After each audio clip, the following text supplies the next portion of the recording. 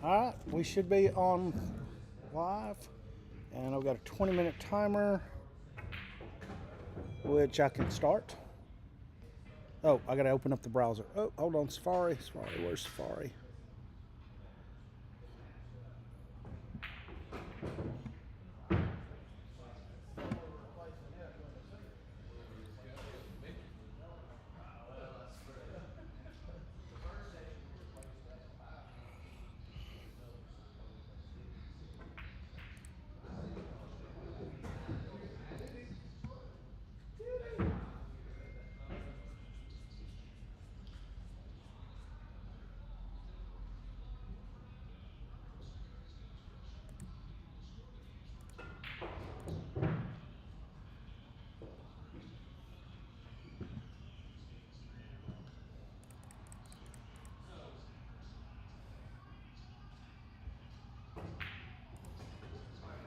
It's the wrong one. Okay, so close that.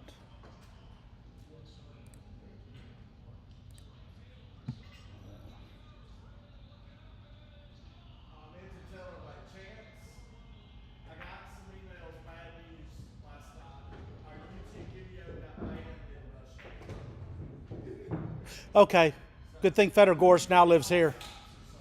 Feder Gorse lives here. We're good.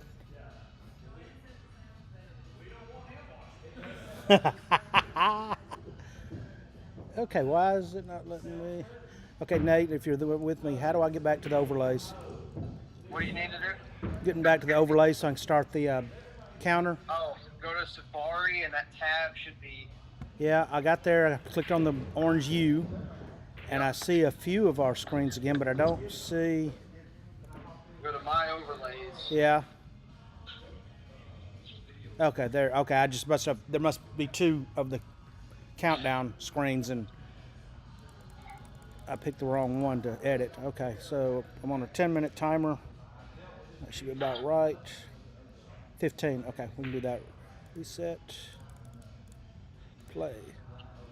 All right, so we're live in 15. So if you go to the web page, it should say live in 15, and you should be able to hear folks talking. I don't have that. Dry my hands. We'll make it to it. Okay. And the other thing is, why would we not hearing each other in the headset yesterday? We couldn't do it. I restarted the audio like 4 times. I don't know. That happens with hockey too, but I don't no idea why. Okay. In that case, as long as you can hear me, I'm not going to worry about it. My computer is in recovery mode. I hate when I walk into my office and mine is rebooted, and it's sitting at that blue screen going, "What do you wish to do?" Well, restart. Mine's in recovery, so that's might be something bad. Let me go to my phone and look at the stream. Yeah, thank you. And when do you need to leave for church? Like now? In 30 minutes. Oh, okay, so I got you for a couple more. Cool. Appreciate you. I don't want to make you late for church. All right, cool. And I can hear you talking. Cool. ATM. How do I get to that ATM control? Where's ATM control? Now, are you wanting me to hear you right here? No. Well, not yet. I don't have the audio control up. All right. FaceTime me real quick. I have an Android. I have to get Al's phone. I'll FaceTime out. Okay, I've got ATM control up now, and you should hear me through the headset now. Okay.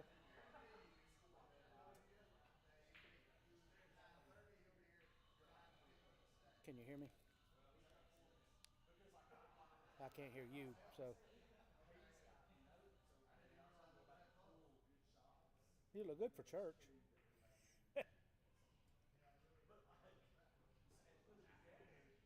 I can't hear you talking, Nate. How do I turn the volume up on the...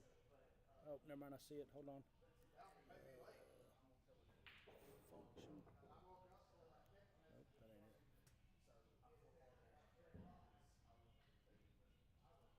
that ain't it.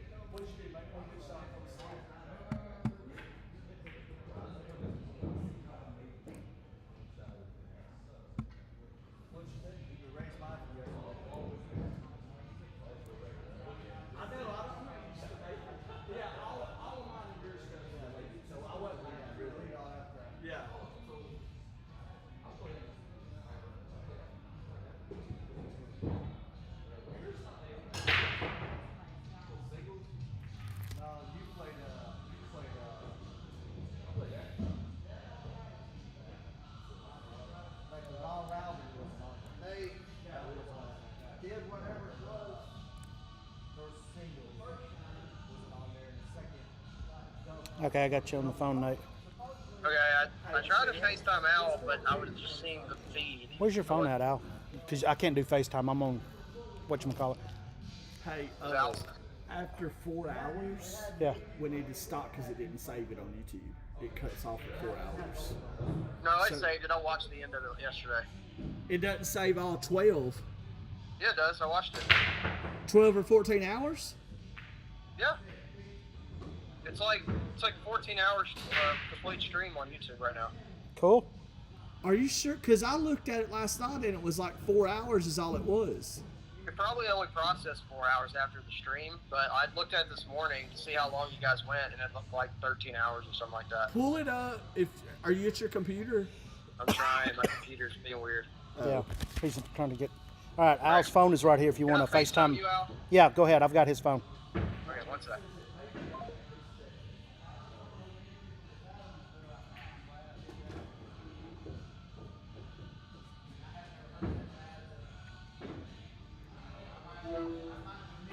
Okay. Okay. Show me the computer screen. You look good for church. Oh, thank you.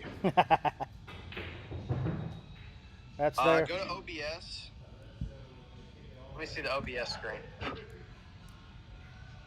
Oh, OBS screen. Sorry.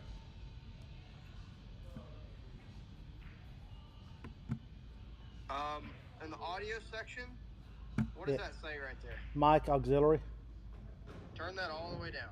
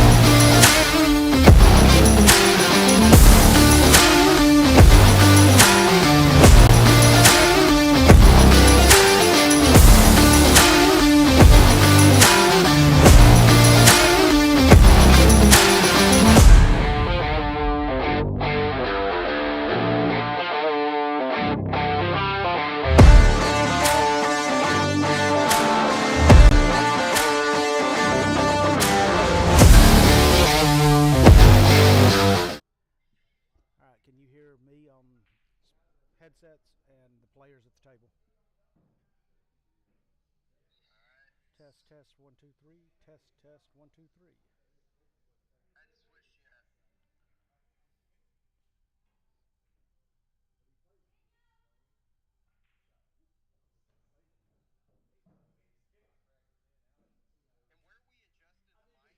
Yeah.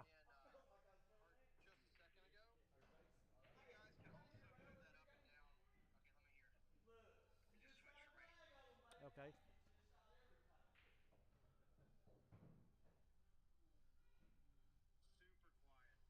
Test, test, 1, 2, 3. Test, test, 1, 2, 3. I've got the volume for both mics way up.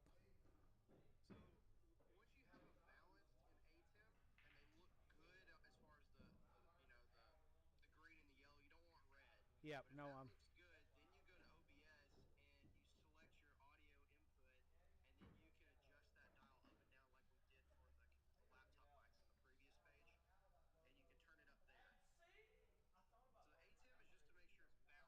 All right. So. Okay, so on properties for. It's turned down kind of low, so I'll boost it up a little bit. So hit cancel right there, and then right there. Turn that up a little bit. There you go. That's probably good there. Now let me see. Test 1 2 I got 3. my laptop.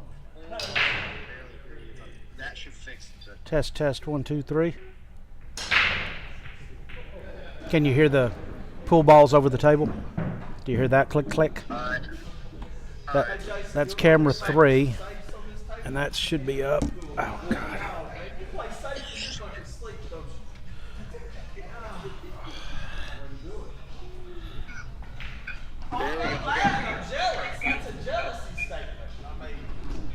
Test 1 2 3. Oh, way better. Cool. That's the best. That's way better than what you had yesterday. You can't hear the pool balls? Single. Yeah, this is the best song that you guys had. Good.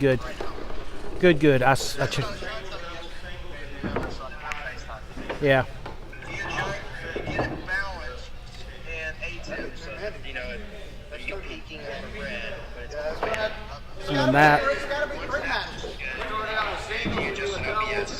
All right. Do I adjust this mic auxiliary at all in OBS? That's not enough. That's not, you and Dr. are both Okay, off. that's just the laptop. You're off. Okay. Okay, so the audio input is the ATM audio, which we're feeding from the cameras. Cool. Okay. Yeah, that makes sense. Cool, brother.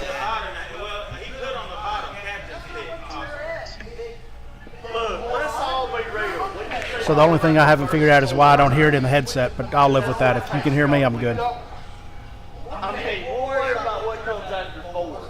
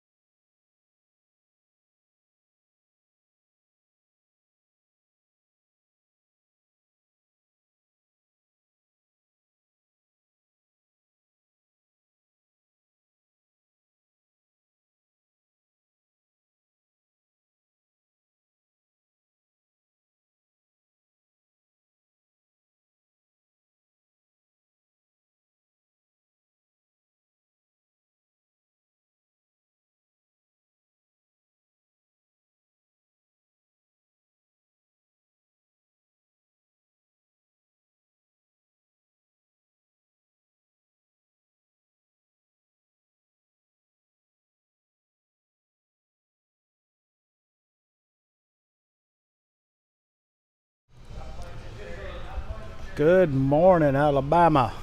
Welcome to day 2 of Dixie Cup. Hope y'all are doing well this Sunday morning. If y'all are out and about in the Birmingham area, come on down to Iron City. Billiards. I don't know why I always stop at Iron City. Iron City Billiards. I know where I'm at. But come on down to Iron City and watch these guys play. It's 7-5, still anybody's match. Race is 2-11, so y'all come on down. If you can't make it down, be sure and watch out here on the video. Share it with your friends and your family. Have another fun day of this. Be sure and let all of our sponsors know you heard about them on Dixie Cup, so that they will know they spent their money wisely. We appreciate all of them so much. Couldn't do this without them. We are still kind of in warm-up mode. All the guys are hitting balls and talking smack. And I believe Joe and Dumpy are about to exchange the starting lineups for today, so I have not gotten any update yet. I think Joe just sent it. So when I get it, I will post it up.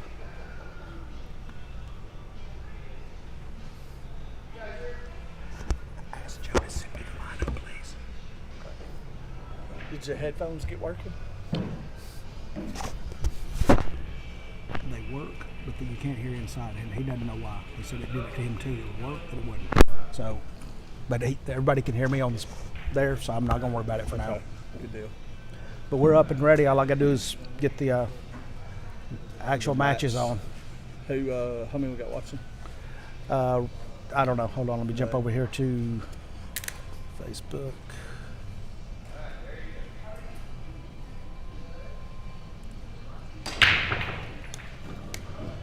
As of this moment, we have 14 watching. The way I do this, if it's got lid. You're okay with it?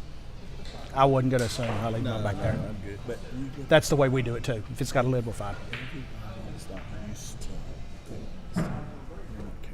Yeah. Especially when it's not theirs. You know, Treat it like it's mine. you don't know how much I appreciate this. No applause, no applause. Just throw money. All right, I'm still waiting on Joe to send me the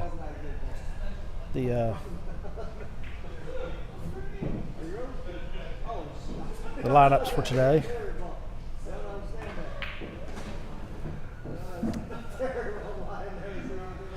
I'm gonna put the headset down and walk over and slap Joe to remind him to send me the starting lineups for the day. Hey, Joe Johnson.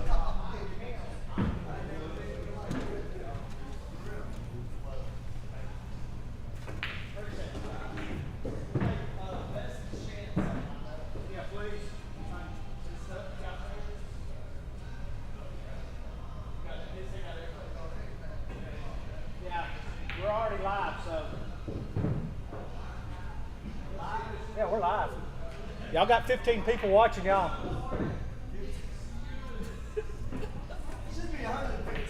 Well, it was yesterday. It's early. It's early, boys. How many people you had total, like max? I think we were just over 100. When I clicked on it this morning, it said like 1.1 thousand views. Probably, but it was like 100 people max at one time. But yeah, that was probably the views. All right, I'm back. Joe's going to send me the lineups they were having discussion on. How many actual matches are today, and then the last match, if it's tied 10-10, is a captain's pick. So Dumpy would get to pick one player from his team, Joe would pick one from his team, and that would be the penultimate match for the day, for the event. I'm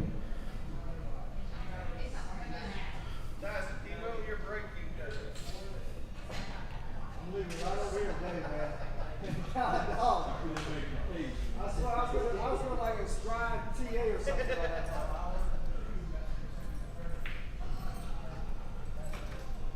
There was like 18 of them over there.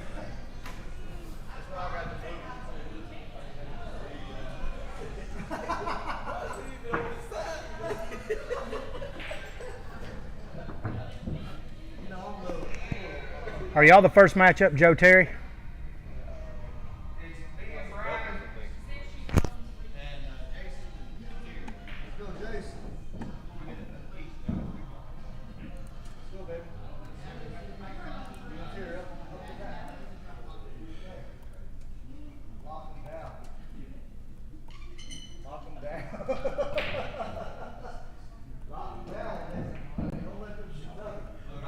All right, I do believe.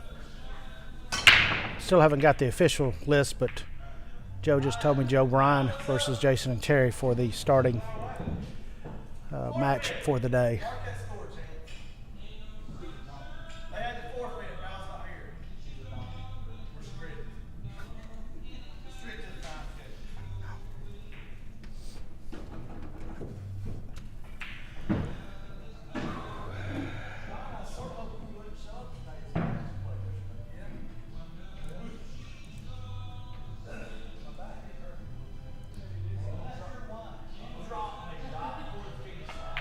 Hey, thanks, Kevin. We're trying.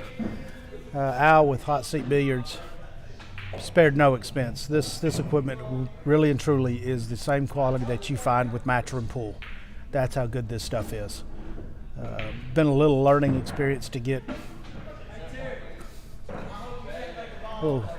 some of the oddities figured out, because this is new to us. But yeah, this is very good equipment, very good systems all the way around. So flip around, we've got the side view still good, got the camera view, or commentator's view. All right, so we're ready. Joe and Terry are going to do the lag off.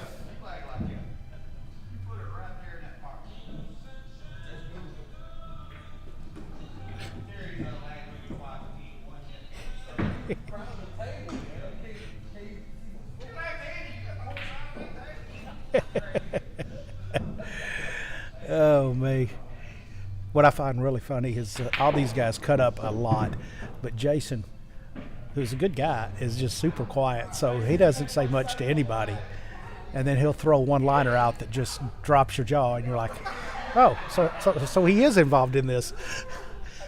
But he's a good guy. Everybody's a good guy. It's just a lot of fun here, folks. I wish y'all could all come down and watch and just enjoy the camaraderie and cut up that they're doing. This is going to be an interesting day. Birmingham only needs 4 to retain the trophy. Huntsville needs 6. Race is overall to 11. We start with a doubles match. It is Jason and Terry from Birmingham versus Joe and Brian from Huntsville.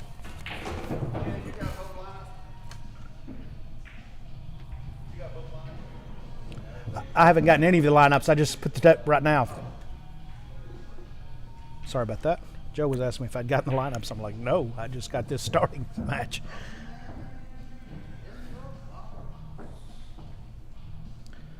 If y'all see something that ain't working right or doesn't look right, please let me know.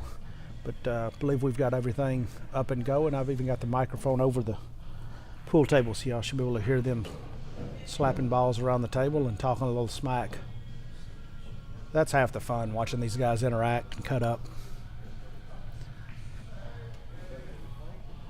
And like I said, everybody's all friends and want to win, but they're gonna remain friends afterwards, which is a good thing.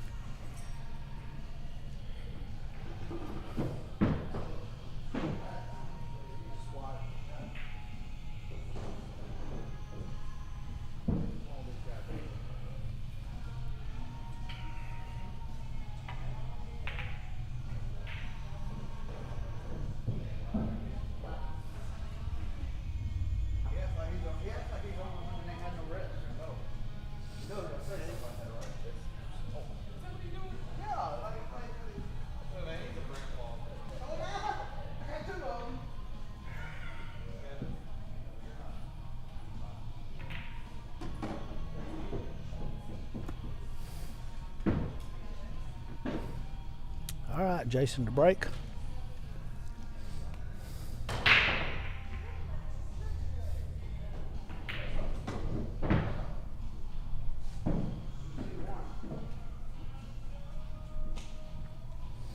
Oh, not a bad break. He's sitting a little close to the 1, but it's a solid break. Should be good to go. Getting to the 2 is going to be interesting from there, but especially with Terry being left-handed, he's so hard to reach this.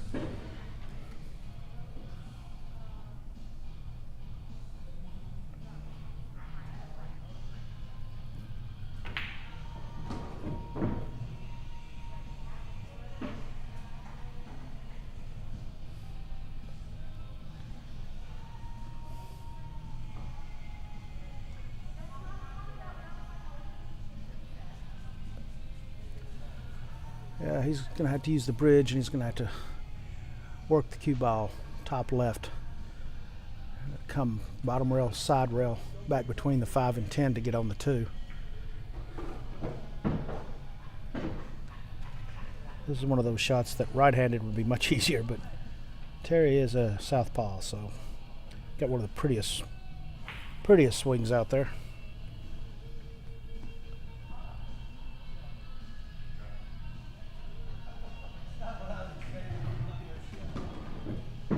Yeah, Lee, Al definitely makes it interesting. He is a cut-up. Glad to have him on the team. And he can hit a ball or two, so it's good to have him on the team for that regard.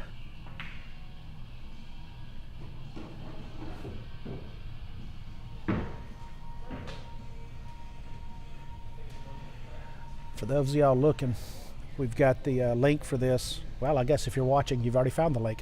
Yeah, never mind. That was kind of a silly start of a statement.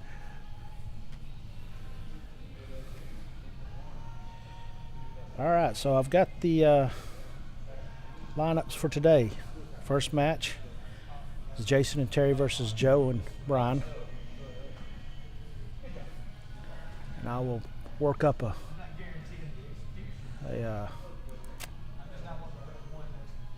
lineup for the day here in a second for us.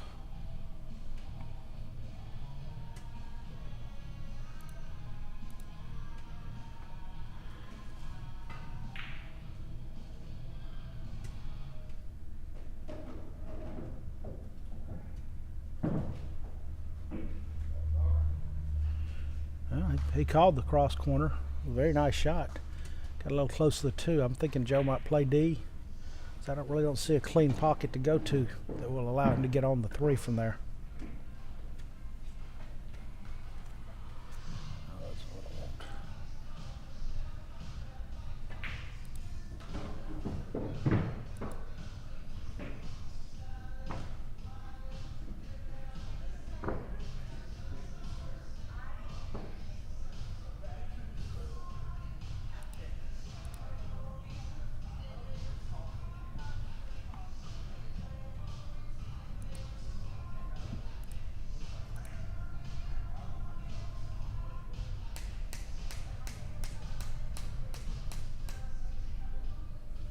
All right.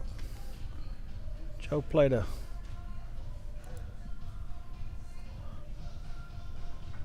safe, but he didn't quite get behind things. So Jason's got a shot.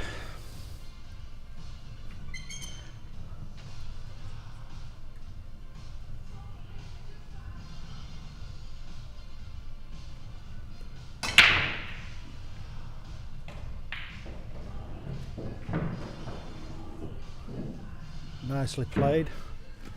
Use the 9 as a backstop so he can still stay on the 4. So Terry's just got to cut the 4 into the top left corner, come out from the bottom rail and get on the 5. Probably shoot at the side. I don't see him hitting it real firm.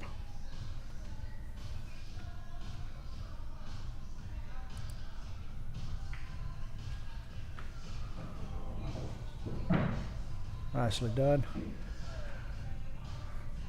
Now Jason will either slow roll this or hit it fairly firm with top left so that it comes to this bottom rail back out toward the middle of the table. He just doesn't want to leave the cue above the 6. That's the only bad spot on the table that he can really leave his partner here.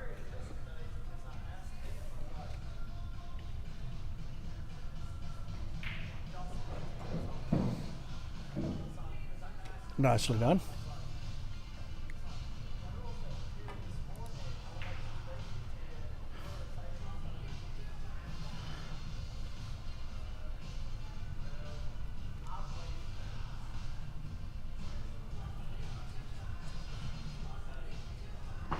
So it doesn't have a lot of angle, so I don't know if he's going to try and force it 2 rails out or if he's just going to draw it straight back.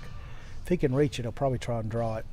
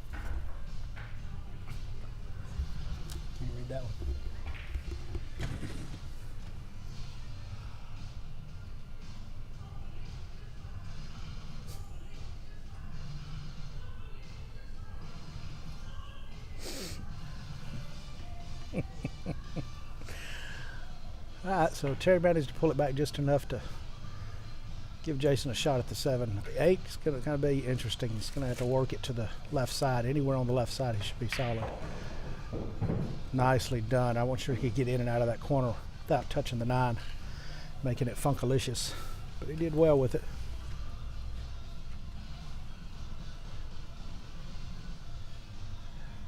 Terry should be able to just punch this across, shoot the 9 in the other corner, and then the 10 has 6 pockets that it can go into. It's just a matter of getting on it.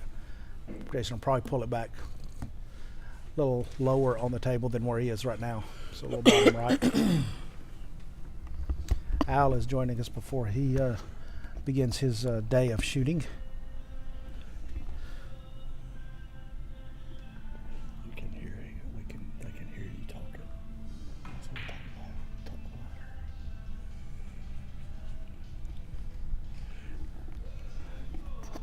We just got in trouble for talking because of Yeah, yesterday there was enough background and ambient that the players couldn't hear. But we don't actually have a booth around us, plexiglass. That's kind of maybe a future necessity. But for right now, it's just us sitting 3 or 4 tables away talking. And sometimes the players can't hear us, so we got to back off a little. So if y'all hear us get a little quiet, it's just the players are noticing us.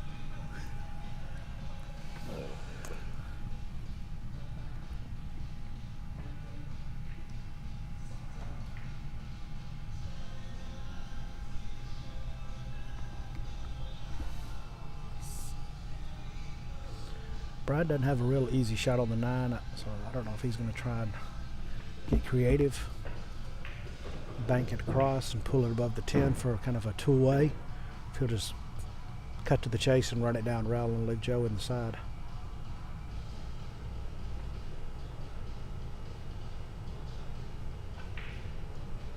What a shot. That's a pretty Shot, Brian King.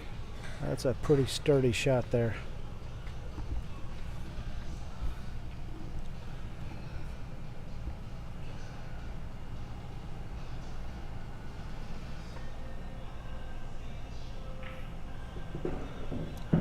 So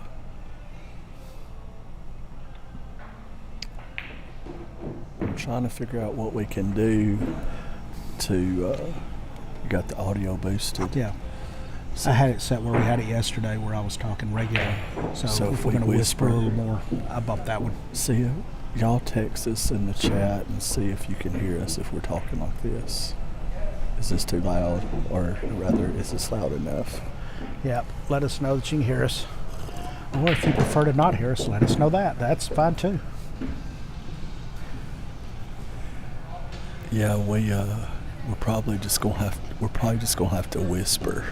Yep. Just because. We'll whisper softly in your ear for the day. Gotta keep them awake somehow. Come on, it's early. I know, right? So, hey, let's update the score, Chance. See, I'm still asleep.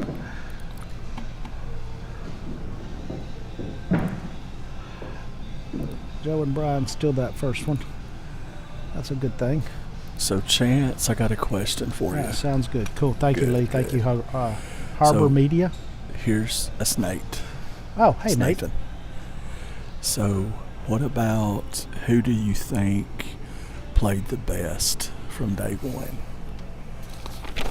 Let me break out my stats here, Al. Whoa. Don't read my stats on here. That's embarrassing. Well, I'll throw you out immediately. I'll tell you who I'll I tell feel you, like. The MVPs for each team right now would be Jason and Rob, based on their defenses, total number of victories, game victories, not necessarily match victories, but game victories, and then if you know what the TPI is, total performance index, I believe is what it is. I didn't compute it because I didn't keep up with total shots, but I did compute how many miss of high percentage shots each player had, and that was obviously arbitrary on my part. I think but of Jason the entire and Rob tournament, missed 3 high percentage shots. 3. Yeah, I think Jason is the most valuable player for the whole tournament so far. I would agree with that. He's the only player that has more than one break and run. He's got 1.5. Him and Yeah. partner did a team break, or partner's break. I will tell you this. Jason from Birmingham. Yeah, you're that's what I'm right. saying. That's Yeah, right. Jason has played incredible. I told him I think he played safe on me last night while he was away He did. from As the he was ball. walking out the door, he called safe. It's unbelievable. I told him when he lagged, he couldn't play safe on the lag. Is that in the rules? Oh, okay. It's in my rules. Is that like your? This is a 2-person game? Yes. Okay. Yes.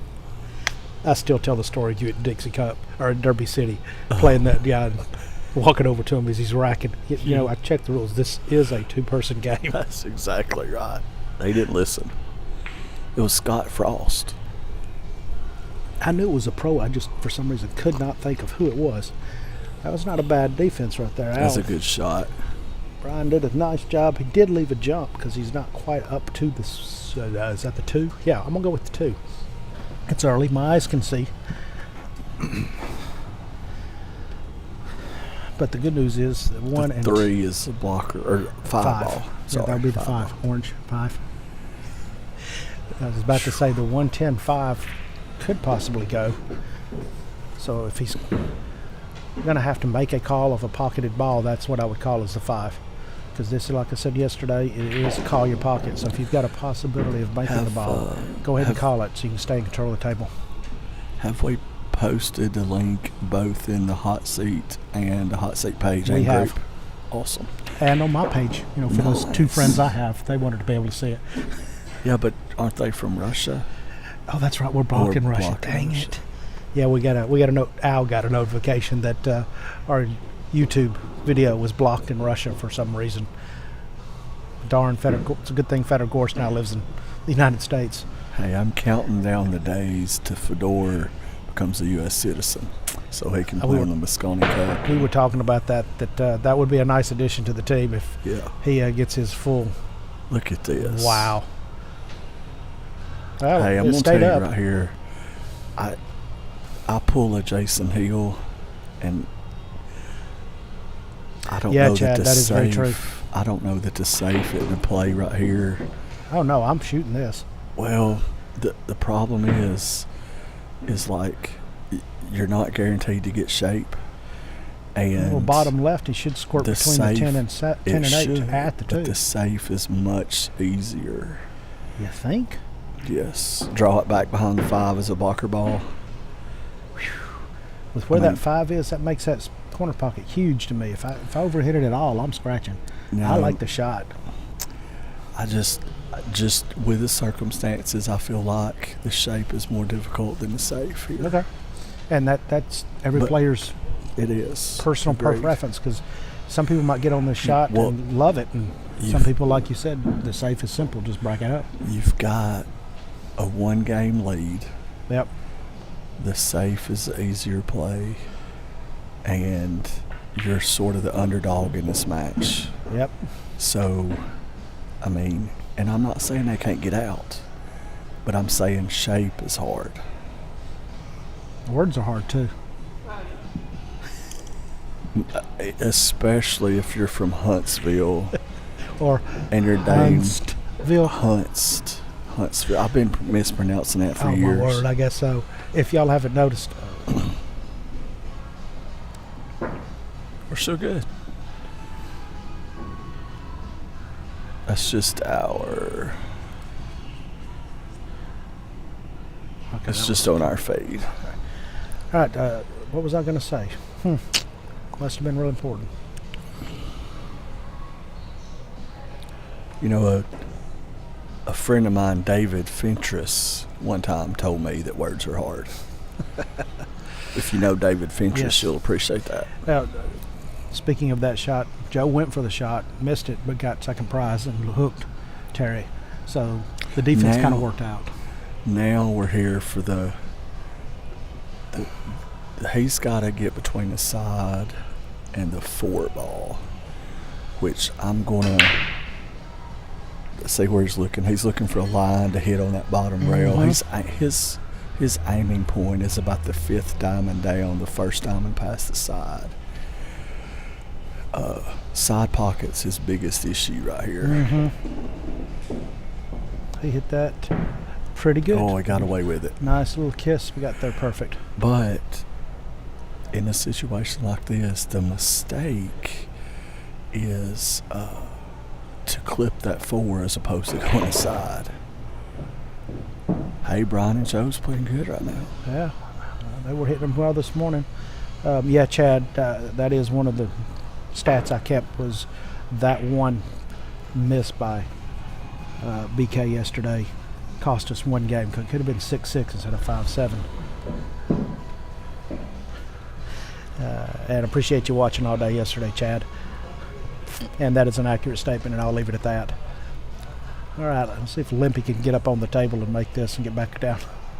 He's getting around pretty good. I think he might have put himself up early because he was getting tired yesterday carrying that foot around. Oh, he hit that good. It's a good shot.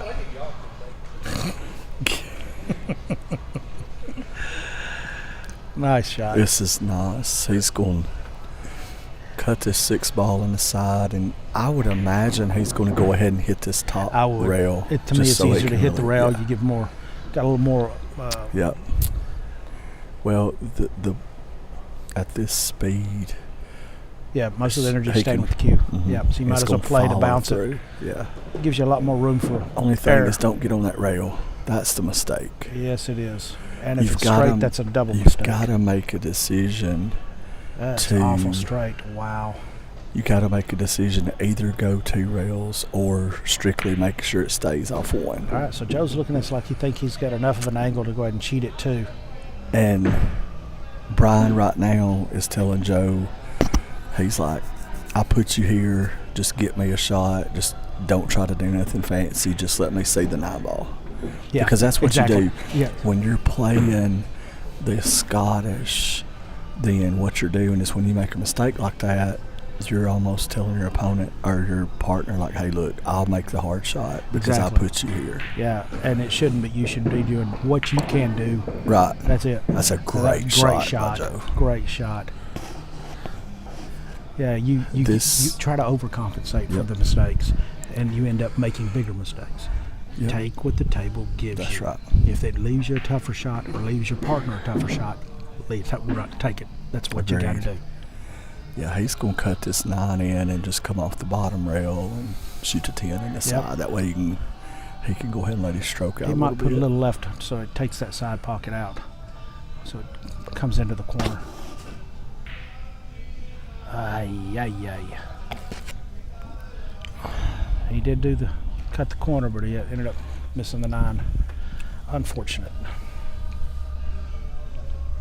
Yeah, I think we're all happy to see Daddy out and about. He looked good. He was in good spirits. That's the best thing. I don't know if Richard and Daddy are going to make it out tonight. I see Richard online. You all going to come visit us again today, Richard? Let us know. We'll have the dancing girls waiting on you if you do.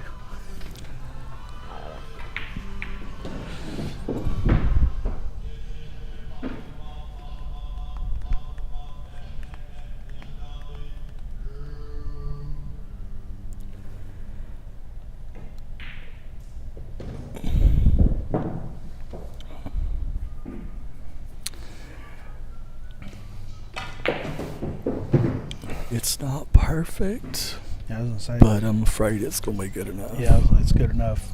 Should be.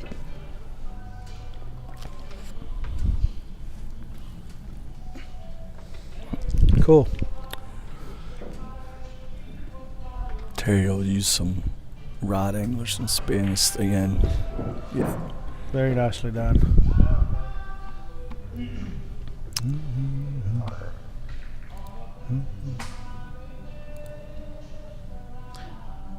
Some good music in the background. Let's don't get crazy. Stop. Chance is dancing. This is not a pretty scene right here. Yeah, I'm not going to the commentary camera. Please. We've only got a few viewers. We've got We don't need to 32. run- Let's scare half of We them don't away. need to run those off. Oh. All right, so Jason missed the 9 on the previous rack to give Joe and Brian the first rack. And then Brian missed the 9 to give Terry and Jason the rack. So they have swapped breaks for the first two. So we're on serve. So it's 1-1 this match. Races to 5 between these two. Overall scores Birmingham 7, Huntsville to 5 with the race to 11. Birmingham's trying to retain the trophy for the 4th consecutive year. They have yet to lose. Played the first year against Montgomery, won. I'm not 100% sure of the score, but it was lopsided. But then they did the same thing to Huntsville, so no harm. Beat Huntsville, I think 11-1. And then last year, much more competitive. Score was 11-9, with Huntsville leading most of the day, or all day Saturday and most of Sunday. But the final 5 matches, they came on strong, and I believe won all 4 of them, or all 5 of them, to take the victory 11-9.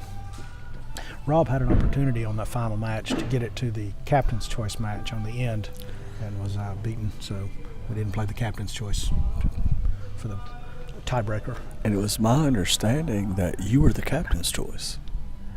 That was not known to me, but I'd have jumped in there, baby. I'd have been freewheeling, because nobody would have expected that. Well, it was a dry break, and Joe had the opportunity. I think he left him the 1, so Terry can get the 1. The good news is That 4 the is 4 ugly. ball is a little bit tricky, but the bad news is that 4 ball sitting just right for a 3-rail safe. Yep, 3-rail that safe, yeah. Although Terry shooting the safe yesterday, 3 rails, hit the 4 and pulled the cue off the rail, and ended up coming back out, so that they left him a shot. I'll be right David, back. just join us when you want to, David. David just walked in the door.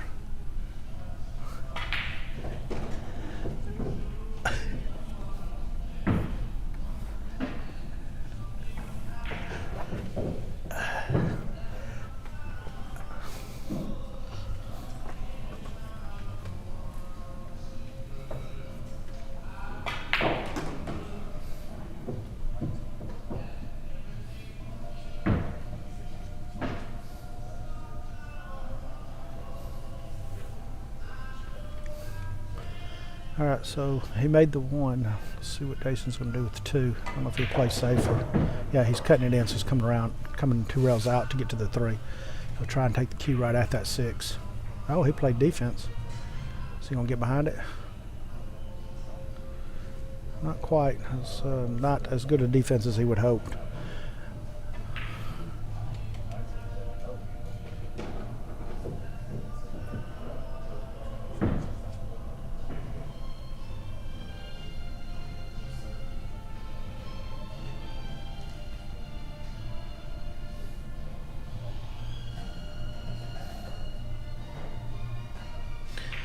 Brian's got an opportunity to play a safe. He can bank that 1 or 2 ball straight into the rail, back down at the 6, and let the cue drift in between the 8 and 9, or he can play the combo and shoot the 2 into the 4. I didn't see him make the call yet.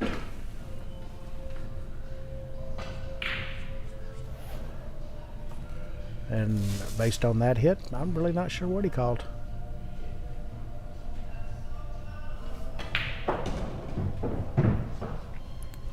Based on where he hit that ball, I couldn't tell you if he was trying the combo or if he was trying the safe. So I will defer to y'all. If one of y'all saw it, let me know.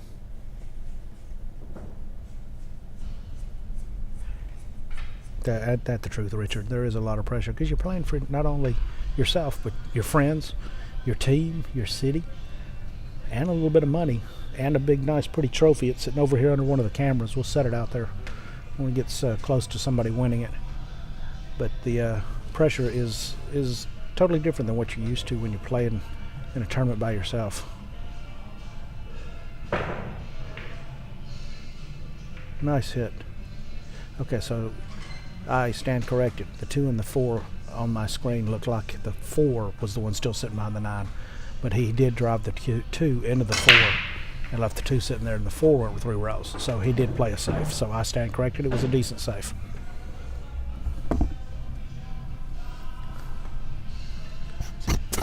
Is his wife good? Good.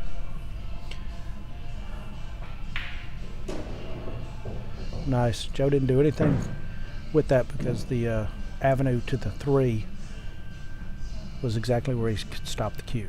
So the least amount of movement you got to do with the cue, the better you'll be. Brian just has to figure out where he wants to leave Joe for this 4-ball next, which is the ball right above this, right below the 6.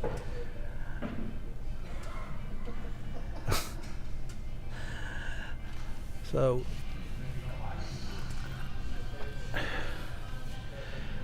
and has anybody in the audience, by way of chat, noticed the spelling of Huntsville on our shirts?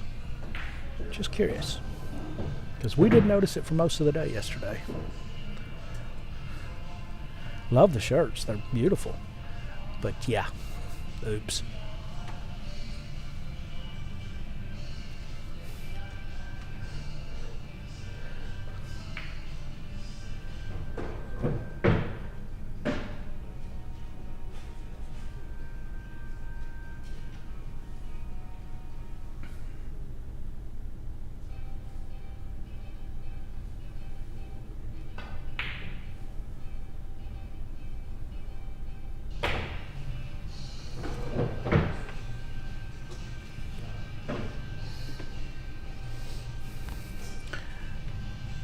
Good news, bad news. Good news is the 4 is still tied up. Bad news is they can shoot the 3.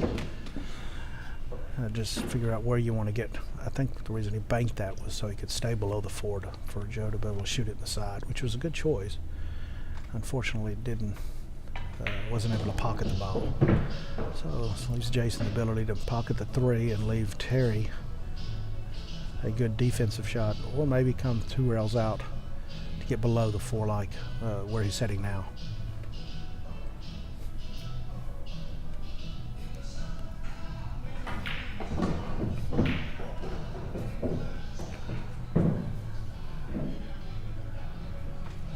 Not bad.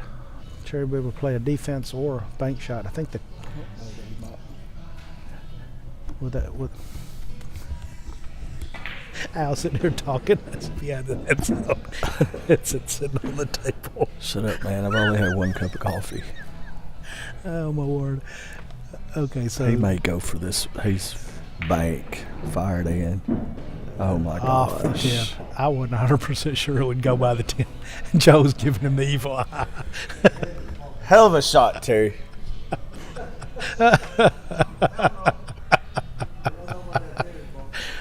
Oh, my word.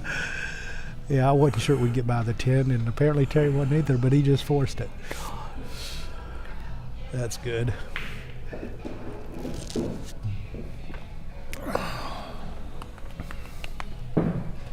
What a fortunate roll. Yep.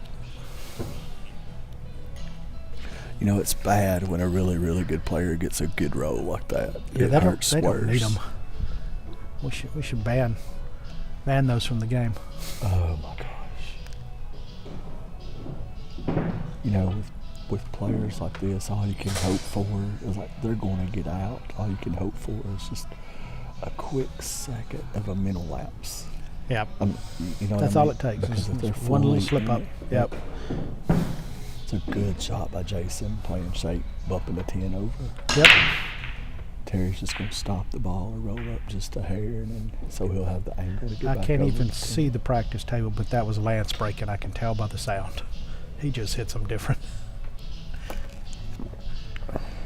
So he will probably go ahead and slow roll. Yeah, he slow rolled it in. Do you teach him that bank This shot, should be Lance? just a little bottom right. Pull it back to about where he is. Maybe a little farther to the right side of the table for the 10 ball. Lance just told me that he's been working on that bank shot with Terry. A little kiss. That's an advanced class, isn't it? Yeah. Probably high dollar. Left-handed. High dollar. Yeah, strictly left-handed. Okay, yeah. Does that give you this right spin off of it? Yeah. That was a nice out once they managed to get back to the table. So that puts Jason and Terry in the lead, 2-1. So they are on break, and it is Joe's break.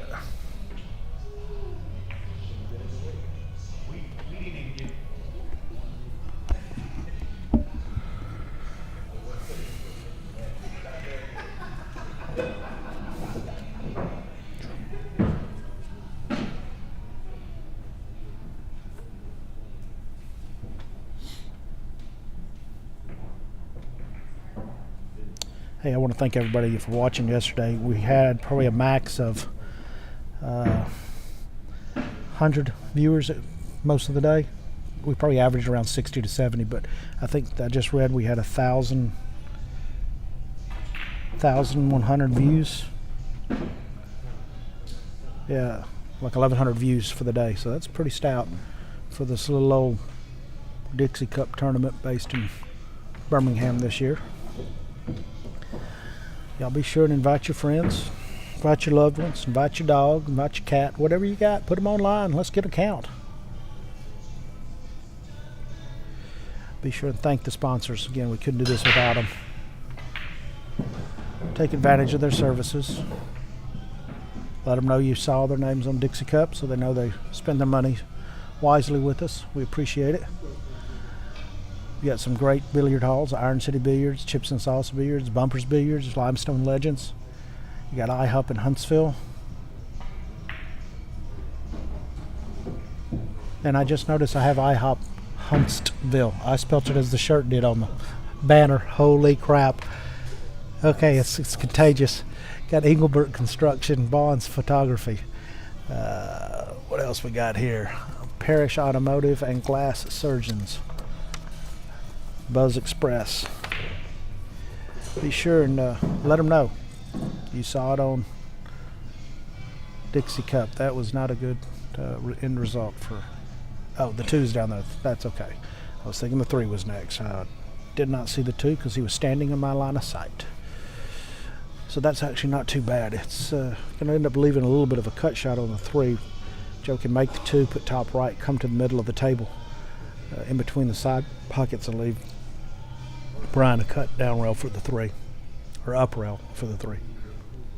Once again, I've got my ups and downs backwards. Okay, Joe needs that to kiss the 8, and it did not. And he's too close to the 5 for a jump. Yeah, he hit that 2 just a little thinner, and that's why it hit the left side of the corner pocket.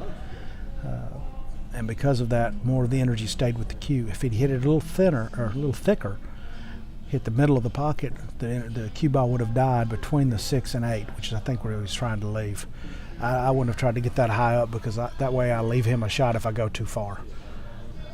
But if I aim for the bigger window between the 6 and 10, go too far, he has another window between 6 and 8. But if I hit it short, he's still got a bank. So I give myself a little more room for error. The caveat to that is when I need to get precise, I don't get quite as good as these guys do.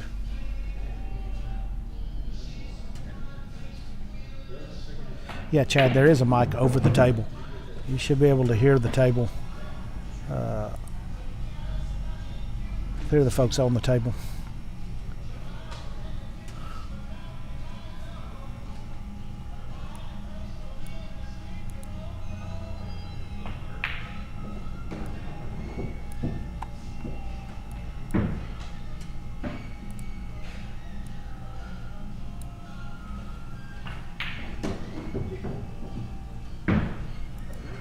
Joe and Brian are still discussing options for their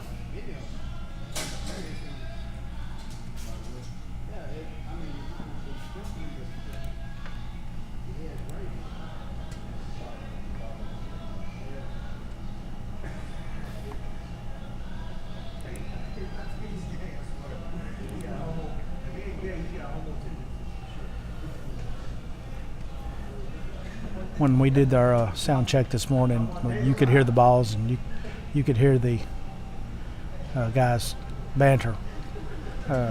You can see that they come from the bottom end of the table as you're looking at the screen, and so the microphone is sitting on that end of the table hanging off the light.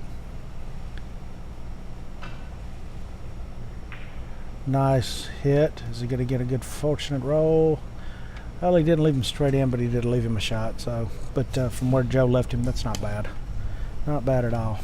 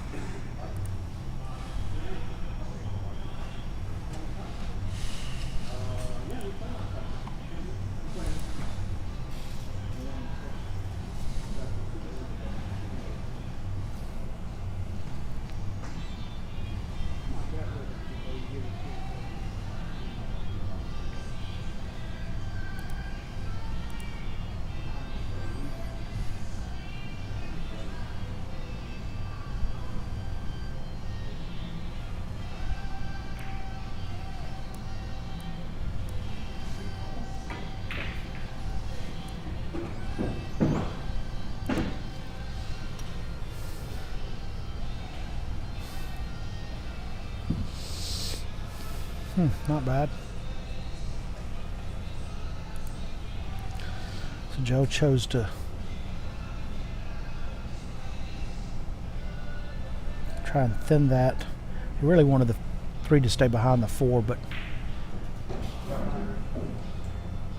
didn't quite get the cue where he wanted it nor the object ball. So Cherry left Jason tree-topped shooting on the 4, which means he's got no real way to get back to the 5.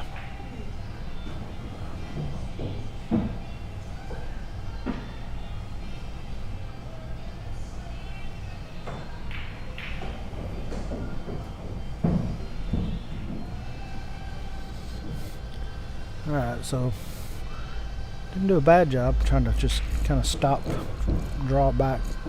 When you're tree-topped like that, you take away so much control of the cue that you really don't have the ability to do much more than make a ball and hope to leave a line of sight to see the next one. Yeah, Jason's saying let's just play safe. Spin off the low side of the 5. Put the cue below the 10 and 8. The top of the table.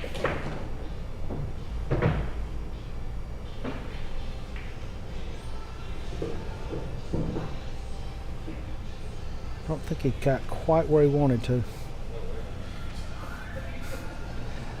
Didn't quite get there.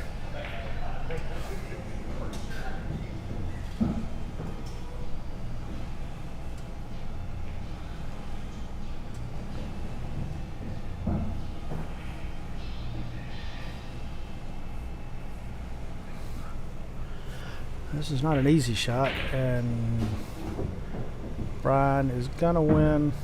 Second prize noted. The 5 drifted out just far enough that they have a shot.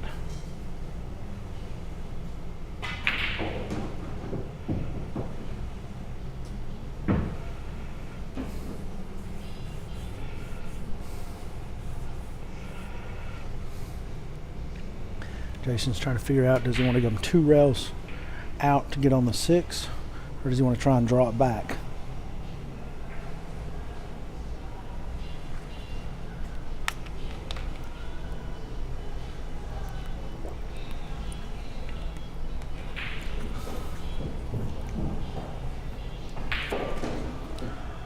Ooh, he forced it off the rail. Boy, I don't like that shot, but he managed to make it work.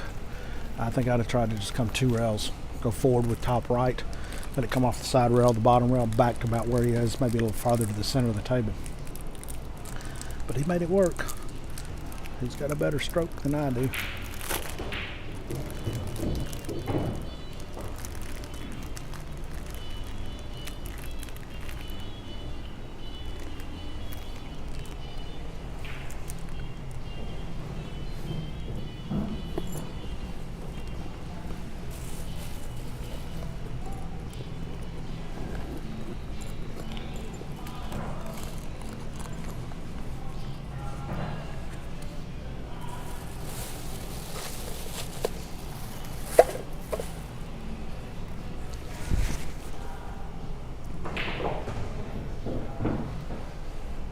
Nicely done.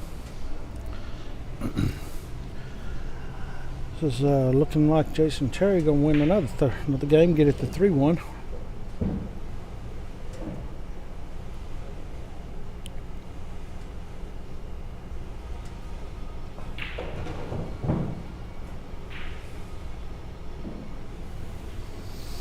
Ooh, 50-yard line. That's not optimal. Not that Jason can't make this, but definitely wanted to be one side or the other.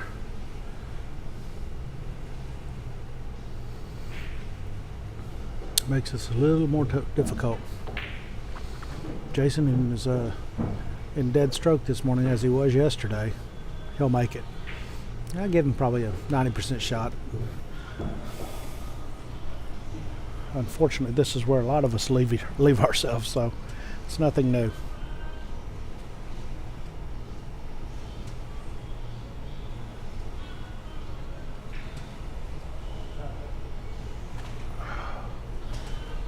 Wow. I think Lance jinxed him. He said, good shot, Jason, just before it caught that incoming top rail. Now, this is something that you low-level players need to pay attention to. What did Joe just do? He walked down and looked at that ball to verify it is indeed just off the rail. That gives him the knowledge that how hard of a cut do I have to do on this? Do I have to actually hit the left side of the 10 ball to make it, or can I kind of firm hit the center of that ball?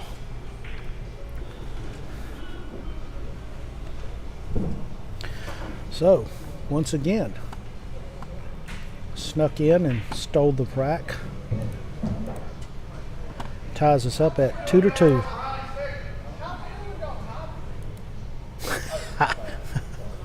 I think Al just woke up and looked up and said, hey, how are y'all tied with them? There was an extra word in there that I will leave out.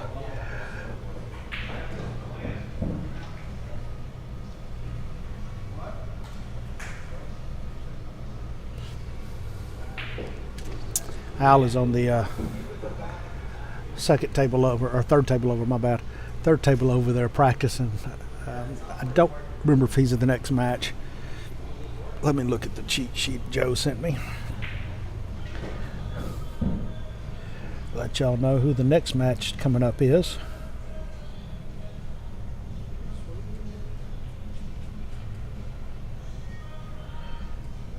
Alright, so Jason and Terry versus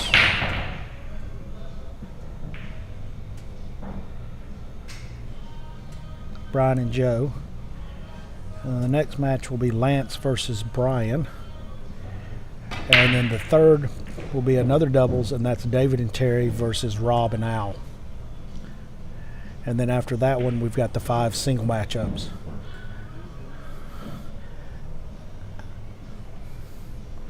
Al versus Tyson, Rob versus Jason, Joe versus Lance, Terry versus Mello, David versus Rob, and then the captain's pick if it gets to that. It'll be an interesting afternoon. All right, so good break. Pocketed a ball. 4, 5, 6, 7, 8. Did not pocket a ball, so left Brian push out. So that's probably not what he wanted. Yeah, he meant to make the 5, but he meant to leave the cue ball sitting on the rail to make the 1 ball shot that much more difficult. The trick with a push out is you want to leave the shot difficult enough that your opponent doesn't want to attempt it, but not so difficult that you're afraid of it. You've got to be willing to take it if it hands back to you. You've got to have a plan, defense, offense, pocket ball, whatever it is. You got to have a plan in your head that, okay, if he gives it back, I'm going to make this and control the table. But if you leave it easy so that you can make it, your opponent's going to take it and take control of the table. If you ever watch Shane Van Boning, he rolls to the toughest possible shots out there. And I would dare say 95% of the time, his opponent does not take the shot, which is exactly what he wants. He wants the ball back. He wants to control the table. And he's confident enough in his skills that pretty much any shot he leaves the table, he knows he's going to make it or execute the shot, make or defense. All right, so Jason hit that incoming rail. Leaves Joe a cut shot on the 2, or on the 1 to get to the 2. It's a matter of coming around for it. Oh, it kissed off the 7. That should be okay. Not optimal, but okay.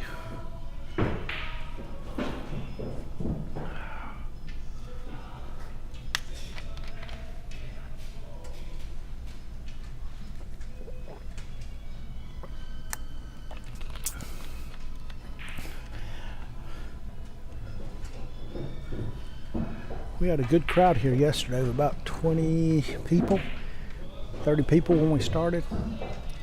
Not quite as big a crowd today. It is Sunday morning after being here 13, 14 hours yesterday. Wow, Brian didn't hit that well at all. Did he get second prize? I think he did.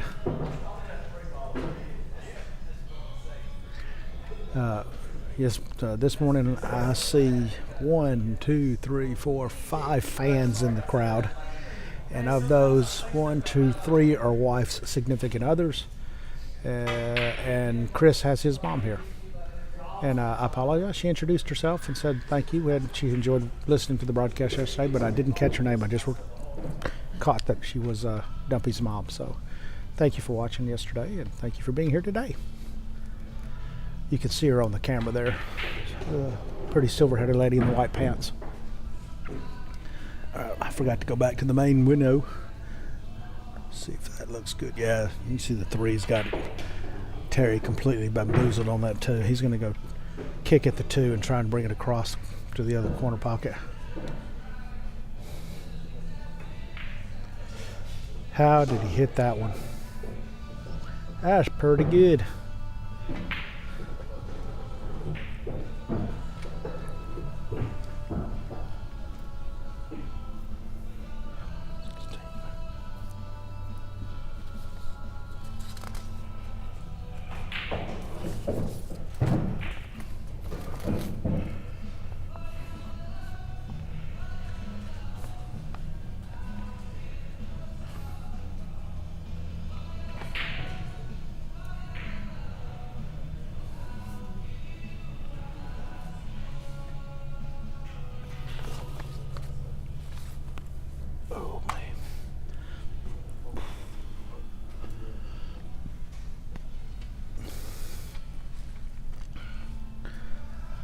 Yeah, the 4-9 is ugly.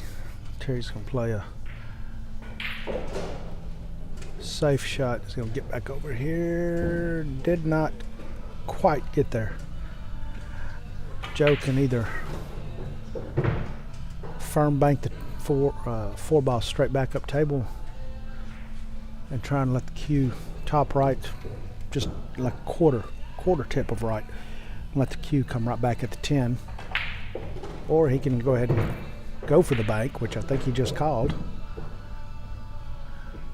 and put the cue behind the 6, kind of a little 2-way. Yeah.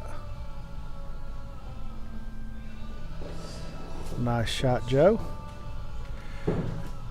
Left Brian a 6-10 combo. Brian didn't have much luck on combos with the 10 yesterday. I think he made 1 out of 3.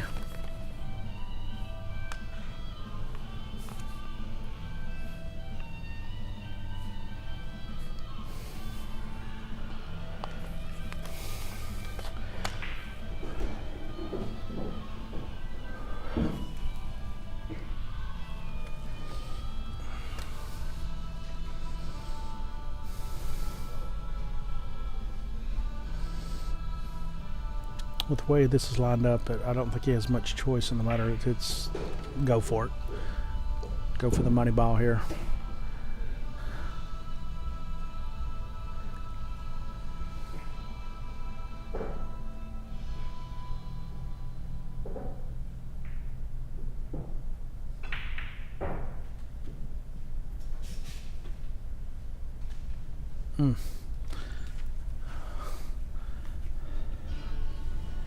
Will that 6 ball go? I don't know. Jason's not panicking, so it must go. But the cue ball is on the rail, so can't do a lot to get back to the 7 even if the 6 goes.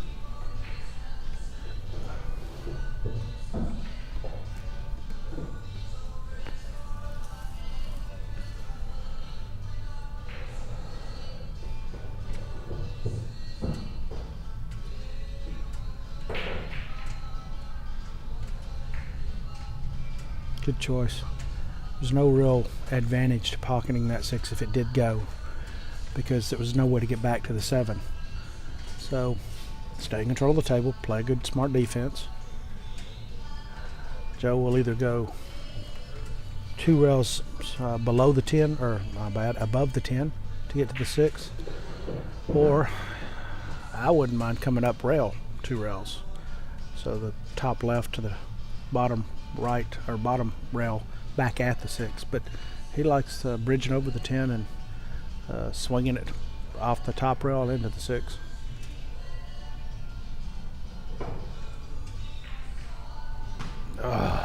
Oh, nice hit. I almost got the double hit, kick in, but not enough energy. So Jason's safety played out well for them.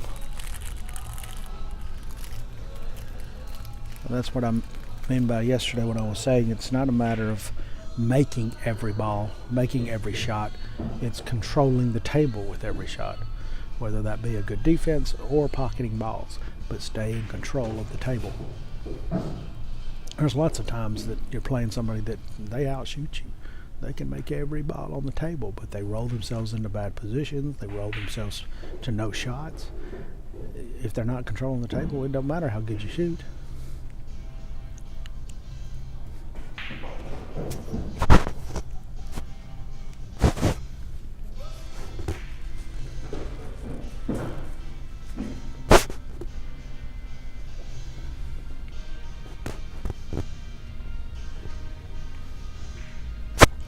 Sorry, I was eating a donut there. I forgot to turn the mic off.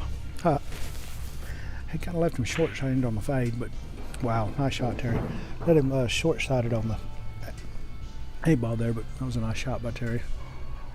Didn't worry much about with the cue because the 9 is reasonably simple to make, and getting to the 10 is don't have to work the cue. Just pocket the 9 and you'll be on the 10.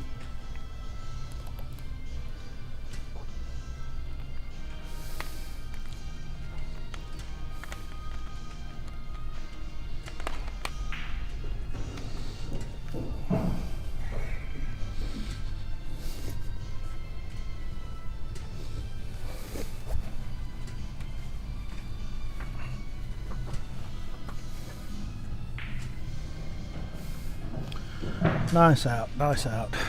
So that puts Terry and Jason up 3-2. Cool. Up 3-2 in the 3-2. Lance just came over to check the score. Pool players have short memories; they can't remember. And I speak from experience. I am a pool player too. When you're in the match and you're watching, you will forget. So it is 3-2 Terry and Jason over Brian and Joe. It is 7-5. Birmingham leading Huntsville. Race to 11. The morning. This is going to be one session today, not quote 2 as we did yesterday. It really ended up being one long one with a little pause in the middle. About a 15-minute pause in between.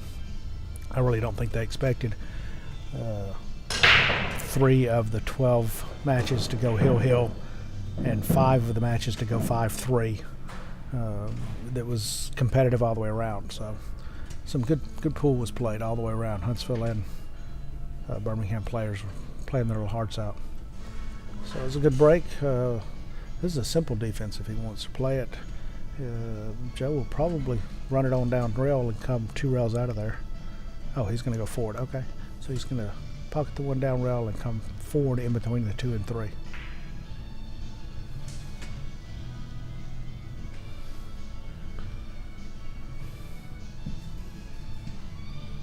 Got second prize.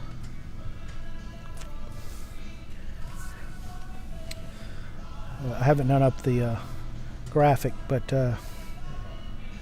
this match is the first one of the day, and it is a doubles. Jason and Terry versus Brian and Joe. The next match is a singles match, and it will be Lance versus Brian. That'll be a good match. And then the third round today is a doubles match of... Wow. That's a nice shot, Sir Jason. Very nice shot.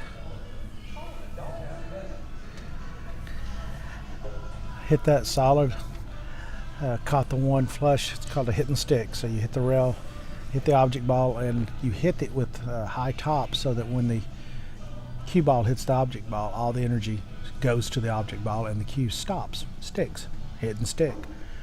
And Jason hit that perfect. It went all the way around table, and if Brian can see the edge of it, it was just his luck. Just a little bad luck because Jason hit that well. All right, going back to the lineup.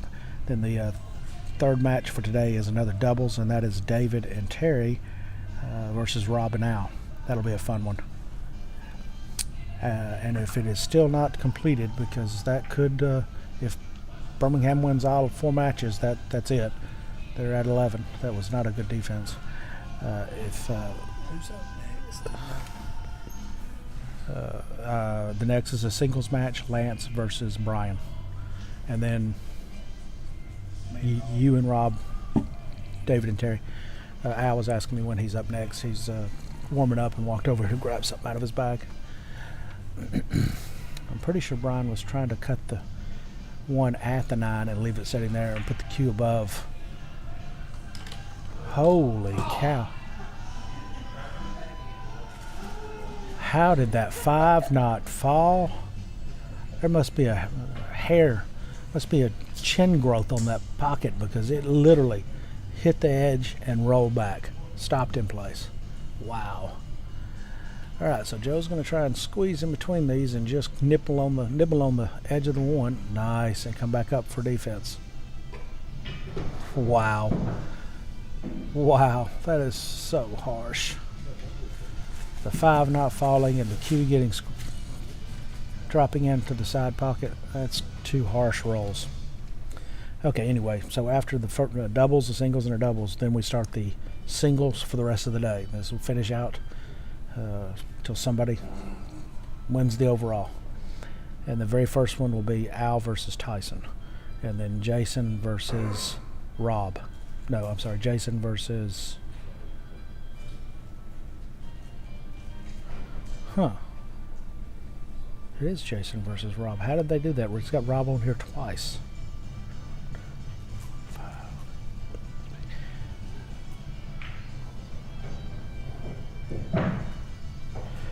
Alright, so one of these Robs that's on here has got to be Brian, because you can't play. I'm looking at the list that Joe sent me, and he's got Rob listed twice, so I'm pretty sure one of those is a Brian. I just don't know which. We'll figure it out when we get to it, hopefully. Well, unfortunately, Joe got that bad roll into the side. Getting between the 8 and 10 was nice, and just barely nibbling on the 1 was great.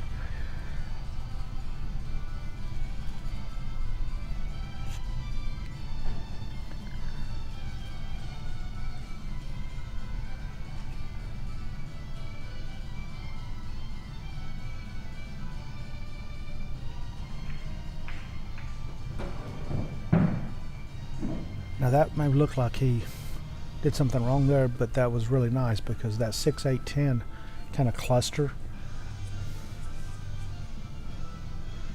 the 6 and 10 specifically, the 8 blocked the 6 to go in the top left, and the 10 blocked the 6 to go in the top right.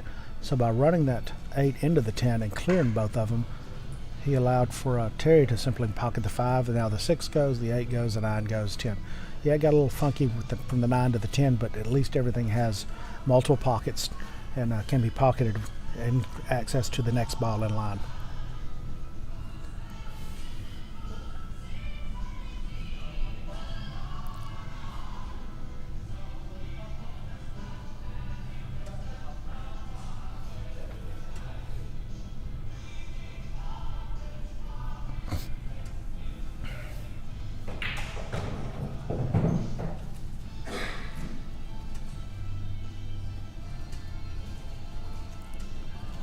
So my imagination, or did that 8 just get nudged a hair? That's a heck of a shot.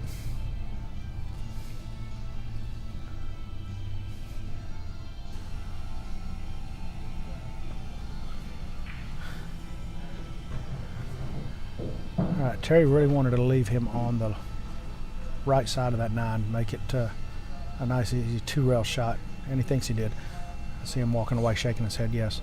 So Jason can just hit this with top right, and it'll come toward the middle diamond to the left side rail, then back down table about to where the 8 was just a second ago. Oh wow. That's adding an insult to injury.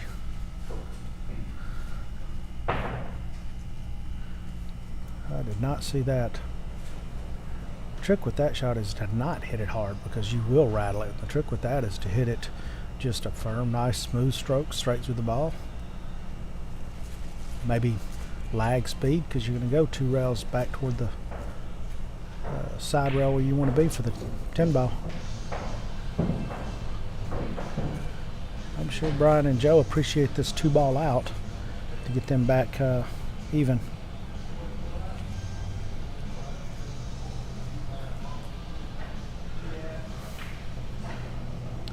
All right. So with that miss, it brings it back to 3-3, and Jason and Terry are breaking.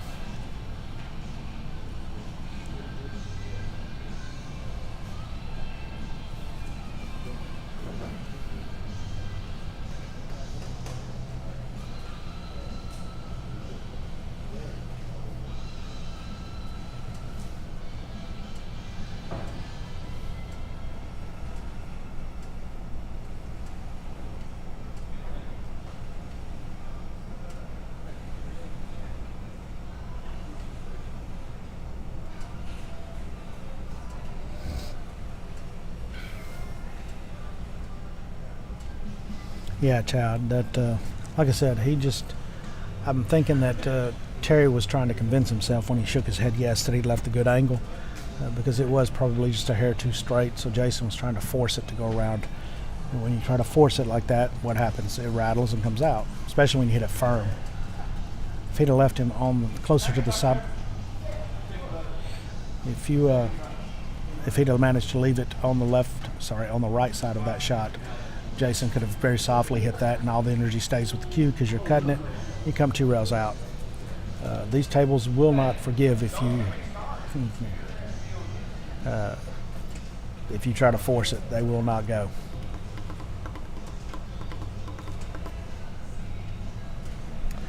I believe we are paused while Brian runs to the restroom, and Joe gets a Dr. Pepper. And here comes the Dr. Pepper, and here comes Brian.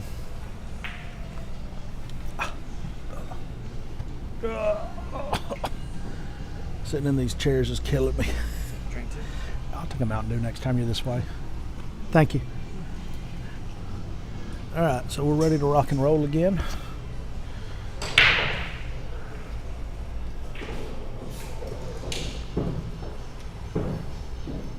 Terry with the good break, but no shot on the 1.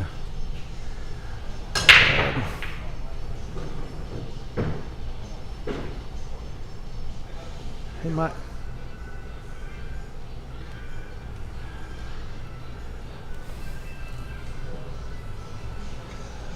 I think Jason's going to try and come off the side rail and throw the 1 in, and it will naturally lead to the 2. So you don't have to worry about working the cue ball. It's just hit it solid. Oh, wow.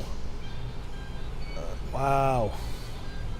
He hit that very good. It was good speed. I thought he hit it perfect, and it just sat. Hit that incoming rail, hit the side cushion, point of the cushion, and sat there.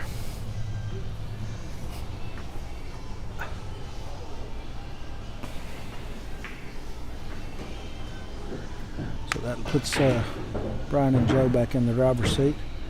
And yeah, that ball was so deep in the pocket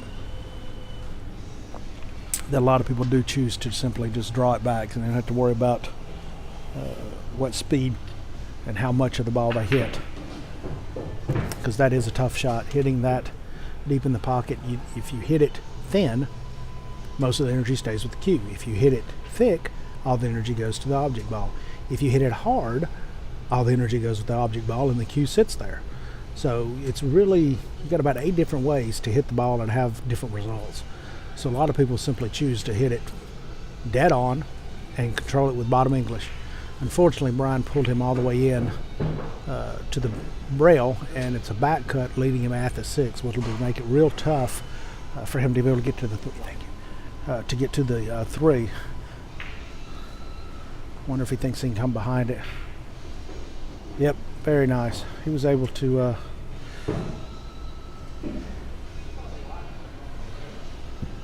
able to come behind the 6, come 2 rails out. So he's on the 3, but to get to the 4 now will be problematic. Because the 4 is where he's sitting, I believe. I believe the 4 is right there behind the cue, and the 8 is on the rail. So 3, 4, 6, 8, 9, 10.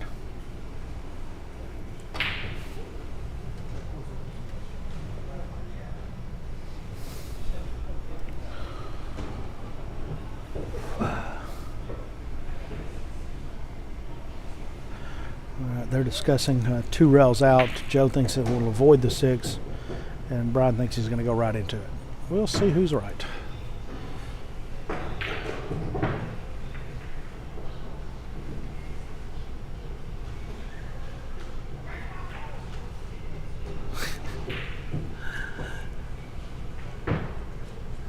Well, you can see the 4. I don't know about getting back to that 8. He's going to have to. Wow. High top right. Come top rail between the 8 and 10. And then between the 8 and 9 back out. Wow. This is like a nice, straight, smooth stroke, folks. It's a rattle bad if you don't.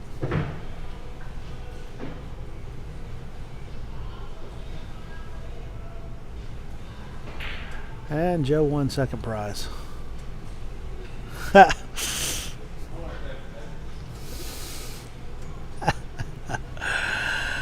Oh my.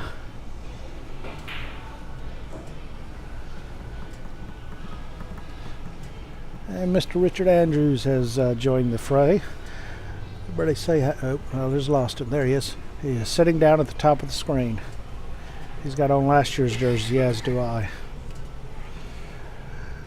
I think Terry can see the edge of the 4. If not, he can probably come behind it and kick it.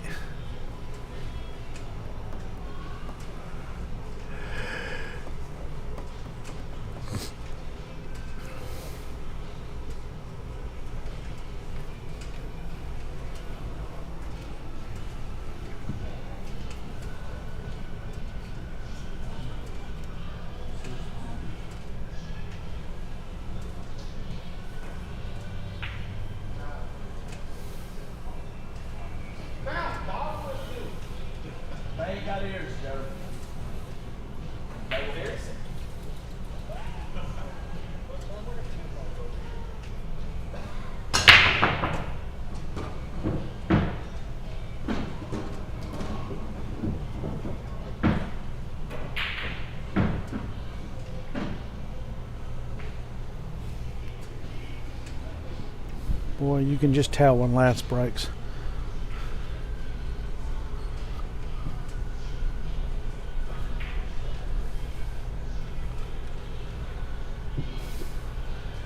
Wow, Terry made a good hit on the 4, left Brian a decent shot, and Brian just muffed it, but left Jason maybe a bank side pocket.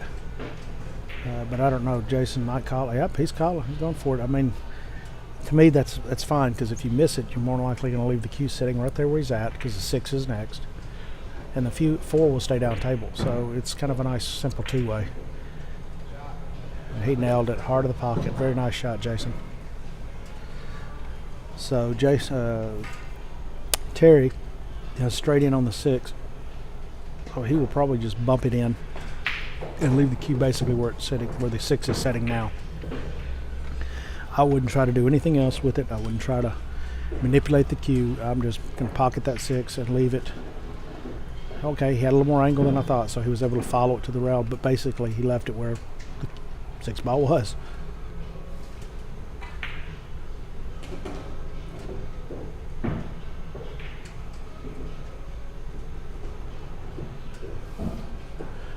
Alright, so Jason will hit this with either bottom right or top left. Just which do you prefer to get to the 9 in the side? And he hit it bottom right, and he hit it well. Very nice shot. So this should be straight in, so Terry will just push it over to the side. So the 10 It's straight in.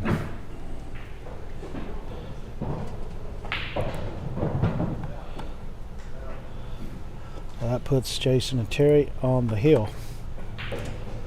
This is kind of a big point to start the day. Because 1 point gets them within 3 of victory. 1 point gets us within a point of Birmingham. And Jason and Terry is definitely the favorite of this little matchup.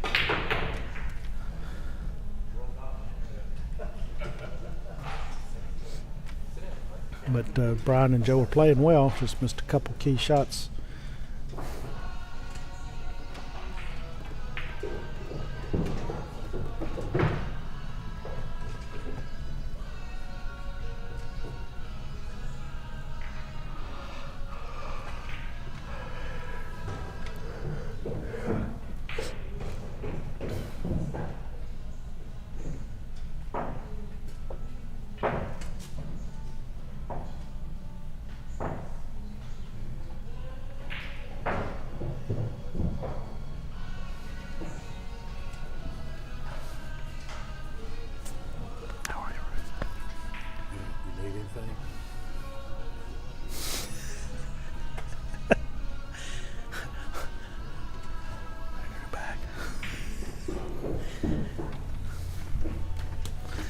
Lance just sat down beside me, and Richard just walked over to join us, and just got here to enjoy the show. But whenever Lance breaks, I can tell I ain't got to see him at the table. I just got to hear it.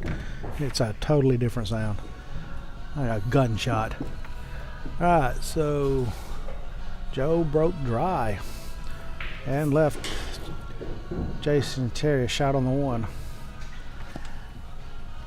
I suspect Terry will run this 1 all the way up to that top left and let the cue roll behind the 2 to shoot the 2 in the side. And that should lead him to the 3.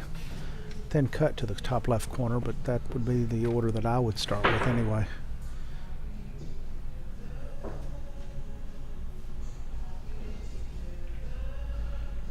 I should hit this with just a little bit of top, maybe a little bit of right just to help it along, but not a lot. Oh, he went on farther to get 2 up here. Wow.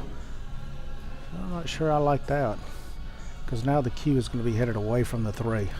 And with the 6 and 10 blocking, that means for Jason to leave Terry a opportunity to get on the 3, he's going to have to come farther up the table. Have to come all the way above the side pocket, if not to the second diamond-ish.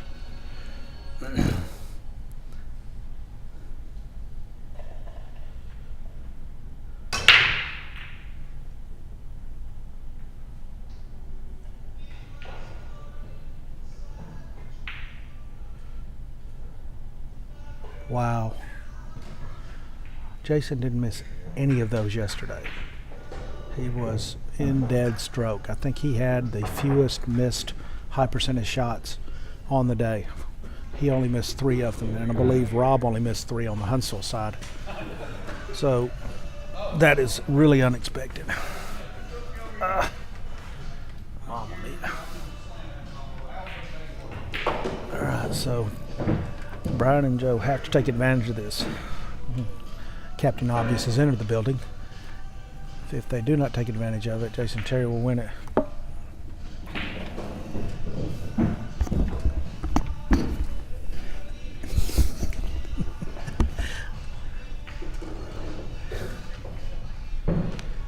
Alright, so good shot on the 2, left him farther out for the 3 ball.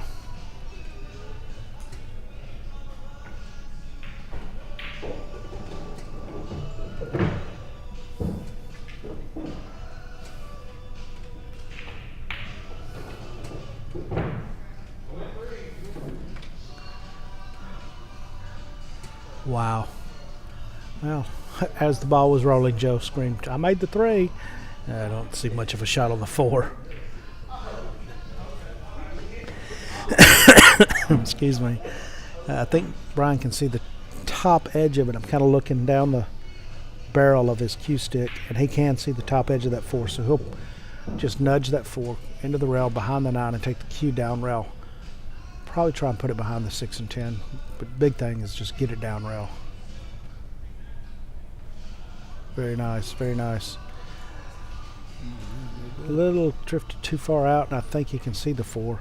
Don't know if he can make it. Let me see a difference. No.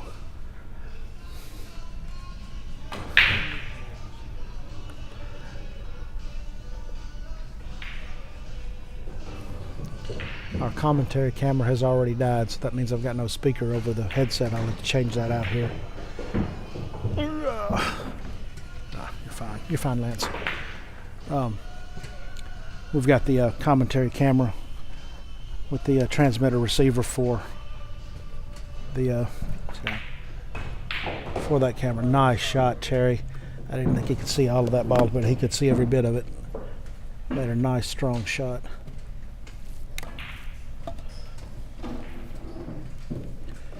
That puts Jason Cherry back in the driver's seat. That 5.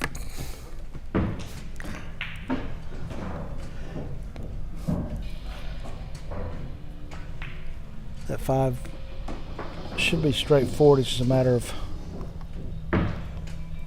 getting top left and coming out back behind the 6 on the same side that Jason is standing at the moment. Oh, he went to the other side. Okay, that's fine.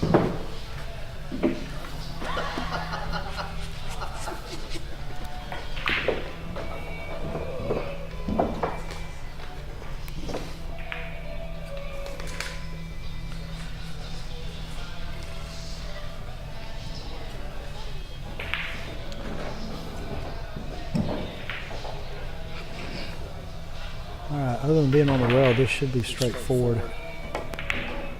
Just wants to push it back across. Very nicely done. It was not looking well for Team Huntsville.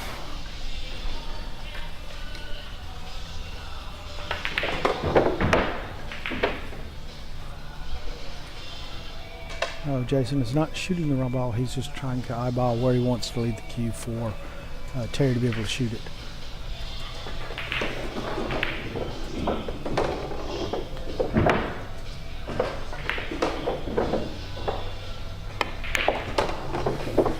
Boy, hit that nice. Hit that nice. All right, so we've got 8, 9, 10, nothing fancy. Terry will probably come 2 rails out in the middle of the table. Nope, he just went top English, get to the middle of the table for the 9.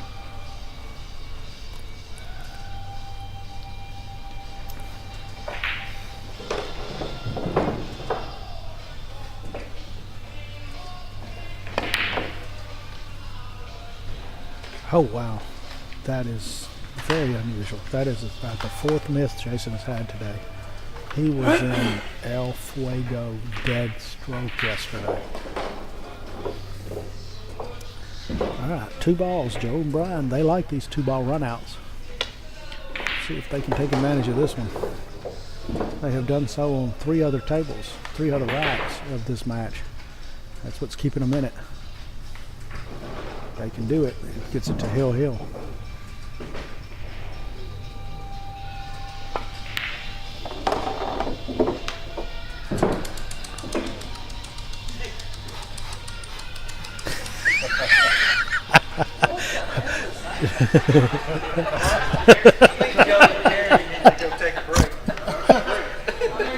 Oh my word, I think Joe just had a convulsion.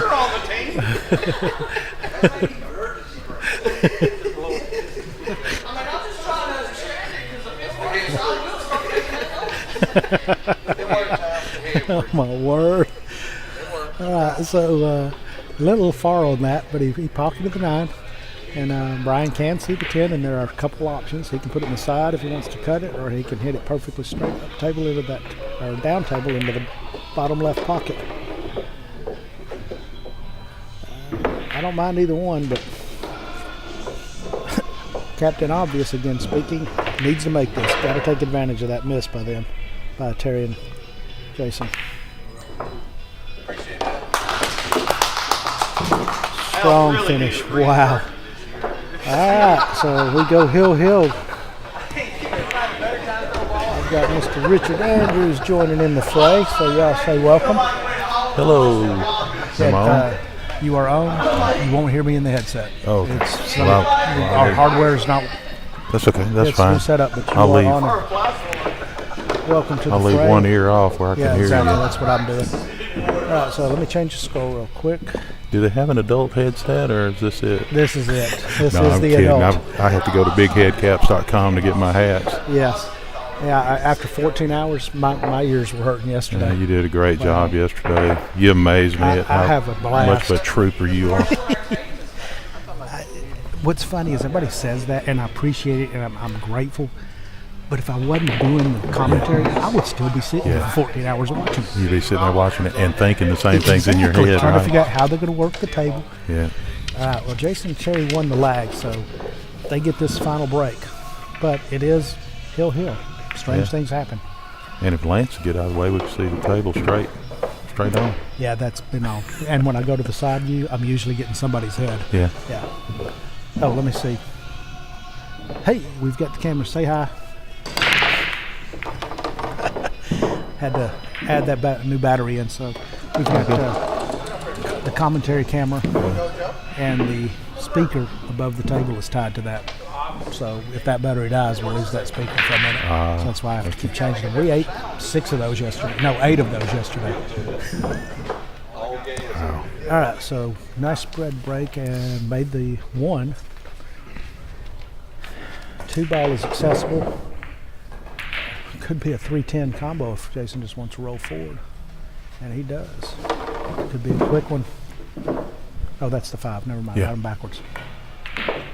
Okay. Where's Thomas? He was pointing these out to me when I was messing up yesterday.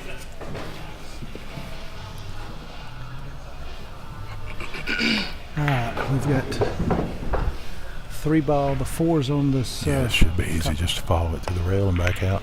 Yeah.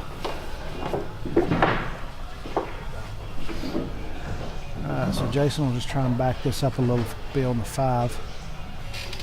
6 is gone, so it's 4, 5, 7, 8, 9, 10.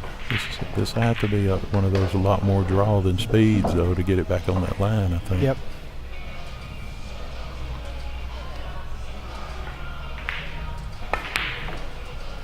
Yep. Wow. Yesterday, Jason was in I know, fuego yeah. dead stroke, and today he's missed But several it's shots. tough after that long of a day and then having to go to sleep, come right back the next day and start Yep. over.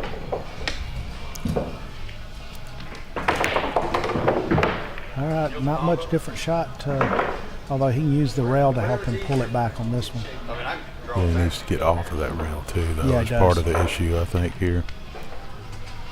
But I like the fact that it's not just straight in, because invariably you Yeah. do what Jason just did. This one you can kind of work the cue a little. Yeah, still You don't needs to have to stay force it. down. I've been noticing players coming up just a little bit on their shots Oh, today. yes. That's a That really good and shot. trying to help by turning. Uh-huh. Yeah. All right, so is he straight in? Pretty close. Does he want to roll forward and leave Joe a tough angle on the 6 in the side, or does he just want to stop it? Let's back it up a little. Let's 6 in the corner. I'm thinking I stop it. Just don't want to back it up and have him bridge over the 10. You roll forward, yeah. You roll forward there, and I can get it to come back around. Yeah. Okay. Joe wants him to go forward just a hair. That's one thing I like is there's no timeout. It's just we're partners. We talk. Yeah, It's you're one team acting like one player. Exactly. So you should be able to with talk 2 brains, anytime. and that improves your odds. Yeah. In most cases, if Al's playing, it's no help. All right. The next match is going to be fun. Al will be talking constantly. No, not him.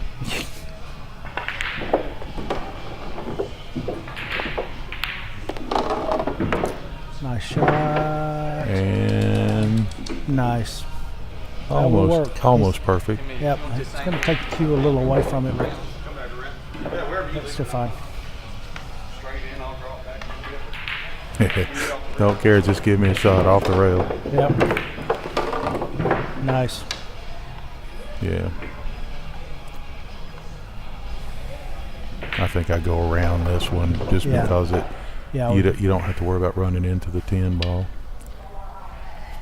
Yeah, a little top left. Yeah. You stroke it. You have to stay down and make sure you pocket it. Just a smooth shot. Yeah. Got to get off the rail. Which is why he waved his hand up. He waved about his killed cue. the whole room yesterday doing that. Uh-huh. All right. Brian missed one of these yesterday. Let's make sure he doesn't this time. Oh, don't be saying that. I figure I'm jinxing the jinx. Okay, that'll work. Double negative makes See if possible. he stays down here. Keep the head down in place right here. Yep. He did. Wow. He's that really is good at that. Huge win. When Brian keeps his head down and Yes. goes ahead and strokes the ball, he makes everything, and he's really a super player. Yes, he is. Wow, that's a huge win. That gets the day started good for Huntsville. Gets Huntsville within 1 on the overall score. So the overall score is Huntsville 6, Birmingham 7. That's a big swing if Birmingham had won that one.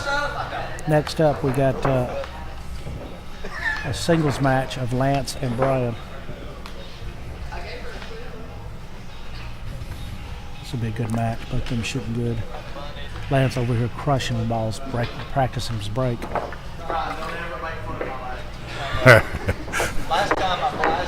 Al said, Brian, don't ever make fun of my lag again, because Al came up real short yesterday, I think, one time. Oh, really?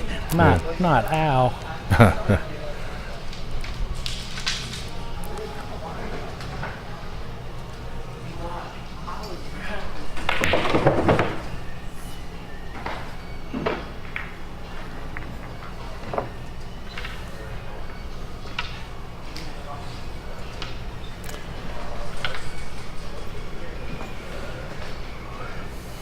Yeah, I heard you earlier talking about Lance having a unique break sound, but he breaks them really solid, pulls the cue ball back, the one ball comes back to this end for a shot into the corner lots of times. He's really got the 10 ball break down. So I expect he'll make one of these second balls in the side pocket and then watch the cue ball and the one ball come back to this end of the table. Well, not like that, but he got bumped by a ball. Commentary But jinx. yeah. Yeah. So you didn't do the double negative commentary Oh, jinx. I need to remember to do that. You could have done it for me, I'm but sorry, you were I working should've. on stats and stuff. Yes. Yeah, I'm not doing it today because my brain hurts. But yesterday, I kept track of how many points each player made. Yeah, I don't know wins. how you do that. I can't. Defenses, good and bad. Jump shots made and missed number of high percentage shots and breaking runs. Yeah, I I can't. was actually going to do some statistics last night, but yeah, somebody went to sleep. It's hard enough just to. Yeah, it's hard enough just to commentate on the game, and there you are marking all that stuff down at the same time. What I didn't get to do was mark down actual. What I didn't get to mark down was actual total number of shots. I could have computed the TPI based on what I had in total shots. Yeah, but I didn't have total that's shots. so hard. It is. That's Keep up with. because when you're playing like the team matches, it's not. It's the individual. You got to keep it up for the individual. But then you go the doubles, and now it's one shot. You're jumping between players. So it's just more than I was willing to keep up with on that. But all the other stuff was, that was a bad shot, bad miss. He should have made that click. Yeah. Brian got a little out of shape on this one. He definitely did not want to get this high up and that deep in the corner. Yeah, I'm thinking he may be just hitting it just past the, what is that, 5.8, 4.8? What is that ball? That's a good question. That is the 5.8. 5. The Yeah, 5.8, just past the 5.8. Yeah, so he'll just push the 4 to the rail and put the cue below the 5.8. Yep, that's a good save. If he's thinking, he'll just nudge the 8. And but he may not have to if he gets ball. If he gets ball in hand, he leaves the 4. If he leaves the 4 close to the 8 and then forces the other guy to kick at it, even if he hits it, he may break those open for him. And if he doesn't hit him, he's got ball in hand and he can break it up on the next. Okay, so you're thinking Yeah. 4 behind the 5/8. I was thinking the other way around. 4 to the rail, cued behind the 5/8. I see what you're saying though. I like that better. But yeah, Well, actually, yeah, your way's probably an easier shot than what I was seeing. and it turned out good. It's a good Yeah. defense and can't see any of the ball. So Lance is going to have to kick at this. You're not able to do those things that I was talking about, though, Yeah. with them separated But I like see what that, you were but saying. Yeah. If he'd have played it the other way and pushed the 4 down there and left the cue above. Yeah.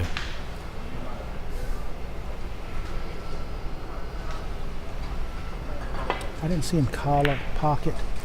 You This- should I always was gonna call say, the that's what I was pocket if about to there's say. any slightest chance that something might fall, just to Exactly. take the option away from your opponent. Exactly, because it is call pocket, not call safe. So if you've got the possibility of pocketing a ball, call it, so you remain in control of the table. I saw 4 or 5 matches. Yep, where, I and saw that Lance was one yesterday of them. too. He did it probably 2 or 3 times where he pocketed a ball that he did not call and lost control. I think every shot, save one, he was on the next ball. So his opponent took over, which would have been the same regardless. But the other one, he hooked himself, and they gave it back to him. He got a good roll out of this.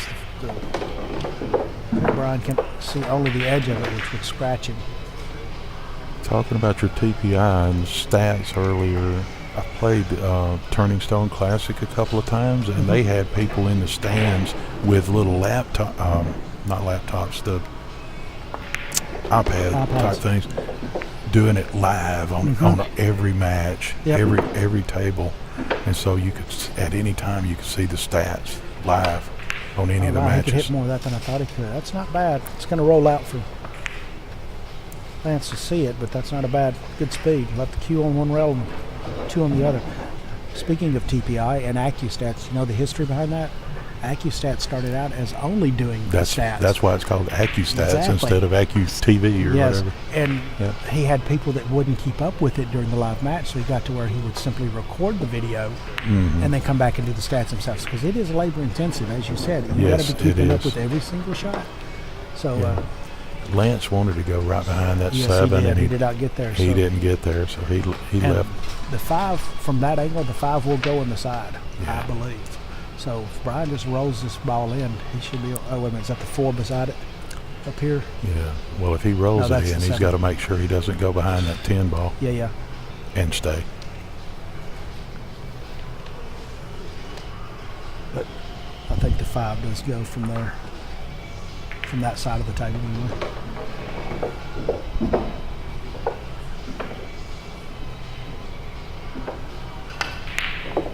Oh, nice. Very nice. Nice shot.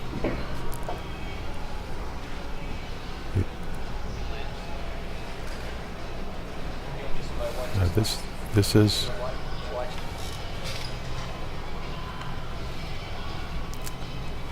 it's hard to tell from here, but this is one of those where the cue ball can go off of the 8 and come dangerously close to the side pop. Okay, he didn't worry with that. Yep, He pulled it off of it. and he left enough of the cue that he can control it. He's got the top and bottom of the cue. Yeah. Yeah, he can pull this straight across the table and back over to where the 7 is, or he can go forward 2 rails and play the 8 in the same pocket the 7's going in.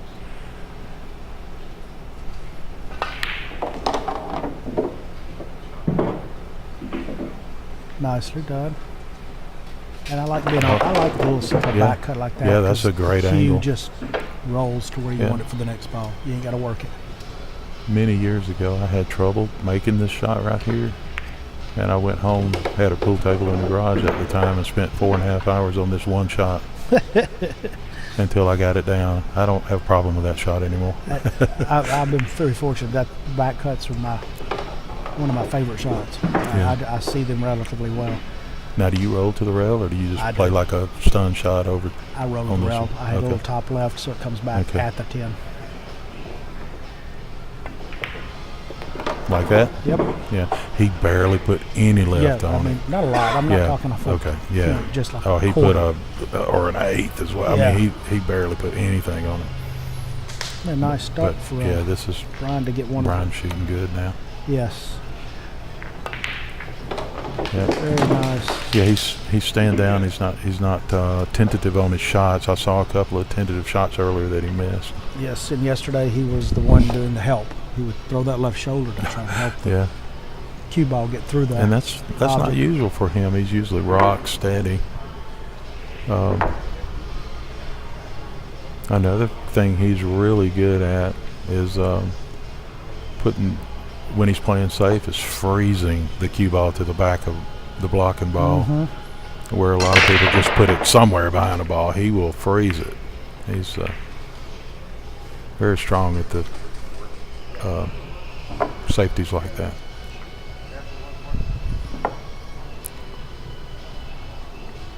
I'm looking at the schedule for the rest of the day and some good matchups, but I don't understand how Rob is playing twice in the singles.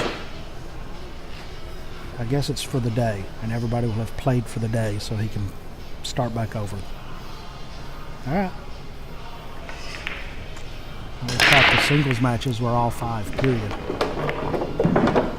But since Brian played here, Rob can play twice. That's what Joe told me when I questioned it. Yeah, let me look wow, up. Nice break. I had the list also, so let me look at it. 6 on the break. 3 on the break. That's not bad. I like playing 6 ball. You like playing 6 ball? It's much easier than 10. I never have been too much of a fan of 6 ball. Oh, and he made the 10. But the 10 does not count, and it spots immediately. That is the first 10 on the break we've had. Really? Yes. Out of all this time? Out of all this time. And we only had 2 break-in runs as teams yesterday. Yeah.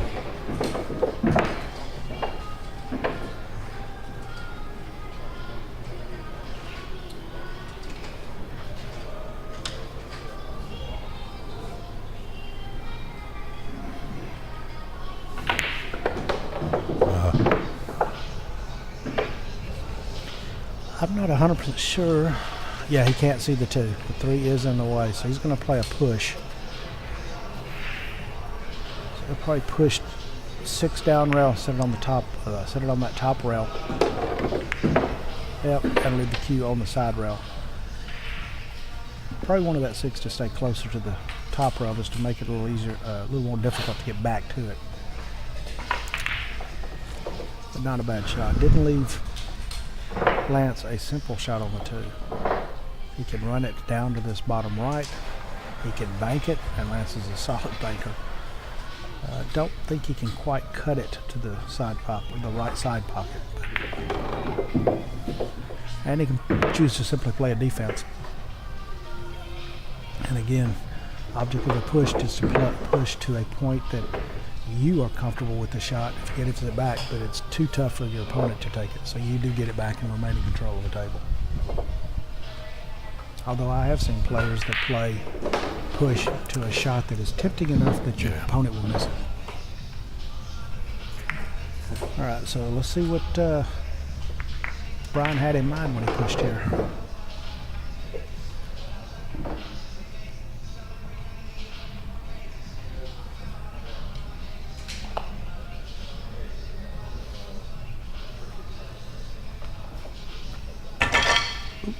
David over here trying to break the sticks.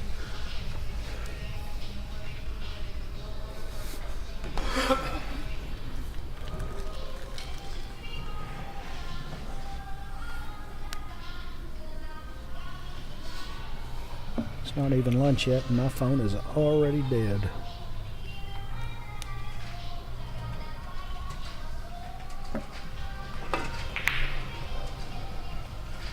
That's the way to do it. Nice shot. And left himself a good shot on that 3, didn't he? Yes, he did. He took his time measuring that bank out. Yes, he did. Yeah, round tops.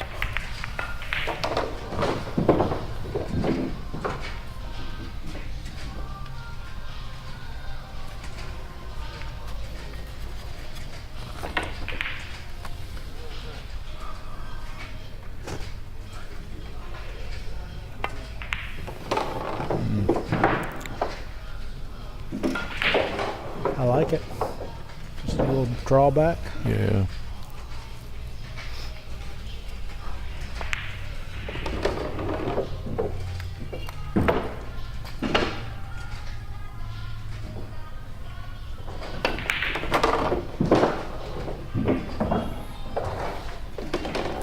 be careful to make sure I got the correct angle on this 9 ball to make it easy to get on the 10. Exactly. You don't want to be straight in on this 9 ball. Looks like he's going to stun it to the rail.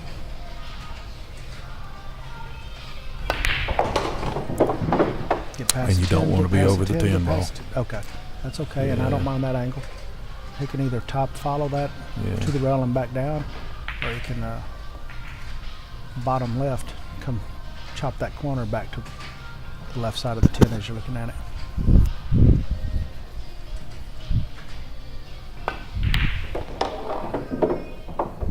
Nice Very shot. nice. Yep. Very nice. He's staying with it now. He came up a little short, but I was just about to say, my goal on those shots is side pockets down. If I'm at the side pockets down, I think I'm in a good shot. I know that's probably much watch tailored. out. Speaking of side pockets, you Yeah. always have to watch out for that. Wow. You always have to watch protect it. against that. Yep, That is, that's why you pull it tight in you, the corner. you pull it into the corner. But you always have to protect against that cue ball going in the side pocket on that shot. If you watch the pros, Now- you will see them hit very firm on those shots and put bottom in and to yank it and chop the corner. Now, yeah, Well, I gave Lance the this ball, but is he's not going to make him shoot it. you- Okay. technically he has to shoot the 10 in the corner, but Yeah, but Brian Brian said, waved it off. don't worry about it. That is correct statement.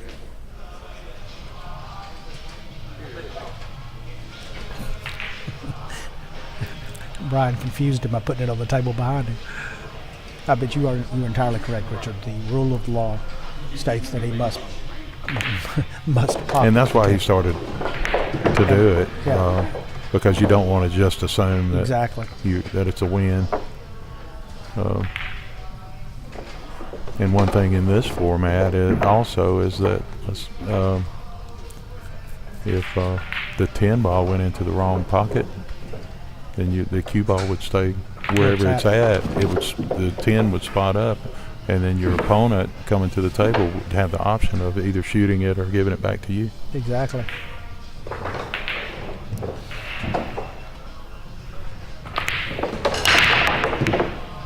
Again, his cue ball got kicked. I was bragging on his break, so it messed him up. It's more that commentators cursed. He broke dry. Wow.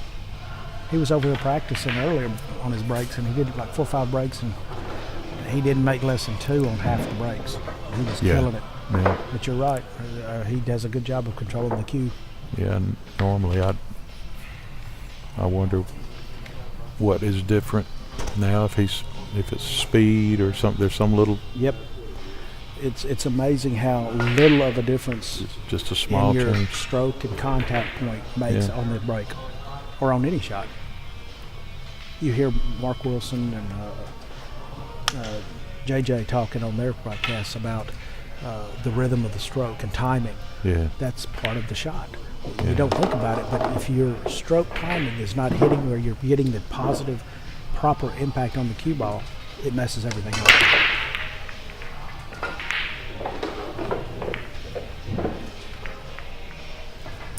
Nice leave on the 2 from the 1. I don't think he made that one. no, he didn't, but he stayed down. Yeah. His form looked good that Yep. time. So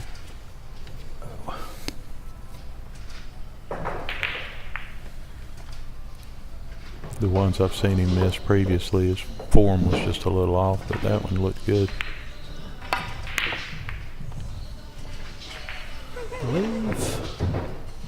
I believe Lance just won second prize.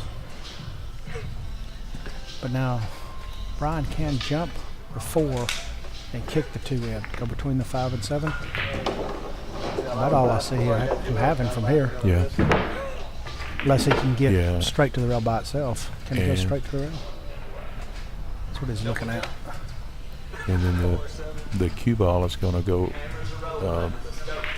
around a few rails to the other end of the table if he pulls off pocketing this ball, and a good chance he'll have shape for the 3 ball in the same pocket. Exactly.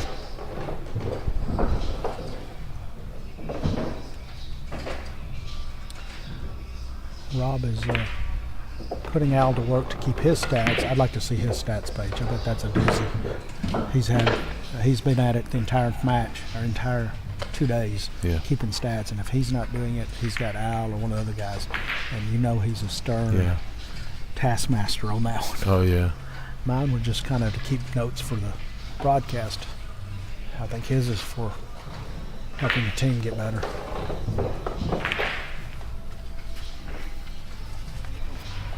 I do like these shirts, but did you notice the spelling? Nancy pointed it out to me this morning. We didn't notice it all day yesterday, but Mello was the one who went, hey, guys. Yeah. Oh, he tried to kick at it. I think I tried to jump that.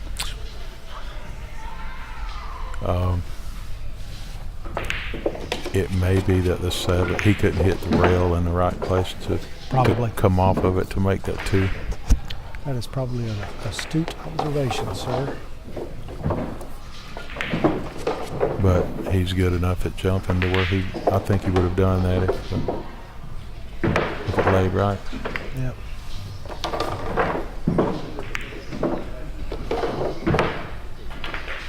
One thing that Brian didn't want to do is let Lance get a little rhythm here with a nice table. The 1, 2, 3, 2, 3, 4 was pretty simple. The 5. I would have wanted to be on the other side of that 5 where I could come off this rail and start heading toward the 6. Exactly. Instead of going up table, come down table, bottom rail to the side rail, shoot the 6 all the way down or all the way up. I've been going up and down all day. Gonna hit that 10, and that's gonna be bad. Oh, it didn't get there. Okay. Yeah, it's a little fortunate actually that the 10 didn't get in the way of the 6, but this is a tough shot into the. If he's going in, I'm not sure if he can go into the side pocket or not. From here, it's tough. I think side he can. or the corner's tough. Yeah. Was he playing it safe? Because he left it. No, he didn't. Okay. He was trying to pocket it. He was trying to pocket it, sort of a 2-way, I guess. Want to leave it there behind the 9 in case it bobbles or ends up really even where it did. Brian made one of these earlier, nice bank shot. I don't know if he'll try it again right now, but we'll see.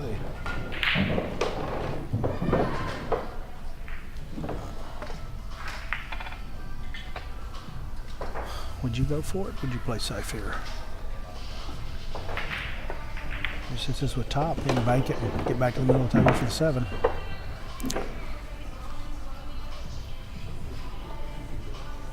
If I think the odds of offense and defense are anywhere near the same, I'm going for offense. Yep. He went for it. I do not blame him at all. I'd have gone for it. He's got a shot on the 7 if he makes it. So if that's the case, I'm probably going to go for it.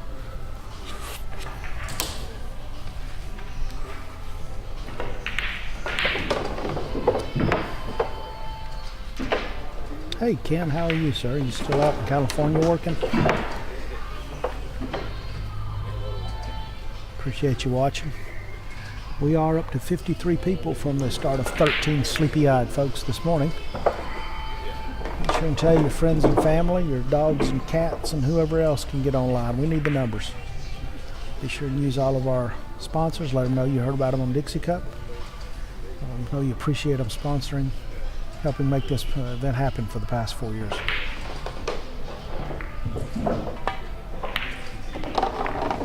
Nicely done. I like that inside. Just push it back to that. It doesn't have to do much with the cue ball on this 8 down the rail. Just wants to roll a little forward to get on the 9. Yeah, only slightly, I would think. Yeah, right there. Now it's just center ball, I think, and it just hits the rail and comes right off on line. Maybe that pinch of left. Yeah, if he wants to stay on that side to shoot the 10 in the top left corner, pinch of left. If he wants to come across, I'm going top. Okay, yeah. Just come across. I probably wouldn't have done it that way, but it's hard to say without actually being at the table. Exactly, and Lance and Rob like to roll. They want to let their strokes out. All right, nice out by Lance. That puts him in the lead 2-1.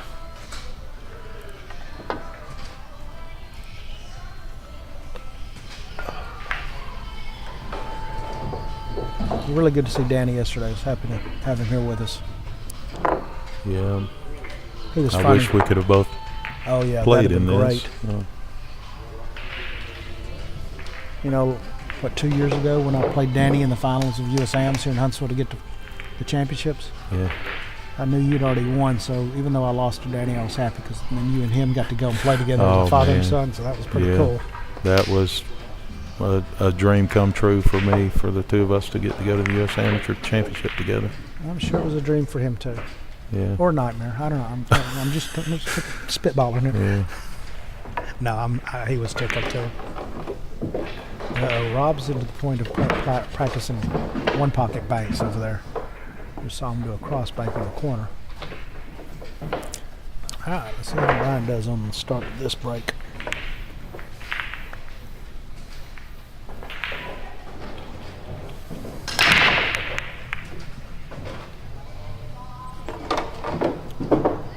All right, he can hurt a ball pocket. Can he see the one? Nope. I can see it. It's right there. Oh. Well, he can see Yeah, the he one can- too, yeah, but probably. not. Yeah. Wow. Yeah. He pocketed a ball and put 1, 2, 3, 4, 5, 6, 7 tiles above the head string, or at Yeah. the head string or better off that break. That's pretty good, solid Yeah. break. But that's also why he doesn't have a shot on the one, because they're all up there. Oh, man. Where do you push to from here? Well, you see the end of the table he's looking at. That's what I was looking at too, around the 10 ball somewhere where you can just see the edge of the one ball, past the three ball. That's where I was thinking about I going. think I pushed the 7 to the rail and put the cue over by the 10. Yeah. He just went, Cover the 10 Oh, up there you go. and make it harder to get on the 7. and Yeah. that's another aspect That way of you the push. sort of make sure you at least get back to the table at some point. Exactly. You might be coming back as a defensive shot, but you get to come back to the table, Yeah. and that's all you can ask for.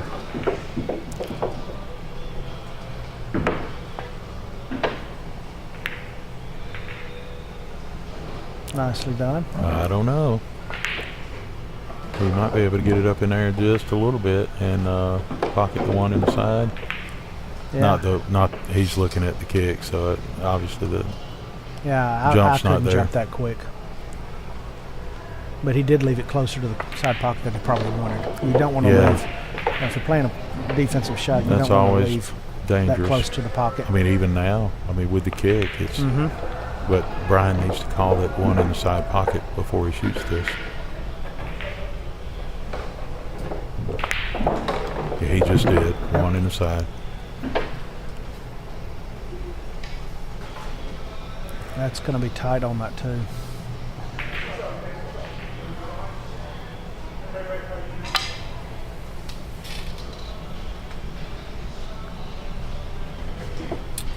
Still waiting. Did he get there? No. Unfortunate. I think he lifted just a little trying to help. And he was trying to put top left on that to shorten the bank angle to get by the 2 and get to the 1. The good news is the 2 doesn't really have a pocket, even if he pockets the 1. It might go in that bottom left. I guess it will. He shot straight forward. Okay.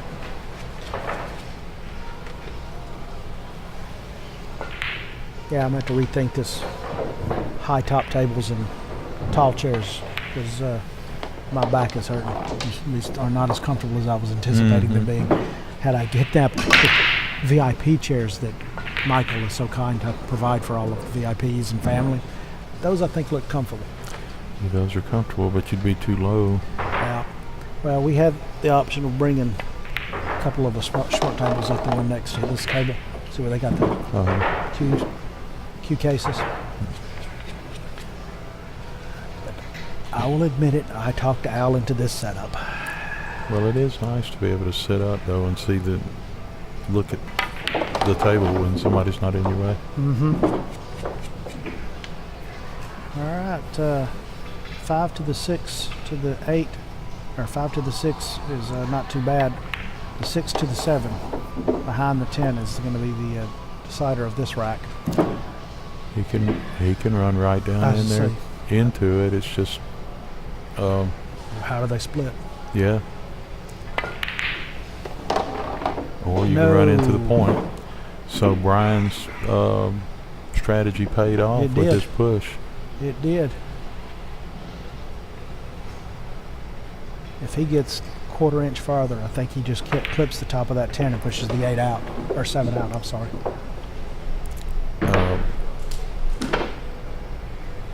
Do you have a different, can you look at it from a different angle for a moment? Okay. No, it's hard to tell from there too. Yeah. He's going to come behind it. Will the 10 come up here? Did he call the 10 here? I think if you hit it 2 rails softly, you can leave the, like this, rail, that, and then what he's hoping is getting the 10 in the way. Yep. Yeah. Still, from where he was at, that's not a bad outcome. He didn't leave him straight in. Now Brian can take, can he see straight into the 7?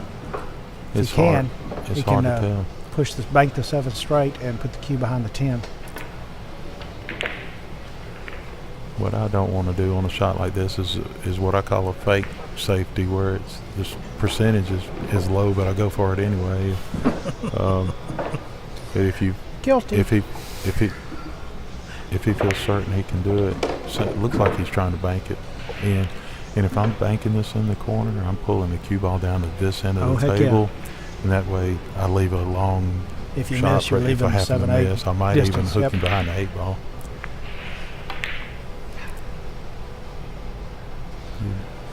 What he doesn't want to do is make that there, because then he leaves it out. Yeah, I would definitely kick it to make it here, 2 rails. Not that way though. I would kick Left rail, bottom rail, or left rail, top rail. to the left long rail. Yep. Top part of it. Yeah. I feel he's not going that way though. He's playing safe. Looks like. I would play to make this. I like the chances of pocketing this ball and getting shape on the 8 when you approach it from the other angle. Yeah, you. Wow. Yeah, your percentage, and this is something I've been stressing, is you have to play your own percentages. You have to play your percentage. I know of my that percentages. Shot. Yes, exactly. And you have a strong game of banks and kicks. He may not feel as comfortable with that. I don't know that he plays a lot of one pockets. You do, so you see those 2 rail kicks and those spin outs, and he likes the little soft touch. So yeah.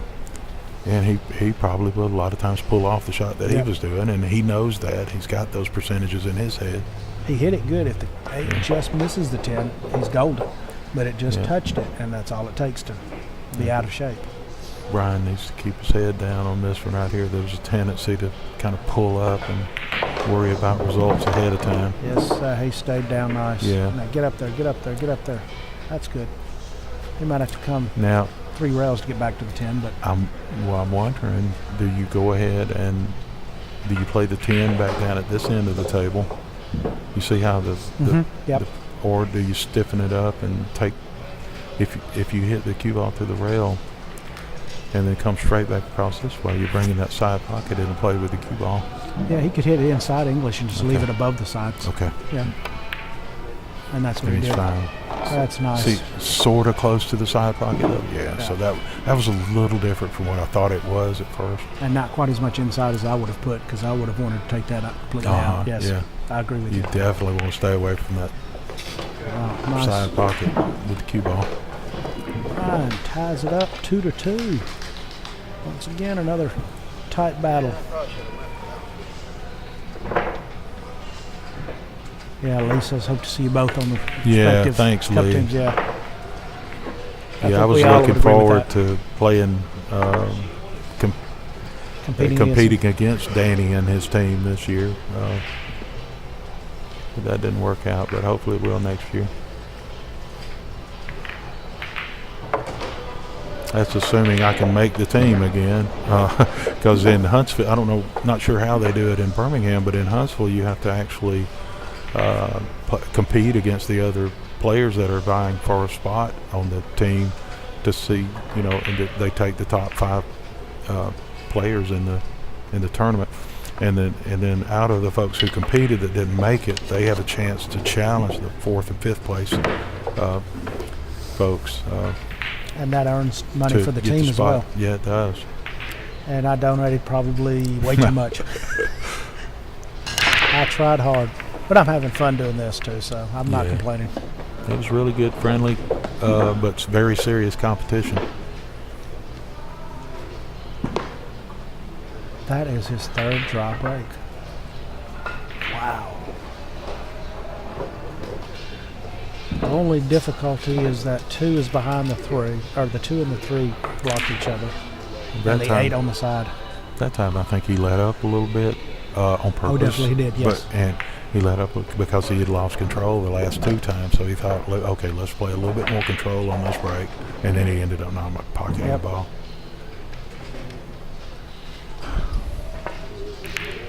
Well, that 8 on the side? Yeah. No, I don't think so. I don't think so. I think he's got to try to play it in the corner. Yep. Down at the bottom. Now he's got sort of a dilemma here because if he were to try to come off this end rail and go back down for the 2 in the right corner where his head is, then it kind of died. You see how it died and curved? Mm-hmm. That happens. So you have to ahead of time figure out, do I want to try that or do I want to play for this combo that he's about to play anyway? All right, he did just turn to Lance and call the 3. And he's not just going to pocket this 6 ball. He's thinking, where am I leaving the 2? Where am I leaving the cue ball after this? Because he wants a shot after that. Got to so he's control visualizing the entire path of everything. And I can guarantee you that's not what he visualized. He visualized the 3 falling into the hole. Yes, he did. Yeah, but he hit the other 2 things. Yes, away. he did. He actually hit it pretty well. Just a little off angle. Now, same thing. Lance is going to follow this to the rail because the 2 is going to go to this side rail. There you go. The stats I kept yesterday, out of I think 5 combos, Brian made 1. He was struggling, and 3 of them were 2-10 combos. He's normally very good at combos. Yeah. He's very good at everything. Both of these players are. What's that pool? I'm sorry. Yeah. Yeah.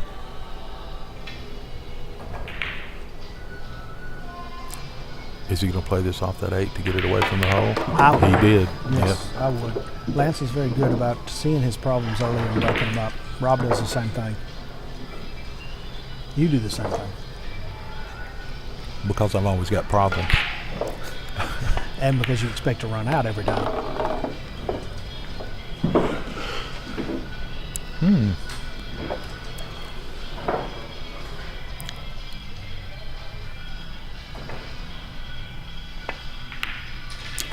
Lance is staying down really nicely. Watch his head on shots, everybody. Just watch it against some of the background, and you can see that he does not move a smidgen during his throw. The only thing you see moving is his arm and the bottom half of his arm. Pendulum rolling. You see how still that was? And that's why he's got the highest Fargo of the That's 10 players playing. And that's one of the most important things in pool is to stay in place. And golf and other things like this.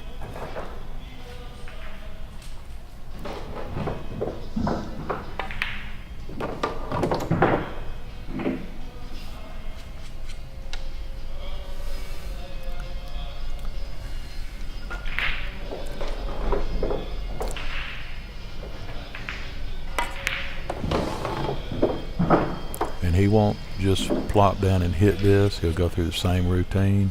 Well, he didn't as much as I expected him to, but he still did his normal 2 test strokes, practice strokes, and then fire.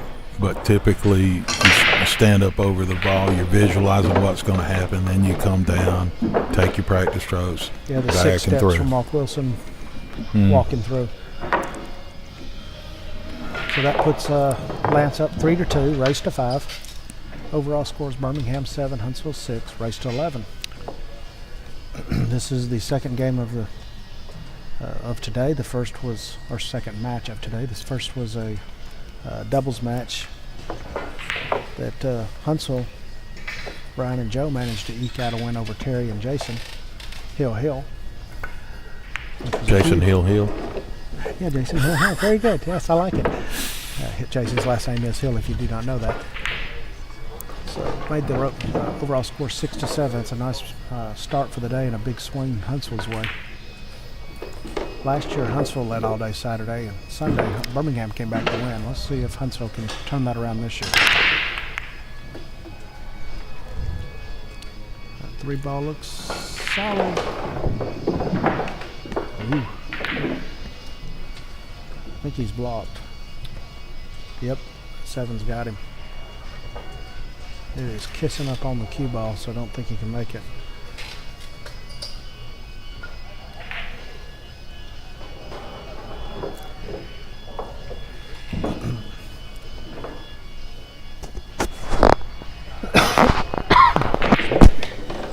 Pardon me. One thing that this does not have is a cough button. I have to actually turn off. That's what I guess that's a cough button. But I never remember to do that, so I just got the mic. So if y'all hear me cough, forgive me. Hey, we're up to 53 people. Keep building, folks. Keep telling your friends. If you're at one of the pool halls, Huntsville or Athens or Birmingham, Chips and Billiards, Bumpers Billiards in Huntsville, Limestone Legends, or here at Iron City, ask them to put it up on a big screen. Let everybody watch it. Bonds Photography, Parrish Automotive, Glass Surgeons. Oh, he could see it. Buzz Express. We've got several good sponsors, and most of these folks have been multi-year sponsors of this. Engelbrook Construction, Bonds Photography, Parrish Automotive, Glass Surgeons, Buzz Express, ICB, Chips and Salsa, Limestone Legends, Bumpers of Huntsville. So Brian had enough of that 1-ball that he could pocket it. Got good on the 2. Now he's got the 4 in that same pocket. I beg your pardon, the 4 is sitting on the side. Again, the 4 and the 8 looks similar to me. Careful here. Yeah, very. Again, with it sitting that deep in the pocket, it's easy to overhit or underhit.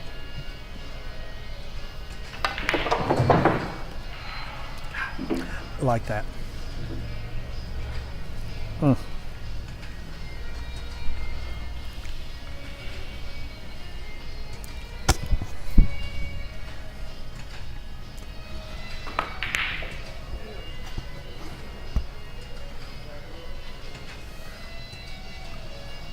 Went to get his extension, and think about this. He can cut it in either corner. It's not the optimum shot, but he can. But like Richard was saying, which percentage, defense or shot, do you feel is best? That's what you got to determine here. You think you can make a good solid defense and hook your opponent, or do you think cutting the ball in and getting on the 6 is your better high percentage? Something I'm seeing here, it's hard to tell when you're not at the table, but an issue I'm seeing here is even if he's going for the left pocket over there, and I see the cue ball coming off 2 rails, touching the 8 and going in the side pocket where the 6 is. You see that? Yes, I do. I don't, not being at the table, it's hard to tell if that's really on, but to me, just from here, I see that as a potential issue. Yep. And he's putting inside, so he's going to try and shorten it. Okay. And come above the 8. So he saw it too. Yeah.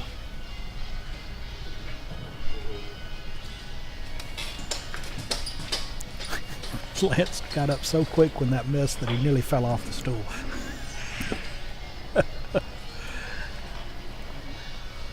And I think Brian hit it that firm to try and get back below the 6. You see the 6 on the side there.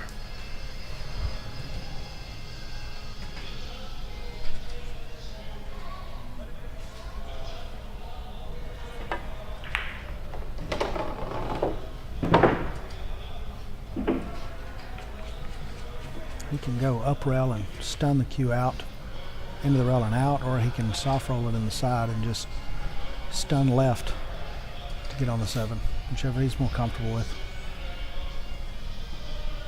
Yeah, I think he's going to put it in the side and come out toward the middle of the table. Yeah, I think so. You got to really be focused to pop. Oh, it looks like he's going in the corner. Did he change his mind? Wow. Yeah, you really got to blast it to do that. But so he had to weigh his, whether blasting it or trying to get it in that little tight area of the side pocket, which was the highest percentage. And the reason he did that is he didn't want to be on the other angle and fighting the table to get back to the 8. You want to stay so that you're moving the cue as least distance as possible to get to the next shot. And that will dictate how you shoot a ball a lot of the time. It might not be the easiest shot to get to the next ball, so you still got to take the tough one. The Looks correct like shot he's going to the end rail and back down his line here. Yep. And then he'll come all the way back out to play the 10 in the same as where the 9's going. Exactly.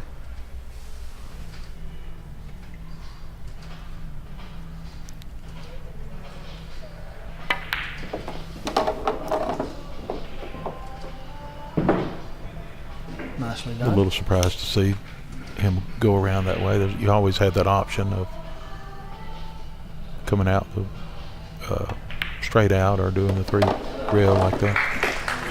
That puts Lance on the heel with the break.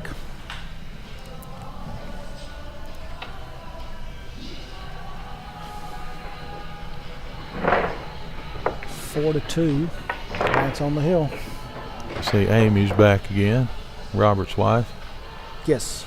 Uh, Saw her come in earlier Yes, as she- Joe was on a shot. she won't come into the smoking advance, but she'll come to the non-smoking. Yeah, we had that discussion. We are very blessed with these facilities. And this one is smoke-free. I'm not sure if Limestone Legends is smoke-free. Have you ever played there in Athens? I don't recall. I've been there, but I haven't played there.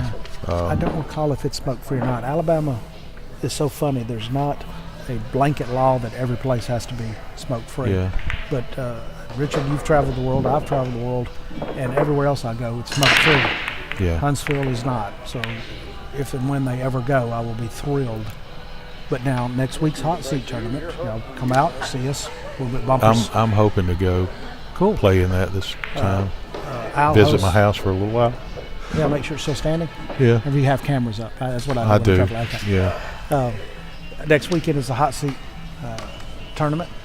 So come on up to Huntsville Bumpers Billiards. That event is non-smoking, which is very nice. And when the APA holds their big tournaments, it becomes the host facility, whether it's chips and salsa or bumpers, becomes a smoke-free Yeah. establishment. And that is just wonderful. Once again, Lance broke dry. I bet I'll see him for the next hour practicing breaks. Yeah. That was a very nice shot by Brian. Just a little bit was of really- inside English to get past the 6, but not get into the 8. And this is going to be about not hooking himself. Yes. He's got to pocket this ball.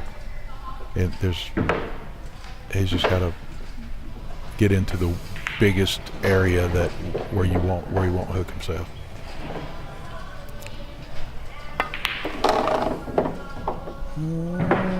You better get on by the 6 a Yeah. little bit. Alrighty. I think he can He's zigzag. laughing, so- I think he can zigzag around the 6 ball here. What do you think? Yes. Or top left and come. Ooh, yeah, but that. You're going to get close to that bottom. But it top also left. it also really complicates things. He may choose to do that. You have to weigh it when you get over it. Yeah. And which feels the best. And what are you more comfortable with? Some people Yeah. hate that shot. I Yeah. did for many a year. If I was a little bit closer to it, I wouldn't mind it. But from this distance, I don't like it.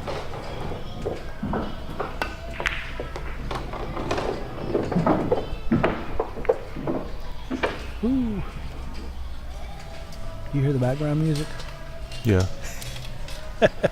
There's been some good morning music for us. And if y'all haven't noticed, we're not getting kicked off because we're not playing on Facebook. We're playing on YouTube. I think this is the route we will be taking. We will post the links to Hot Seat Billiards so you can find it, but it'll be hosted on YouTube. Plus, we can get back to it and edit.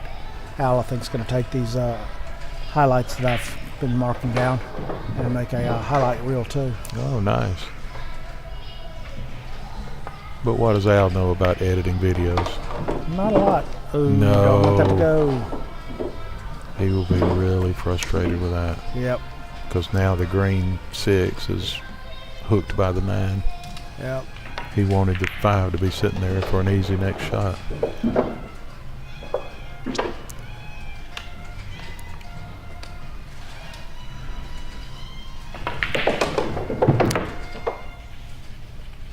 And some of you may wonder, why are we whispering or talking so lightly? It's because we don't have the plexiglass Yeah, we booth, said that earlier. I heard y'all say that, but it has been a while. We did have discussions about building a stand to put what we ship for this event, for doing events like this, and having the plexiglass be 3 pieces fit in that box. You've got your 3 plexiglasses, your equipment, and then everything mounts together. So you've got your table, you've got your plexiglass, and you've got your equipment. And then it's one simple rack and stack and get out the door. The WPBA event they had here recently had. Hopefully this will turn out good for him, where it's not an easy shot and I think it may be okay. All things considered. But they had a You gotta nice take setup with plexiglass and black curtains and stuff. And they were around set it. up over underneath this Over platform, there. which we could have done because this is a live video. This equipment, no lie, is the same quality equipment that Matron Pool utilizes. It's very nice, I know that. He spared no expense. Now, granted, he owns, like Richard said, he owns an editing video. When I weddings. said, what does he know about video editing? That's what he does for a living. It's what he does for a living. But so this stuff will be used for other reasons, but he went ahead and got it specifically for doing pool events. Yeah. Stuff like Now, that. is he calling this 9 in the side pocket or I think what? he did. Because even if he misses it a little, it can still go off the 10. Like that, if he'd hit it a little fatter. Wow. Yeah, that 10 made the side pocket twice as big. Now, I think Lance may find himself behind the 10 after this shot. The only shot error I see is the defense. It's the 6. Yeah, 6 doesn't roll, and the 9 kept comboed in. You come off the right side of the 10 with top and go to the end rail and come up behind the 10. Yep. Probably touch the side rail also. And that's what Brian is measuring here. Yeah. See, he's pointing way out there to the right first because you want to avoid hitting the corner pocket. Coming near the corner pocket. But then he'll have a little bit English. of inside meaning left. So he'll in this case, so he'll put a little bit of left and make it go toward the rail and come back into the back of the 10. Most likely. That's the plan in his head, right? Yes. And he will have visualized all of that prior to ever hitting, prior to getting down over the ball. Wow. That was nicely done. The only negative is he tied the 9-10 up. But from where he was, that's a good, very good turn up.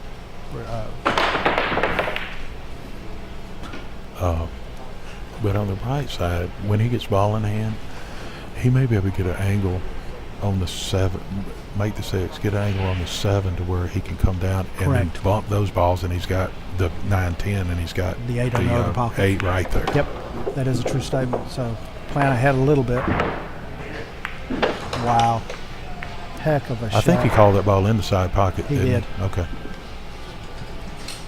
He did. And good for Brian that he broke those up. He's got a combo on the 10 now when he gets to the 9. Oh, Lord, he's got a combo. You trying to unjinx him Yes, again? I am. Oh, be on your best behavior. There's Al. Al's here. Y'all be quiet. He is so good looking. Man. Oh, God. Raise your hands. Save your watch. It's getting deep up in here. He doesn't want to be straight. Don't want to be on. He's. I thought he was going to stop early where he needed to be, and then it just kept rolling. Yeah, right on rolling. Now, He's got a little angle, but that is not what he wanted. But I'm wondering, he's going to have to pick whether, sort of pick his poison. Yeah. Whether he wants to go smooth top right to come out of here, or is he going to back it up with bottom? Yeah, it's just because he needs to get from the 9 to from the right to the left with the next shot. I'm just trying to get it back to the middle of the table. However, I'm comfortable with it, whichever way. It looks like he's going top. Yep. Ooh, wow. Too far again, though. He's going to end up having to bank that 9 maybe. Wow. Yeah, he's got to settle. He's going to settle for it, but he's going to stop the cue ball, bank the 9 back in between where the 8 and the cue ball is now, and then he'll push on that same shot when he's banking the 9. He'll push the 10 toward his next hole, probably. And based on where the 8 and 9 are, I'm backing it up about a quarter inch, half inch. But he's really good. He's really good at this bank shot right here. Yeah, and he's probably better odds of making this than the combo. Yeah, but he will push this 10 toward his hole, and the cue ball will probably end up about in the middle of the table. He didn't want to be. If he'd rolled forward, he now gets that double hit possibility. I think he got back far enough that he can bank it, no problem. I think he's fine. Nice. That's not that rail. The only reason he put a lot of top on the ball, so that when the cue ball was heading back toward the middle of the table, it put on brakes because it had the top on it. Correct. He's got a thin cut, but it did come out far enough that he can cut it in. Yeah, he's just got to avoid some pockets with the cue ball. I think the left side pocket is a possible scratch point. I'm thinking the left corner because I would put top right on this to help throw the ball to the left. Yeah, but then the cue ball hits the end rail and then the other side. Yeah, and then comes down to this end and then maybe close to the side pocket. I see what you're saying. Okay. I was thinking bottom right tight. Yeah, I was thinking we were saying tight. Using bottom right and coming tight off that. No. You're going 3 rounds. Gotcha. Yes, you are correct. Yeah, he's which you usually are. Where's he? Oh, wow. He's just playing safe. He didn't. He wanted to put the cue ball on this end rail too. Yeah, he did. That's not bad, but it's not as optimal as he That must have been more severe cut than it looked like from the booth. Because we both were options on how to make it. Yeah. And again, maybe he didn't like that shot in general. Yeah, it's his. He has to play his percentages. Exactly. And Brian's but his percentages are pretty high on all shots. Yeah.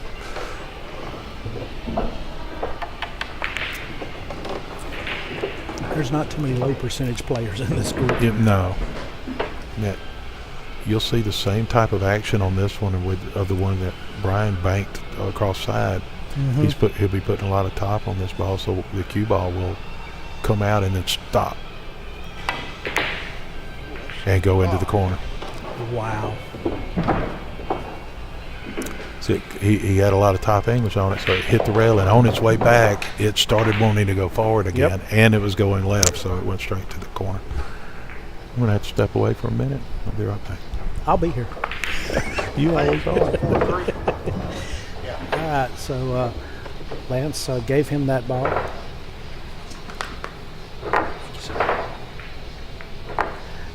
Which puts Brian 4-3 and breaking.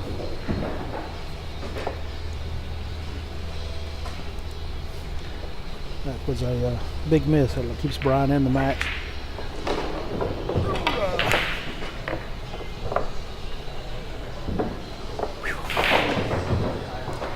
Hope y'all are enjoying today's action. We are in the second match of the day. First match was Joe and Brian versus Jason and Terry. It went hill with Joe and Brian of Huntsville taking it down to get to Huntsville within a 6-7 score. Race is to 11 overall. This match is at 4-3. Lance leading, Brian about to break. Race to 5. Iron City Billiards, if y'all haven't been here, this is such a nice facility. You can see all the tables down behind me. They've got 1, 2, 3, 4, 5, 6, 7, 8, 9.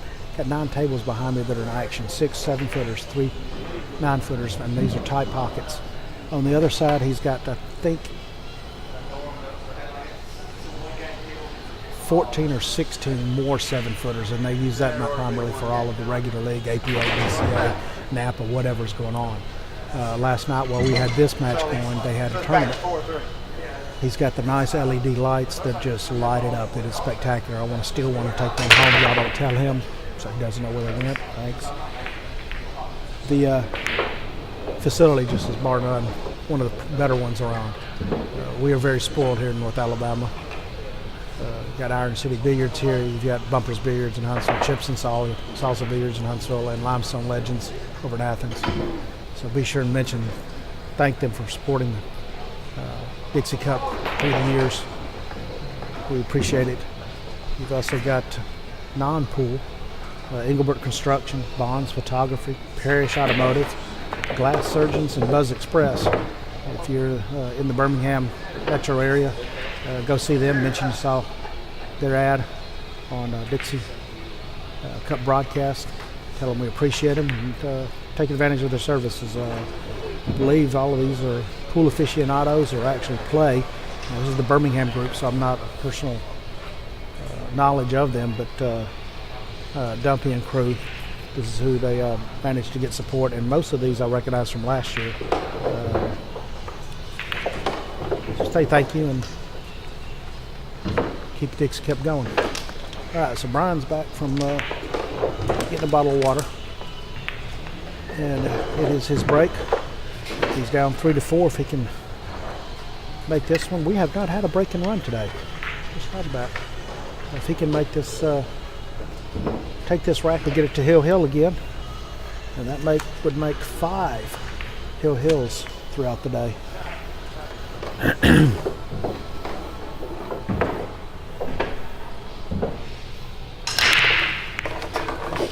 And I jinxed the poo-poo out of him, and he scratched inside. Thanks for playing. Glad you're here, Chance.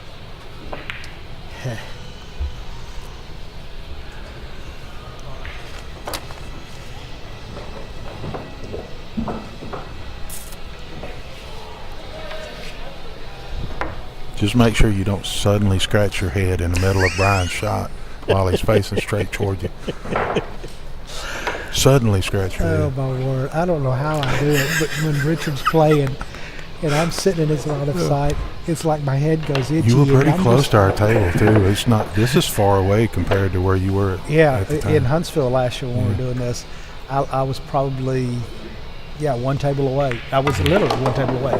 We're playing on 23. 24 was the practice table, and I was sitting behind 22. Plain odd. I was in the middle of a critical shot, and all of a sudden he takes both of his hands up to his head and scratched it but anyway, so I just stopped and joked with him about it. And you're not doing it on purpose, and I'm not doing it on purpose, but I get you every time. It's funny. Yeah. It's funny now. Yeah. Then it wasn't. No, but it was no. We're all having a good time. It's serious, but there's a lot of great camaraderie in this event. There is.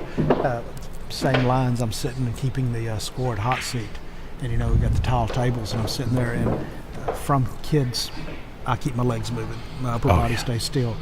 Well, I didn't think about it, and Randy was shooting, and he stood up once, got back down, stood up again, got back down, shot, finished out the rack.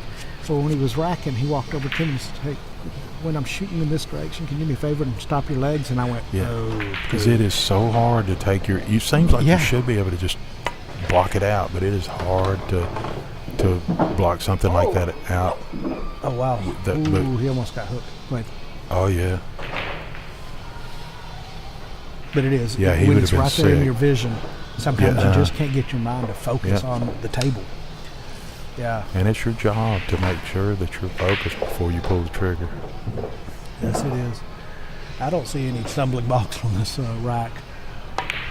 Unless he hooks himself like he nearly did right there. Or gets up over the six. Nope, he got far enough.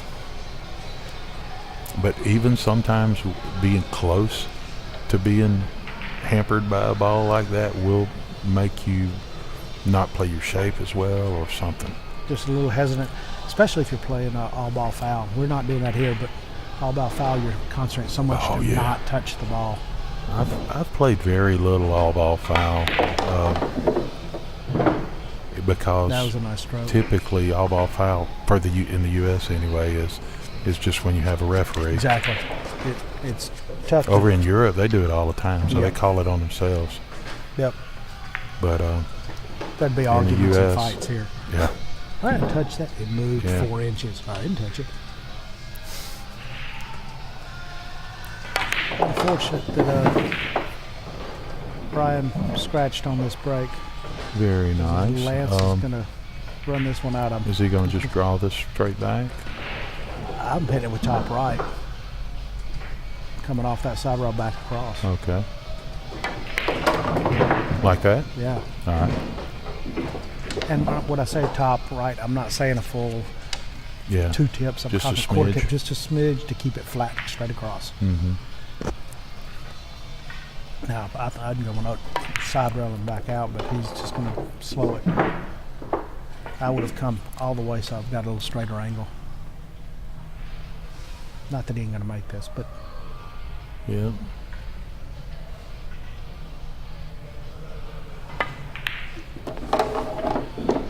all right. Well, Nice not a good stuff. time for a scratch on the break because there's never really a good time, but when you're battling hill, it really hurts.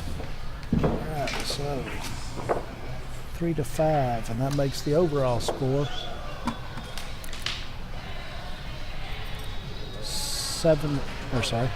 8-6. Birmingham up again by 2. The next matchup for this day is the final partners, and this is going to be a fun one. I hope my microphone continues working over the table because it's Rob and Al talking and playing smack with David and Terry. And you know Al will be talking the entire match, and Rob will be shaking his head, and David will be rolling his eyes, and Terry will be laughing.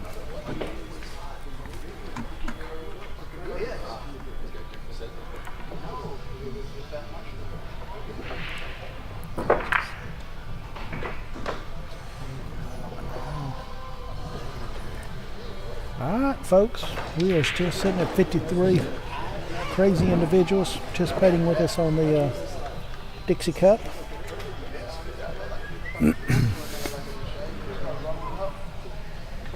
Invite your friends, share the link, Share. share. Go ahead. I haven't had much luck. Does Rob have a toothpick today? No toothpick, just the sunglasses on his head. Oh, I sure hope he doesn't mess up those sunglasses because he can't play without them. Oh my word, we were in Vegas and he was not shooting well, and Joe jokingly said, "You got your sunglasses on your head," and he about had a panic attack. He sent Amy out up to the room to get his sunglasses and came back down, put them on, and he didn't miss nothing. Yeah. It's Yeah, we joke about it being his Samson's Yep. hair, Yep. you know. Yep. But he really does play with those on his head all the time. Yep. We've got 2 U.S. Amateur National Champions lagging for this Yep. rack. Yeah, David won in 2000 and Robert won the following year, 2001. Wow. Neither one of them got to the bottom rail. And as far as the U.S. Amateur Championship, they both got multiple trophies. You know, they're only one championship trophy, but multiple other trophies in the top 5. And they are both Alabama Yeah. champions. Rob just won the Alabama Amateur 8-ball, 9-ball combination. David's won 5 of the 9-ball. While running the tournament. Yeah, Right? and while running the tournament, Yeah. exactly. All right, so David and Terry won the lag with the first break.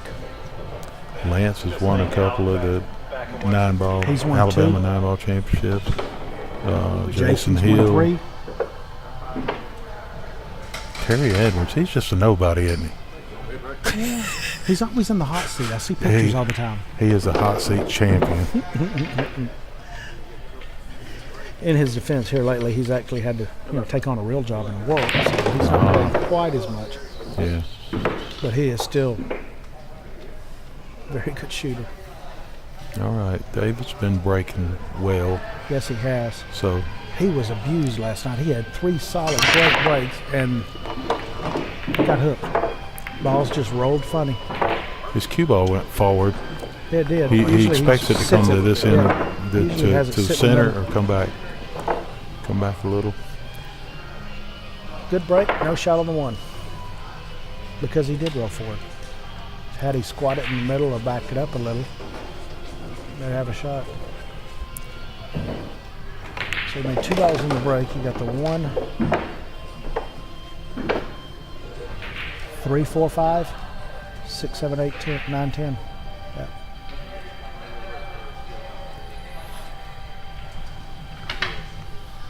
So Terry called the 1. He's going to come rail Yeah. first.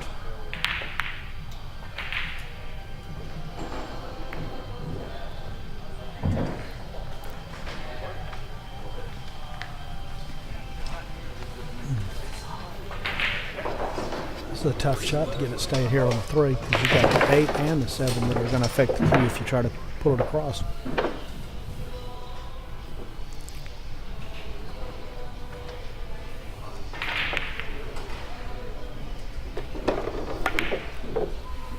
Oh wow!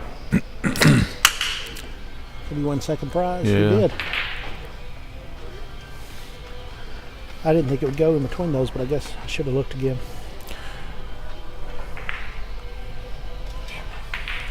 Yeah, I meant to change this camera angle, but I forgot this morning. I'm not gonna lie.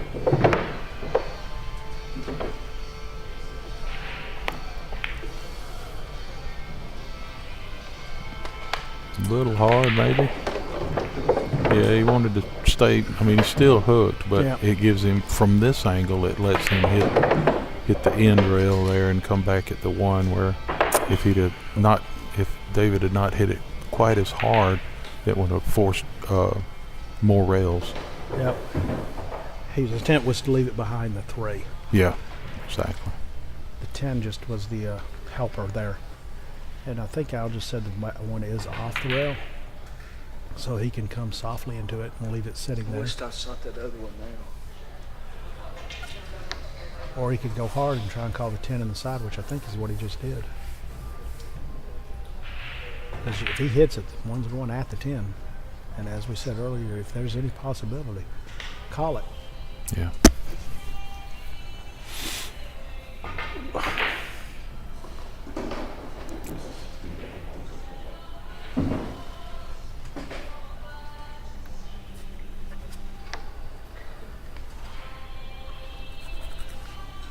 He's weighing all his options out. He's thinking of curving into it. Oh, he's trying to curve and Okay. pocket it in the corner. You can see the gears and smoke grinding if you look close.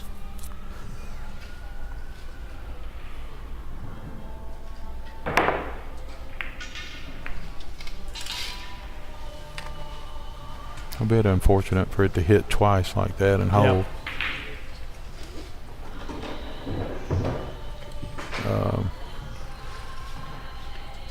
The 3 is kind of awkward, but I think come back at the bottom right in between the 8 and 10. Yeah, You getting should on go the to- 5 after that is I think the only. Oh, it is 3 to the 5. the You're right. I only- was looking for the 4. You're correct. Yeah, it's the 3 to the 5. I think is the only.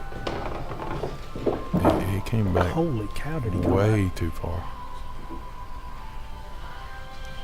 Unless he wanted to leave a bank to get to the 5 easier. I would have played the 3. But you are thinking 3 and 4 balls ahead. Huh.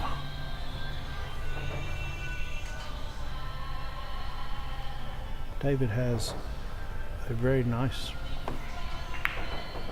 stroke, but man, he sits upright to me. Yeah. Upright and forward, square. You know. Yeah. Almost like a snooker Yeah. stance. Uh huh. And I just stood the stance if y'all could see me. Well, I can see you. Yeah, Chip could see me. No. We were talking about how awesome it was. That wasn't a bad defense. Lance asked if we were making fun of his stance earlier. He's going to have to go 2 rails and kick at it. David and Jason last night He- went into he- lockdown mode. Did he call a pocket? I don't think he did. Well, he Wow. needs to. See, he Holy cow. could have called that corner pocket down there just in case it fell. Yeah. He might have. I didn't see it. Watching the little bit delayed of the live feed, and no, I didn't see him Yeah. call a pocket. Oh man! I believe last year this was similar to what I don't know who it was. Someone did a double jump at Derby City. Excuse me, sir. No cell phones or flash photography, please. He had something similar like this and actually jumped between the 5 and 10 and had it bounce over the 10 and pocketed the ball. It was a good hit. Yes, it was. And not a horrible leave.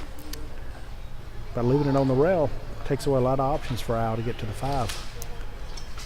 Pocket in the 3 in the top right. Cue ball's going to be headed to that top left. He's got the stroke to take this on and come back over for the 5, but I'm not sure he'll do it. Yeah.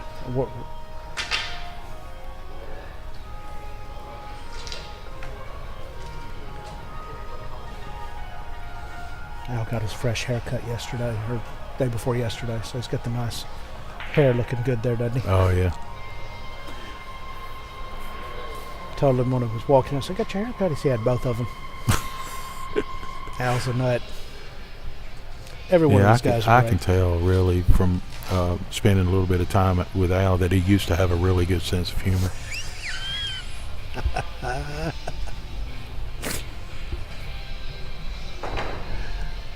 He called it in top right. I meant top left. I think he called that just as a safety.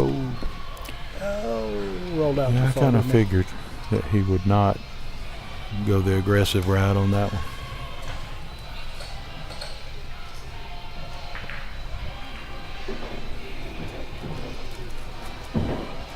Yeah, he can pocket this one and just come straight across the table. Yep. He can. I think he won second prize.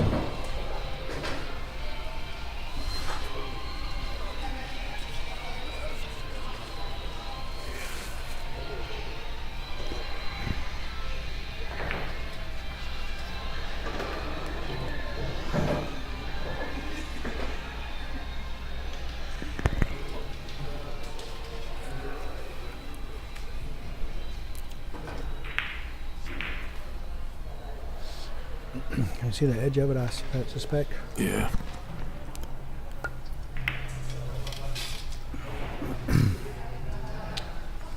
He was trying to get back Yeah. above it, behind the 6. Yeah, 6, and I think he did what he wanted to with the 3 as far as making it come back into the side of the 9, but he wanted the cue ball to come all the way back to the side of the 6. And that was Robert from Huntsville. Huntsville. Yeah. That cracks me up. You want funny? I noticed this morning that I hop Huntsville on my banner the entire day and no one noticed it. Wow. And keep in mind, whenever you say it, it's Madison also. Huntsville and Madison locations. Yeah, forget that. You are correct. Terry made a simple little defense. Hit stop.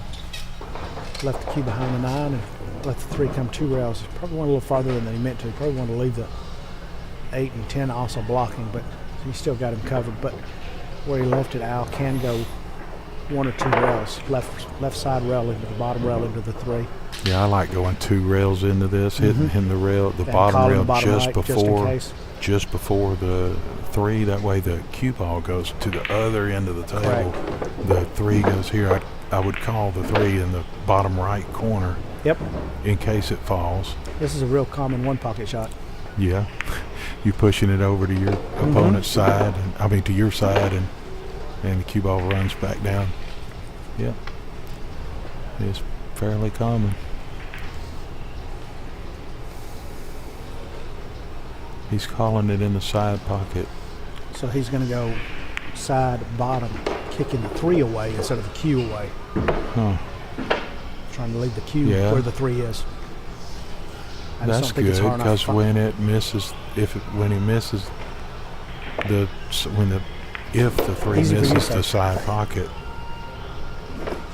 then he's got 1, 2, 3, 4 balls covering it up. Well, he hit it the way I was talking Yeah, about hitting it, I but thought he he was didn't gonna call he didn't call the pocket that shot. I'm surprised because he plays a lot of one pocket too. Yeah, he has been recently. I can remember when he really first started getting into it every day. I hate one pocket. So stupid.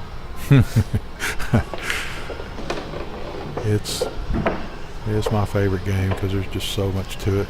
There's, every shot you have to take into account every ball on the table.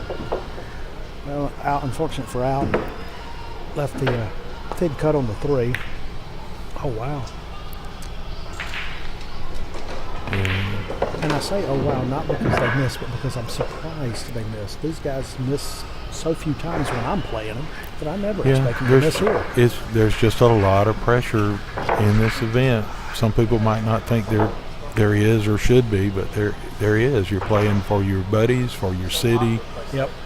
for the money, Yep. and you're playing in front of. Well, yesterday it was 1,100 people, 1,100 views anyway. I'm not sure that what that equates to as far as people, I but think the highest we had was right at 100 folks, a little over 100 At at any one- one at time one that I time. noticed. yeah. But 1,000 folks. All right. Because he pocketed that in the wrong pocket, didn't call that pocket, it is Terry and David's option to take this shot on or force Al and Rob to take it back. I believe he's going to play this ball. You think he's going to drill it cross side? Yeah, he's going to drill it cross Yeah. side. Three rails for shape with the cue ball. Correct. Yeah. He should hit this fairly hard. Now, if that were to come all the way back across and go back into the hole, it would still be good because you don't say how, you just say which Correct. ball in which pocket. You can miss-hit a corner shot and go 4 rails back to that same pocket. And it's still that same pocket. That's one of the funny memes I've seen on YouTube where a guy calls the pocket, hits it quarter away from the pocket and goes 1, 2, 3, 4. And as it's coming up the table, he turns to shake the man's hand because he won because it's going in the pocket he called. Right.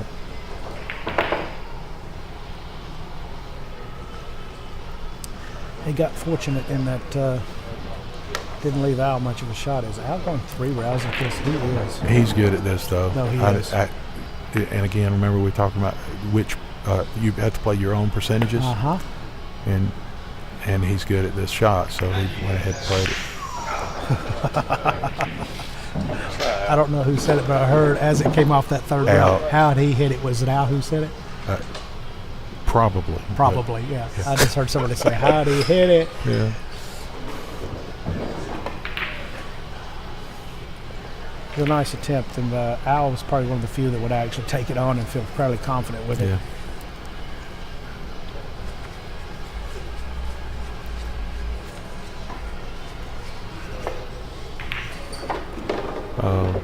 And if anybody's interested in learning a good technique to figure out how to do what Al just attempted, or what he did. I mean, he actually hit the ball 3 rails, so that's a big part of it. But look on YouTube for a video by that Jennifer Beretta is on. She uses this 3-rail System. spot on the wall technique. Yeah, that works really well.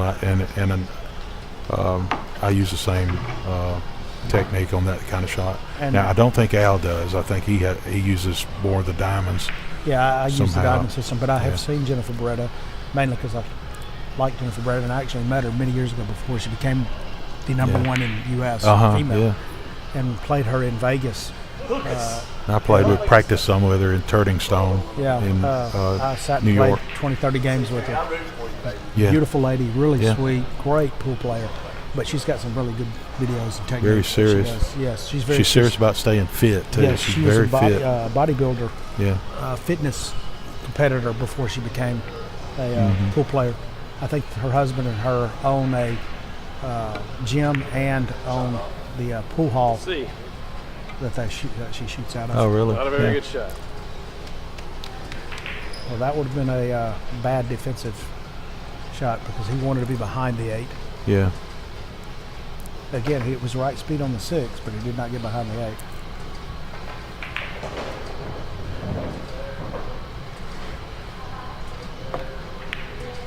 So Davis And gonna he's play. trying to get behind the 8. And he did. But did he leave the gap? If nothing else, he left a little jump gap. Mm-hmm. Must be just a pure gap. No jump required.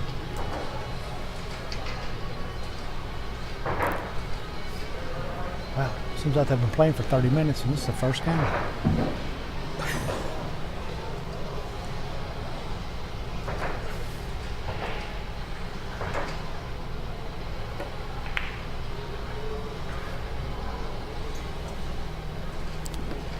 That was a good shot.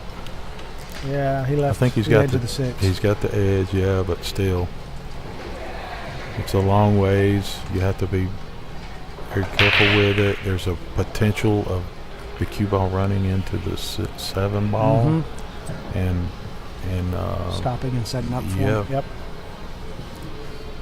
So I think instead of top, he'll need to just put side on this ball to avoid running into that 7 ball.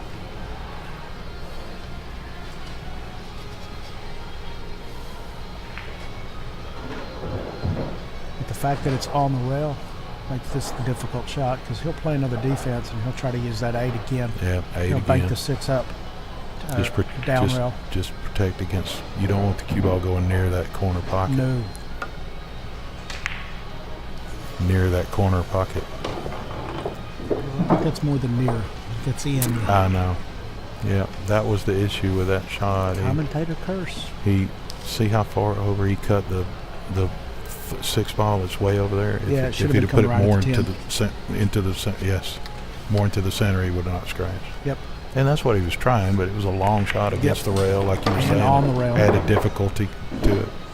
That's why if you watch the pros when they're playing defense, it's on the rail when they leave it because you take away so much control for your opponent. They got. And you want to leave the own ball, the ball that the person's trying to hit. You want to leave it away from the rail because Yep. if you're Leaves it lonely. it's harder to hit. It's called a big ball when it's close to the rail Yes. because you can miss it, hit the rail, and still hit it. Where if it's way out in the middle of the table, you don't have many chances to hit it.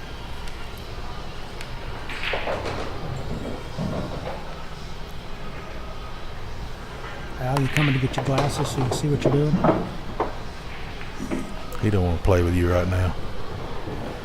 Al just walked up. I think he's getting his jump stick just in case he needs it. We're buttoning things up last night. That game's over. Oh, hey, yeah. Can you believe it? Yeah, that just took a minute. We were buttoning things up last night after everybody, disappeared left. We literally blinked and everybody was gone. And Al and I were still here getting all the equipment put away. Just don't want to leave it out. Oh, And Al man. grabbed his cue case, threw it over his shoulder, kind of looked at me and I said, would you be needing these? And all of his cue sticks were still on the table. He said, I thought it was a little light. Just you could get so focused on getting out the door after 14 hours, we just forgot it.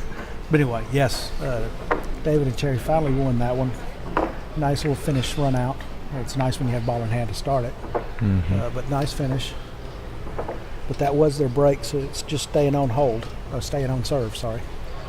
Holding serve, that's what I meant to say. All right, so we've been at 53 for about 45 minutes. How do we stay at the same number for viewers for the same I don't know. hour? Share. Let's see if it goes up. Share. I know y'all got one friend out there. Invite them. Wait, hold on. Alexa, share this stream. That's funny. I had a friend at the house. That way, if they're playing it out loud at their house, maybe Alexa will share it. A friend of mine came and stayed with me from Pflugerville, Texas. We've been friends From 45. what? Pflugerville, Texas. Easy right for outside you to Austin. say. We've been friends 45 years. Well, he came and stayed at the house, and I'm at work, and he gives me a buzz. He says, how do I turn on your pool light? And I went, hold the phone up. And I said, Alexa, turn on pool light. Yeah. And the light came on. Yeah, that's cool. It's plugged into a socket in the ceiling. So instead of having to step on the pool table, I just put the lights on there. Right. It works fine. But if somebody's at the house they don't know, it's funny as crap. Mm-hmm. All right, so, wow, good break. Decided to only use half the table. I guess it's a one-pocket game, right? Yeah. But Rob has a good shot on the 3. He'll swing it 3 rails and get behind the 2 to shoot in the top right? Yep. Yeah. Well, I don't know about top, but Top right pocket, not top edge. okay, gotcha. Don't get on it, don't get on it, don't get. It's on it. He had 2 of those rolls last night. Just unfortunate. I mean, I thought when it left the object ball, it looked perfect. And it just rolled right in behind the ball and right in against the ball. I think he's calling 2 in the side. Yeah, I mean, he's going to kick at it, might as well. He's going to try and play a hit and stick, hit the back rail, cue into the 2, and let it go up rail. And even if it doesn't stick, you still got the 3, 10, and what's that other one? 7. Yep. As blockers. Yep.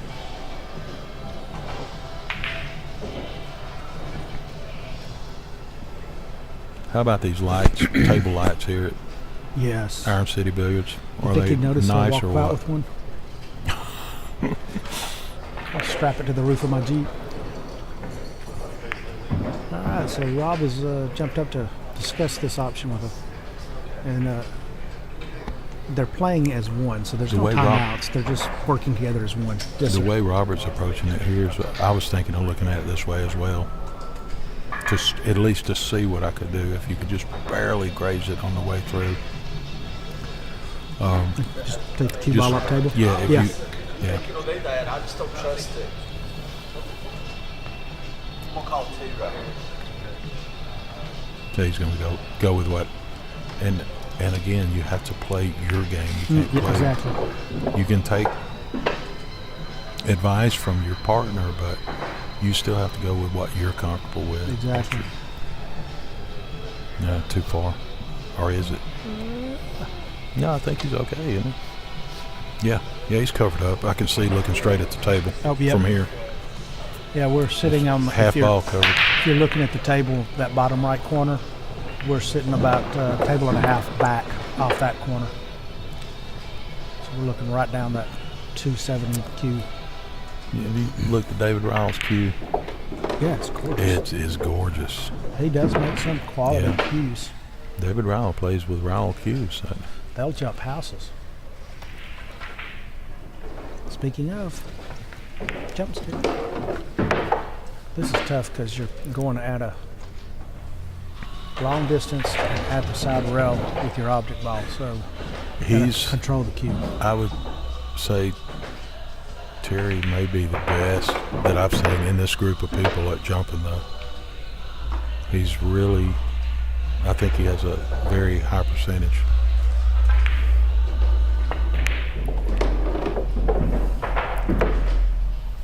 Yeah, yesterday I think we had 13 jumps and only 4 pocketed. Everybody always hit the ball, but they didn't have too many pocketed, Yeah, which was unusual. I'm expecting y'all to make 50%. yeah. I've always been able to hit it, but my line is terrible. Yeah, I've gone to the dart method just because my shoulder up that Yep. high, I get totally cattywampus. Well, how do the pros do the sidearm thing? Have you tried that? Yes. Just going straight sidearm with it? I should go that way because the dart method is not quite as effective. That's a nice shot, Rob. Yeah. But remember what I said earlier about being close to the rail? If he could have kept him a little further than that, I mean, it's okay there, but a little further from the rail You're talking would 2 have been ball. the 2 ball. Yes, sir. Yeah, would have been nice. Yeah, because you can come to the side rail and come Yeah. at it.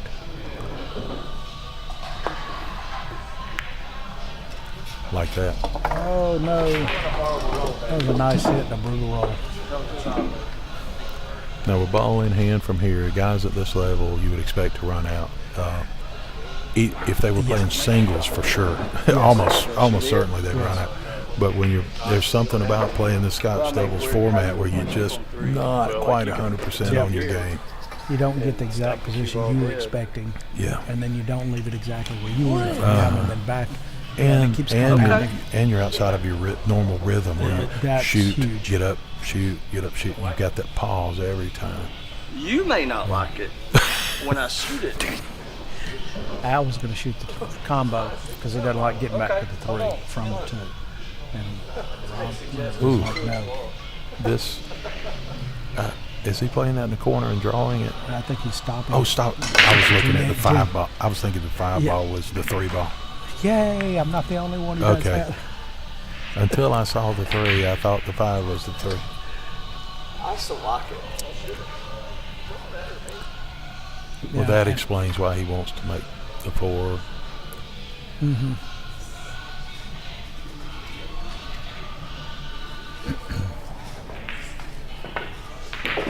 Just got to make sure you don't leave that 2 against the rail.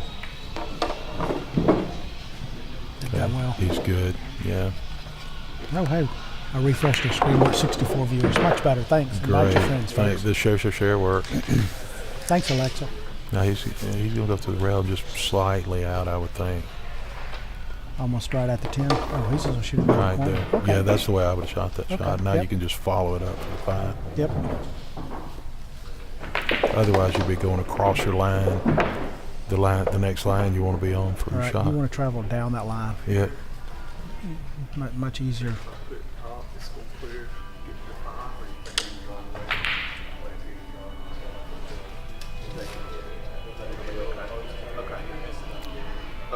Next time, would y'all put about 160 cameras on the table, at the table? That way we can just go to whatever one we He's want, got like see 6 whatever more out angle. in the car.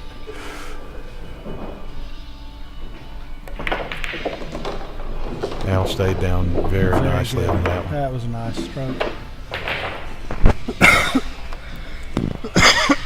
Excuse me.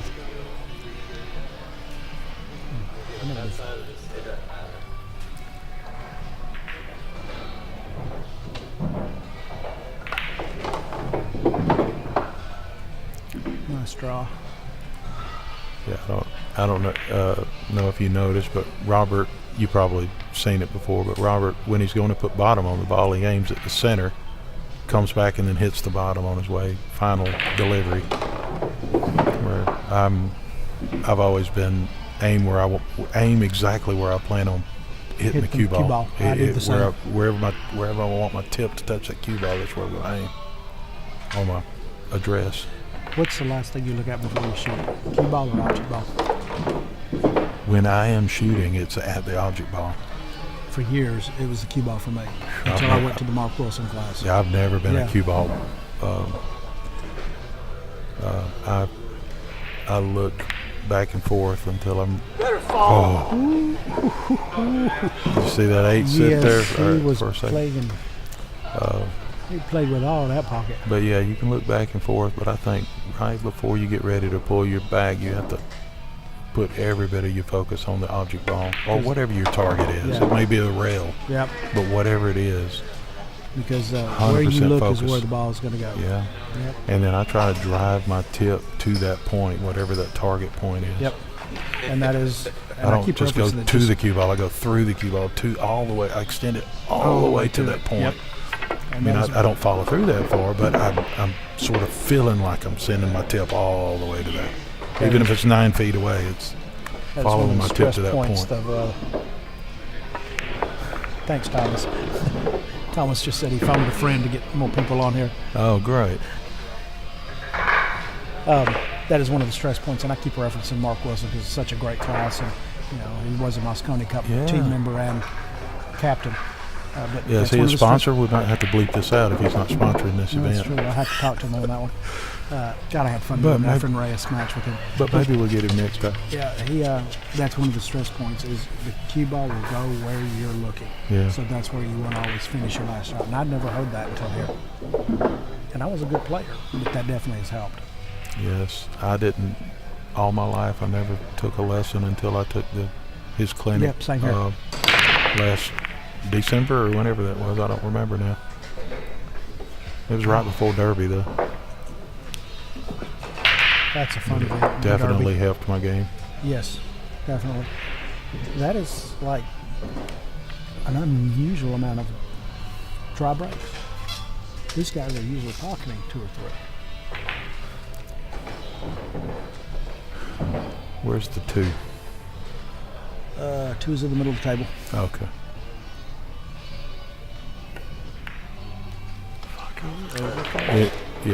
What happened is he put a bunch of left English on the ball, and his even though he's got a low deflection shaft, it still sent that cue ball way out to the right, causing him to overcut the 1 ball. That's what it appeared to be to me, anyway. It is 92 degrees outside, folks. It's too hot. Y'all need to be here watching this. If you're in Birmingham area, come on up. Heck, if you're in Huntsville on board, come on down. I'm not sure I like that position. This is. He's got to be very, very precise to get on this 3 ball. We were talking earlier about you want to be coming down your line. Well, he's going to a spot. Yeah. I don't know. From here, he may be, if he can go to the end rail and back down, he's sort of going down his line when he comes off that end rail. You're talking about chopping the corner, If he goes, bottom left, come up, top rail, side rail, back at the 3? I'm talking about just playing this on the side and going right there.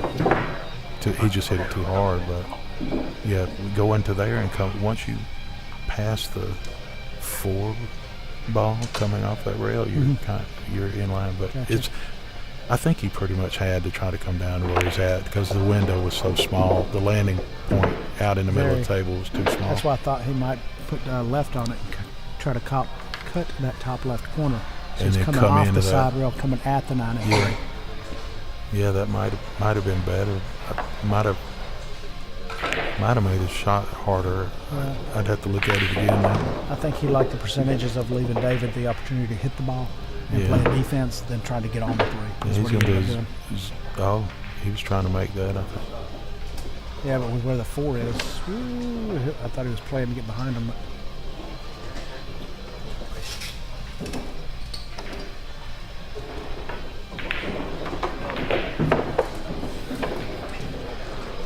this is a thin cut, but if he puts just a tick of right English, he shouldn't avoid hitting the 4. Yeah, I don't like putting any English on it from that distance because of the little bit of swerve that you have. You have to time it just right. So on this, I overcut it a little bit and put just top on it. That way it travels a straight line all the way there. If you put right or left from that distance, it's going to curve a little bit, and you have to figure out just how much it's going to curve between there and there. If you put just top, then you know it'll stay on that straight line all the way. And these diamond tables are very nice. He went straight for D. I think he left the edge of it. Sure, he'll be able to play back at him with defense. I tend to be more aggressive than most of these guys, so I probably would have tried to cut that in and send my cue ball back up toward the 4. We are aware, Risky Richard. Yeah.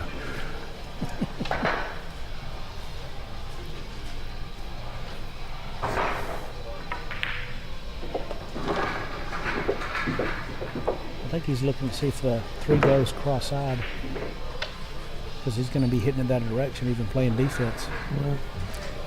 Can he bank the 3 and miss the 5 with his cue ball? Because if he could send the cue ball to the end, but the 3's still going, and he's just called the 3 in the side. Well, he called a ball in the side. Okay. I think. He is drawing the cue ball. That worked out very well. Wow.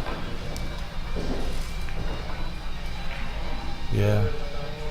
I could see that now, why he would pick that, but I didn't see it before he shot it. I mean, I saw it just because that's the direction 3 was going to go, even if you played a safe. But I wasn't sure it would go rail, not hit the 5 and get there.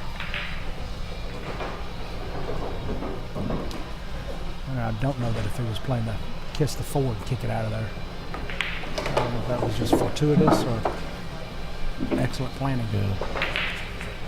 I like being on that side of that ball. That's a good angle to get on the 6 next. Yep. I would like to come a little bit too far on this one. That way I don't have to worry about running into the 10 with the cue ball on the next shot. Well, no, this is even better. Because he can draw it off of it here and don't have to worry about the 10 Yep. at all.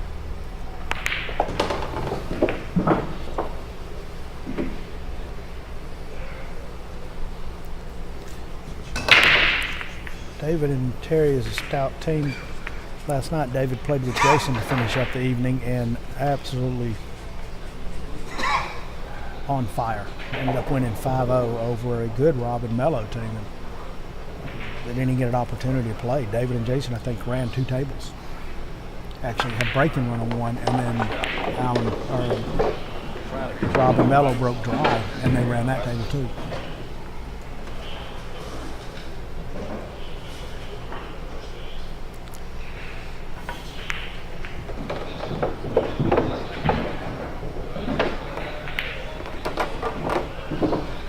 That's where you wanted to leave that. Yeah, you don't want to be that close to the rail.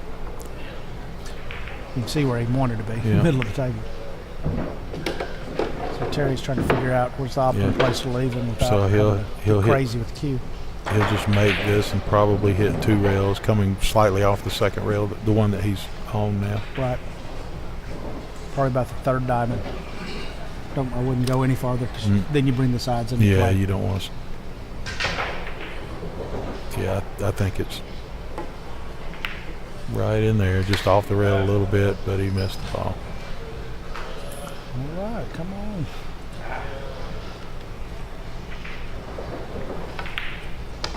And that's not so much Terry's fault as it was David's for the position he left him in. You still would like the odds of Terry making that, but he put him in the position that making it a little more difficult than it should have been. That's going to be okay.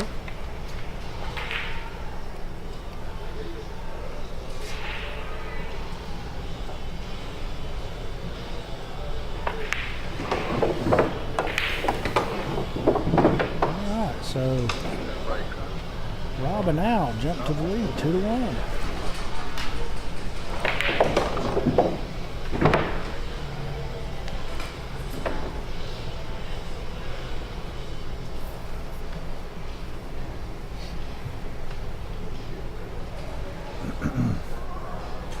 We got 60 viewers watching. Love to see this get back up above 100 again today. Call your friends. I know it's still early. Well, it's noon. Ish. Oh, it's 1:30. Yeah, okay.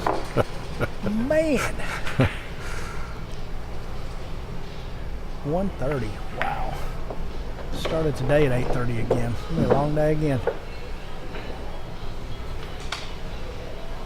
Be sure and tell your friends, invite everybody. Share, share, share. Tell all your friends about all these wonderful supporters.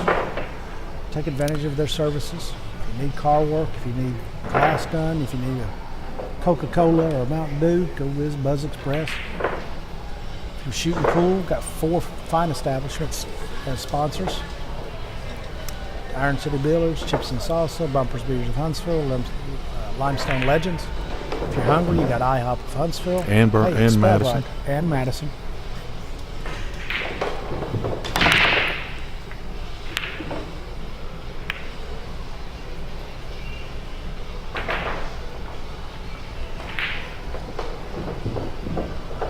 And another dry break.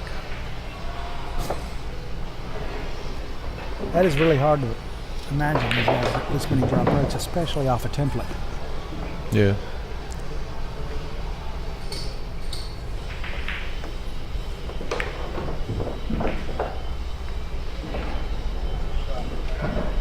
Very nice safety. Very nice save. Took away 2 of your kick shots.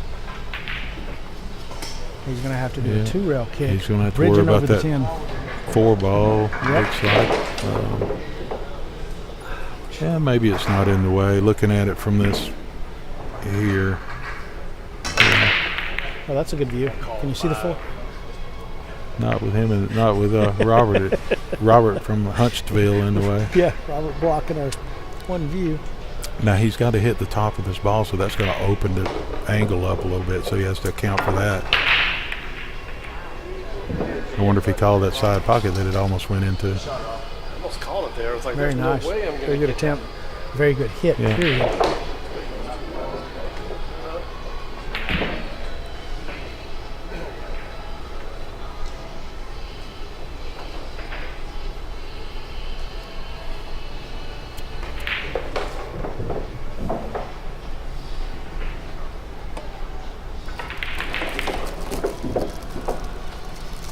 Very close.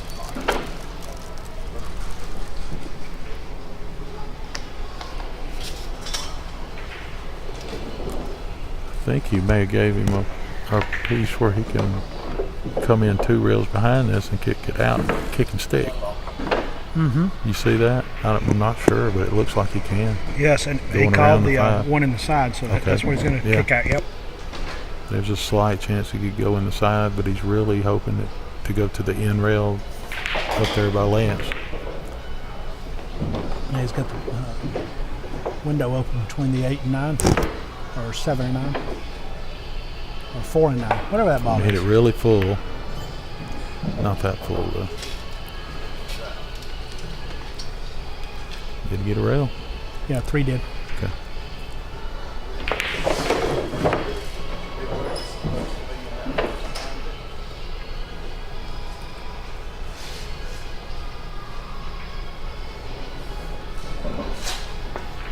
I see David just baking this one past the 10 on the right, back up toward the 5, and let the cue go between the 4 and 10, 4 and 9. Sorry. Oh, he's calling it just in case, or he's calling it. I don't know if he's going for it, but he's calling it. What he Top called right. it 1 in the top right. I wonder Yes, if he's sir. playing it off the 10. No, he's playing it straight in the hole. Trying to. That makes great sense Yeah. because he's got all those blockers, 10, 8, 6, and 9. And if he made it, he was on the 2. Yeah, he's on the 2 Which because led he's him to running the 3. flush into the 6. I mean, 3.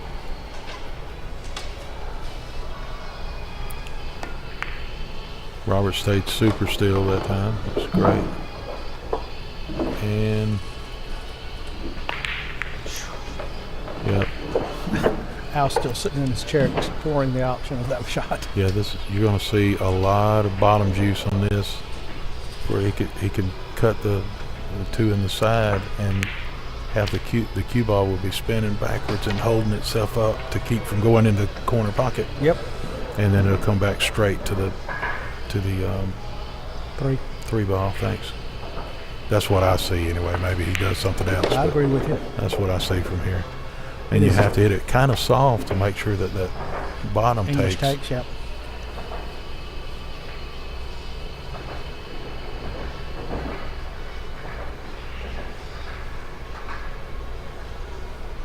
Got to follow through. Make sure you don't short stroke it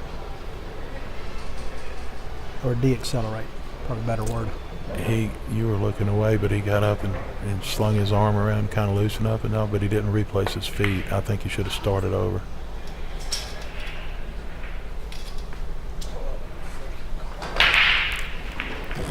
So he put a lot of left on that too, and I didn't think I'm not over the shot, so I don't know for sure, but I thought only bottom was really all you needed for that particular shot.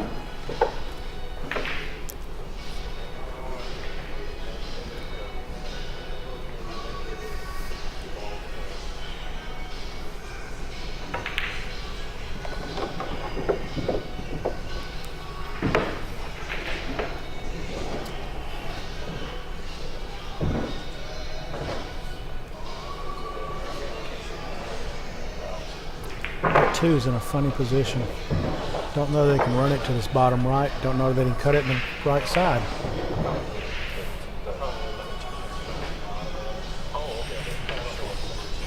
I like what he's pointing out.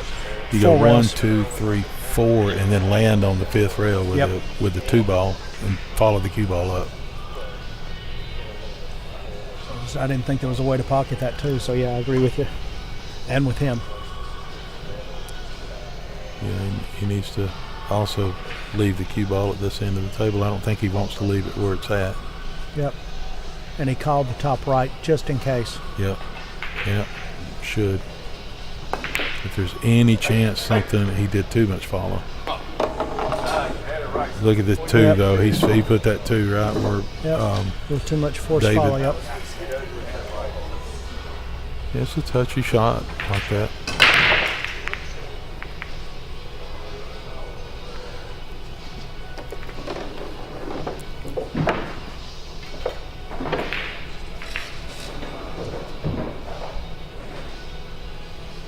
But speaking of one pocket again, that type of shot comes up a lot I in was one thinking. pocket. I'll be honest. I was thinking the same thing. Force follow. to Yeah, get those the force ball follow out of the shirts, pocket and leave the cue. the little dipsy doodle shots Yep. where it comes off the rail and goes back to the rail. That's what Grady Matthews called Dipsy doodle. Yep. I think Mike Massey will use that in some of his shows. Oh, really? Saw him at the Derby City. He was running around on a cart. Getting a little difficult to get around sometimes. Isn't that true for all of us? Yeah. I got up this morning, my ankle didn't want to bend. Sitting in the chair 14 hours. Yeah. Chair, body's like, yo, Chance, get up. That's why I'm standing behind the chair now. He could cut that in the top right, I believe, can he? Or do I have the 4 and 8 backwards? I've got the 4 and 8 4 is backwards. where his Okay. stick is. Yep. He just wants to see exactly right where he needs to be. He don't want to stop and be straight in on that 5. Yeah, because the 6 is get it behind if the I 9, just- so Al's going to have to get if the I ball draw back it, down you're just getting to where a the worse 6 is, angle. basically. Can you get it from this area? Get it back over there? Yeah, I think he needs to draw it back slightly. Here. Can you draw off the 5? Just give him a back little over angle to here? work with. Yeah. Yep. And then Angles. Al is good at that. Once he gets that No, I little don't think I can slide you over much. little bit of angle, then he Yeah. can work it. He gets make the 5 in the corner. And Yeah, angles are your friends. You don't want to It be goes, straight in. but you have to get me perfect. yeah, Yes, when it's you're the straight 9 in, ball, you're gonna 10 go ball. forward or backwards, Yeah. unless you do a mass A shape shot. Yep. But I mean, you're talking about if I leave the cue ball here, or right here. If I leave it right here, can you draw to this side? No. Okay, so where do you want the cue ball? Okay, so he's trying to set it up so that Al can bring him back behind the 6 on the right side of the table. 6 in the left center pocket. I can go 1, 2, 7's gonna be.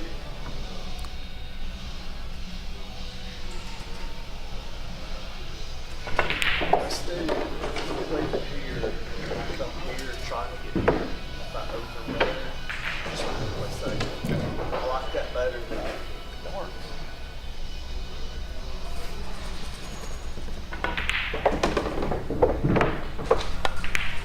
Oh, he stopped Stop it. it. After all that discussion.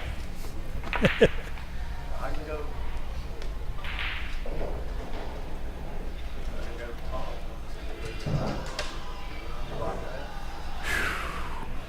Yeah, you gotta drill it to do that.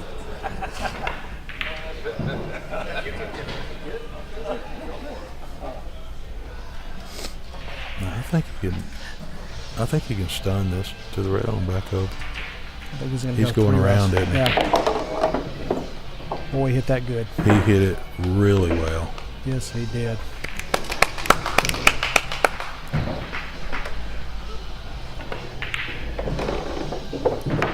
Nice pure stroke, straight through it, stayed down.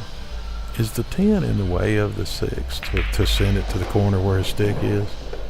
He can't do it now, I'm saying, as far as when they were yes, considering I think it everything is. earlier. Okay, that's why it was so tough.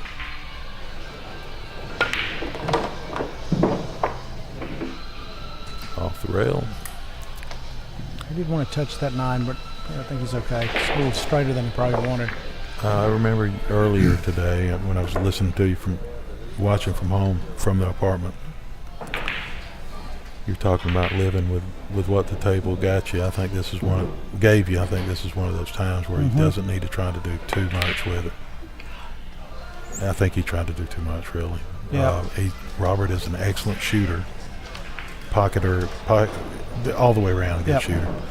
And he could have left him down here, and Robert could pocket that 8. Yep. I think it's better than trying to do too much on shape. If he'd have just left it basically the middle third of the table, Yeah. I think Robert's fine. And that'll let you play a nice, easy, smooth stroke. I mean, don't hit it hard. Don't put a lot of English on it. Yeah, if you're playing Scotch doubles where, you're the 9 and you're having to play with a 3 or something, then you have to do that kind of stuff. But not when your partner's Robert Hall. Yeah. And leave him buried, he'll kick it in. I don't believe David wanted to hit the 10 because he left him pretty flat on the 8. So he's going to have to thin cut it toward that pocket, which takes him away from the 9 because he can't slow roll it. He'll end up way up table. Lee gave us some info. He could hear Robert talking. Good. And Rob said it would go past the 10, but it had to be perfect. So that's why they didn't want to fool with it. Gotcha. Thanks, Lee. Yeah, thank you. That was actually a good shot by Terry. He just went ahead and went around the table, took what the table gave him.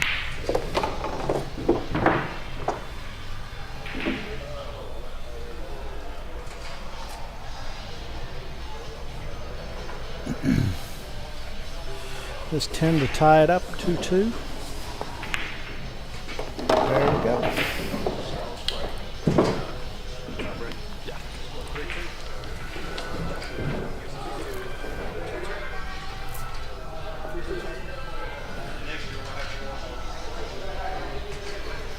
I need the scoreboard up on the screen for them.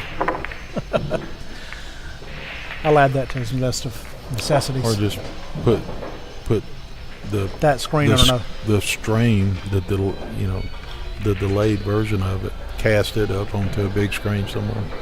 Yep. Oh, Leon. That's what I used to do. Yeah.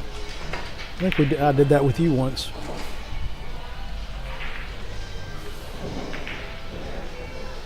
All right, folks, we're still here. How are y'all? If y'all aren't here, come on down. Hey, do we have matching shirts on? We do, don't we? No, I've got the other. That's what I wore yesterday. Oh, okay.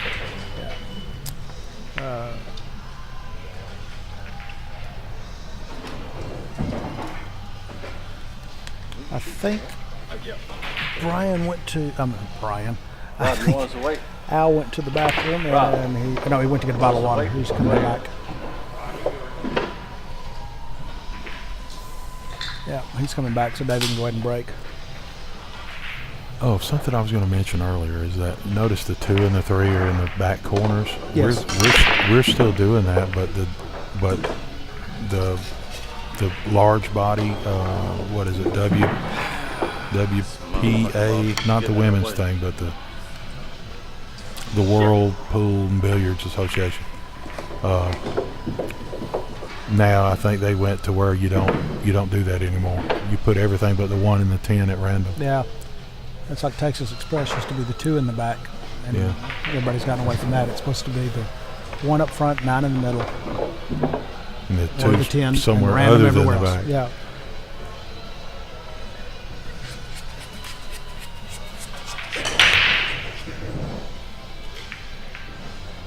I wish they just say rack them however you want, and then you don't have to worry about it.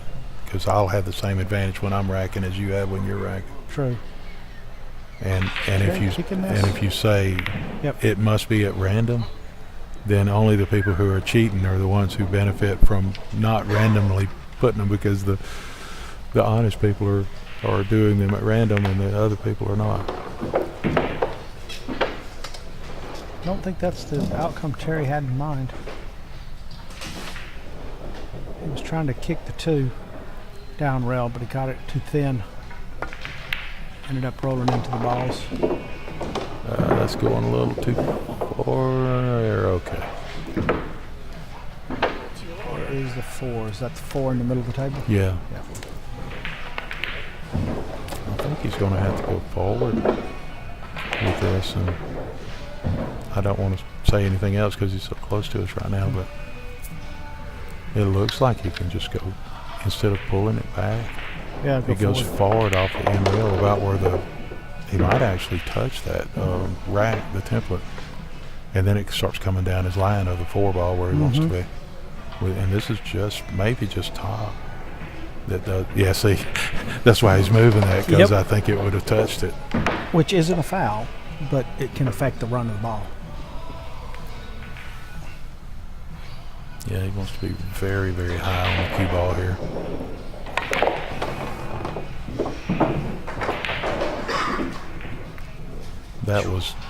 That was not what I was talking about doing, by the way. No. I was talking about going 2 rails and then down his line toward the 4 to the bottom left corner here.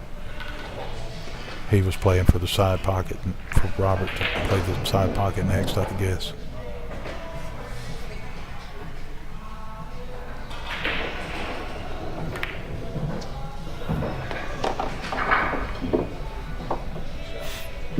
The 5 will go past the 6, right? Okay, good.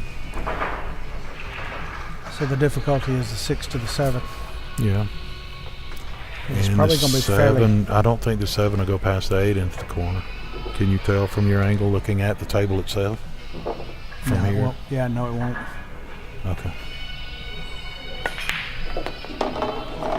Oh, he gave him some angle to get back. Good. Yeah. Robert plays very high precision shape, so he'll probably get there, but you do have to avoid that 8-ball in the shot. You can hook yourself behind that 8. He'll probably hit about that diamond above the left side pocket. Come across.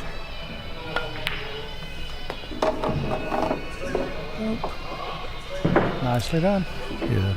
So now he just bumps into the 10, I think. Yeah, and that would shape. free up the 9 to be anywhere above it for the same pocket. 9 and 10 in that top right corner.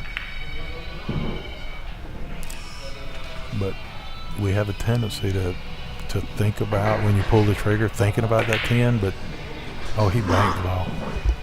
Trying not to hit the 10. I thought for sure he was going to cut it in the side and run the cue ball into the 10. Yeah, the good news is he left David tree-topped over the 10 with a thin cut on the 7. No chance to get back to the 8. But yeah, you were correct. I would have went in and cut it in. Used the 10 as my backboard to stop the cue ball. And I think that's what Rob's telling Al right now. Yeah, I wouldn't want to get into that conversation with my partner at this point, because then it starts making you feel bad, so. Yep. Got to be concentrating on the ball, not the previous shots, which we are all guilty of doing. That's why I called it. This is a fairly easy safety right here, to get up put the cue ball where the 9 is. 2 rails. Yep. And the 7 will be on the end rail about the first diamond, I think. Yep.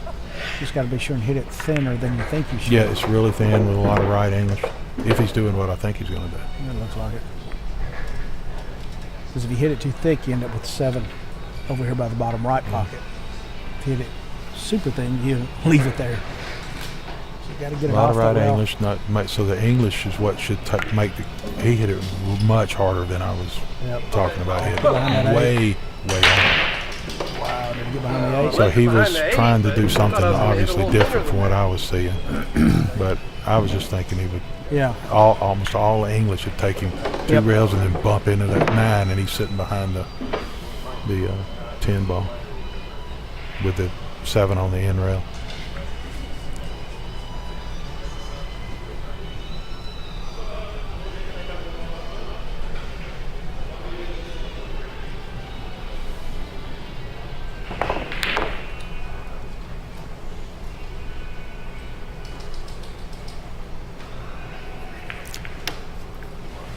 Now, Al will probably appreciate this remark later. I think even Al can make this shot. True. True. Al is very self-depreciating, whatever that word is. He definitely did not hit that where he wanted it. He made the ball, though. He made the correct ball. on making the ball. That's A number 1. I see Al. Is I see Robert going to cross this playing safe. over and end up Yeah. behind it, put him behind the 9? That's what I would do. Send the 8 to this end of the Yep. table, about where the chalk is. There's no value to making this 8, cutting it in, because you're not going to, unless you come around and hit the 10. 2 rails back at the 10. Yeah, but he can go the other direction too if he goes. Cut the 8 in the top right. Yeah, and then send the cue ball around. 1, 2, 3, 4, and then problem is, I think he's going to do my first thing I was talking about. Just put play him on the safe. back of that 9 Yeah. ball. He's good Move at it. defenses. Remember what I said earlier about leaving the 8 or leaving the next ball away from the rails? He did Middle a of the good ball. job of that. Middle of the table. Well, that stick at David's is really, I want to get a closer look of it Yeah. at it, because it's really nice looking from a distance. Yeah, he leaves it sitting on the pool table that's sitting right in front of us where we're sitting. Uh-huh. So every time you look up, you see it. It is really beautiful.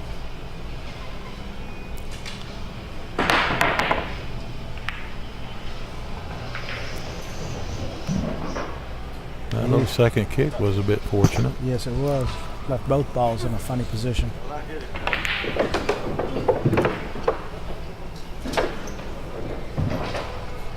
Looks like Al thinks he can make this and come back across to get on the 9.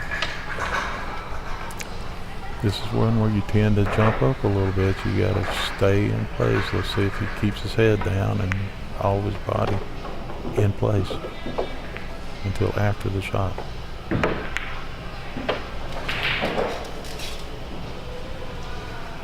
He did, just a little Yeah. offline.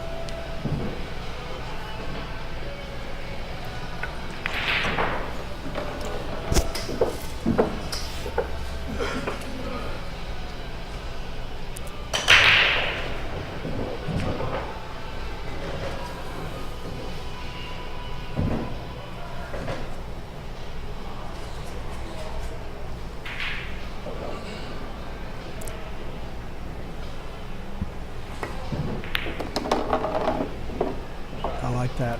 Keep it simple. Didn't have to do much with the cue. That is very good. Yeah. And this angle. Just come back to the center of the table with the cue ball. Yep. Now. Angle takes him right back to the center of the table for the 10. Yep.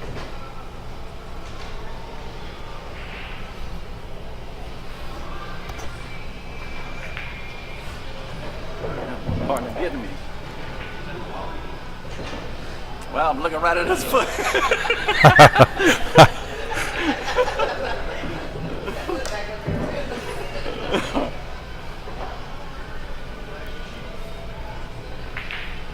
Joe's back there trying to shark David. Joe would never do such a thing.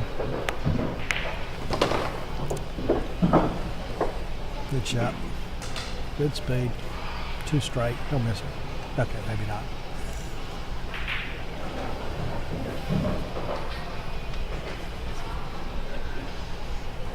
All right.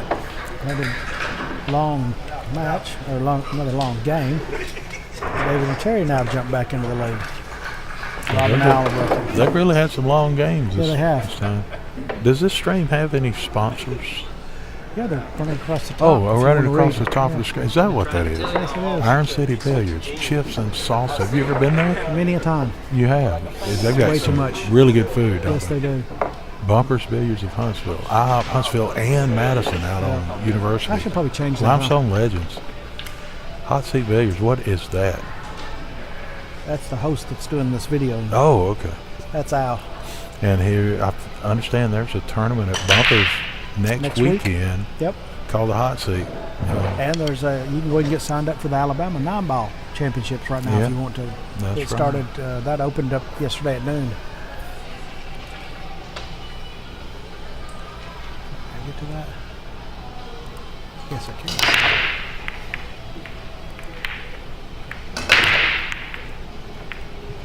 Is that another dry break? Are you kidding me? Wow.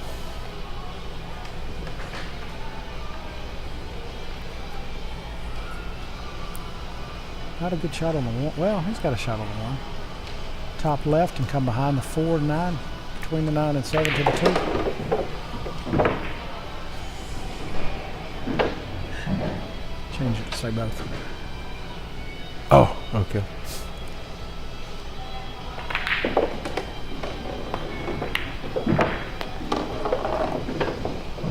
Oh, that is not where we wanted to be. Oh, we got there. Wow. Can you see the edge of it? Yeah, I think he can make it.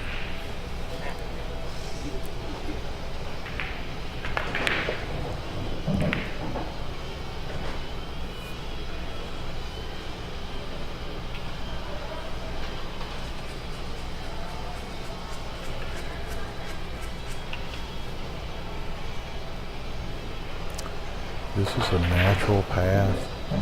Yeah, this is just all about speed. You cut the ball in, it comes. He hit it so much harder though, and I would have just rolled it in, and my cue ball would have come off if I hit it the way I intended. Yes.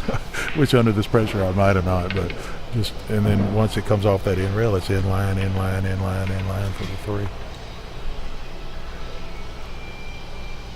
Only thing I can think is maybe he thought that he was going to hit that flush and wanted to clear it. And hit it flush and cue stop, and then he's on the three. Instead, he just grazed it, and now he goes up table. And now he's tied up the 4 and 7 to boot. So David's playing it safe here. Just a matter of how he wants to play it. I'd almost push this straight at the 8 and let the cue get to the 6.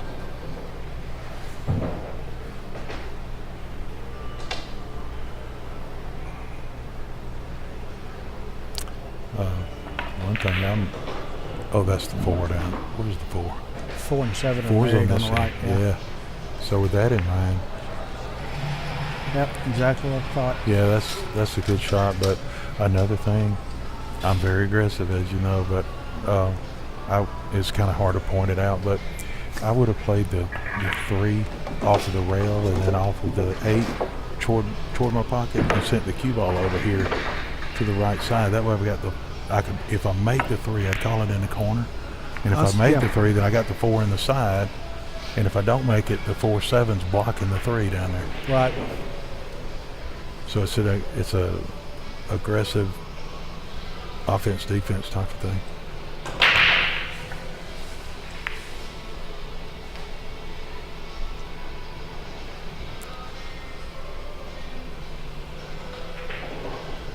Controlled aggression.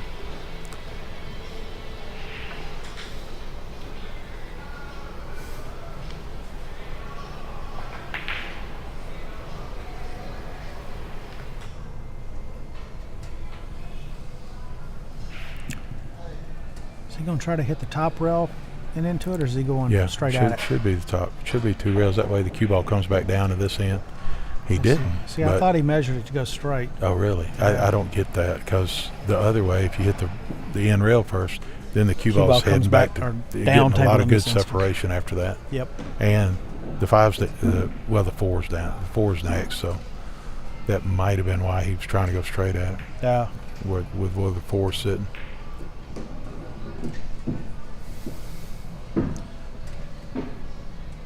Cherry wants to. I think he could go up, down, and break the 4-7 up, cut the 3 in. Nope, he just went for the straight safe. Very nicely done. I think Rob can jump if he wants to. Yeah, most of these guys play a lot more just straight up safeties than I do. I'm not saying it's right or wrong. It's just their I'm technique, just saying their then desire. I do. Where if I'm playing sort of a 2-way a lot of times when I'm doing it, I put more weight on offense, but in 10 ball, it's a little bit more weight will be on defense for me than it would be in 9 ball. Mm-hmm.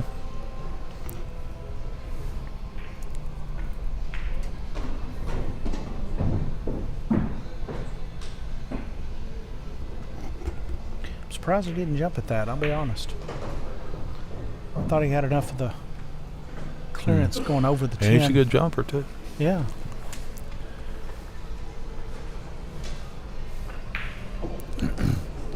Now David definitely has the ability to go 3 into this bottom left and cue into the 4-7 to break them up.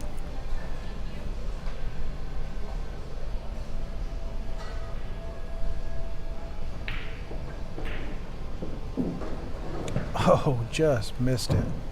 I mean, he just barely had to touch it to bring up split, and he's good.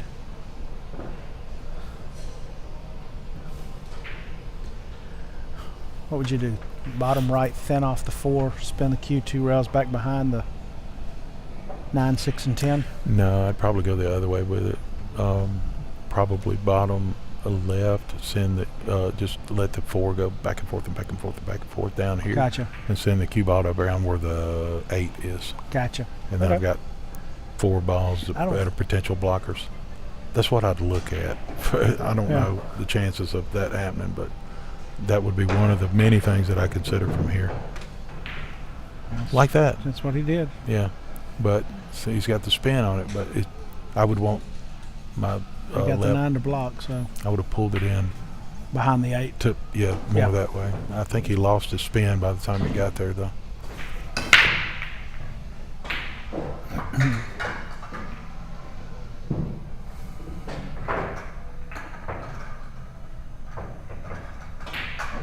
That's a thin cut from Yes, there, and I it think the is. cue ball actually runs into the 5 after hitting the 4. Because he's not hitting enough of the 4 to deviate much. Yep.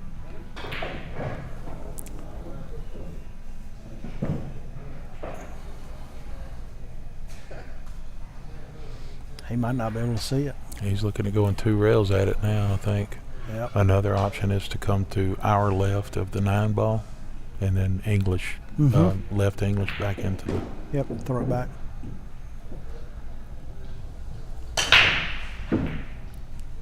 He's going 1 rail at this ball. I like 2 rails. I do. I know everybody that says 1 rail is a more Not from this high an- percentage. I Not like from 2 this rails. angle, I don't believe. I mean, they're an equal distance from the rail he's going to kick from. So Yeah. find the midpoint, and you should hit it. But man, Yeah, I like but 2 rails. But I think they both stay at the same end of the table if he misses it, and that's one thing I wouldn't like about it. Where 2 rails, they tend to separate. Yep, if they you separate miss. back out. Yeah. Which, I mean, if all things considered, just make separation. 2 Yeah. ends of the table. Make your opponent work. I think he may end up doing the same thing. No, he called that in the corner. Okay, and he's good at this shot too. Yeah, I like this shot because it's 2-way. Make the Yeah, 4 back up the right. cue to where he's standing. So if you don't make it, you leave him tough. It's going to come out too far. He wanted it softer. He wanted less speed on the 4 ball. Yeah, but he had he wanted to pull the cue ball back, so that's why he hit it that hard. Yeah, exactly. So it was a Catch-22. Catch-22, Yeah. yeah. He left Mr. Hall a decent shot, but you got to make sure he's not going to scratch. If he shoots it in that top left, cue ball is going to get real tight to the top right. But if he doesn't scratch, the natural roll is going to bring him back down table for the 5 and a quarter. Yes, I'm aggressive, but this is one I don't think I would go for. I would hit it where he's aiming right now. A lot thinner. To the left, Yep. yeah, and let the cue ball come back down around where it's at or around that chalk. Yep.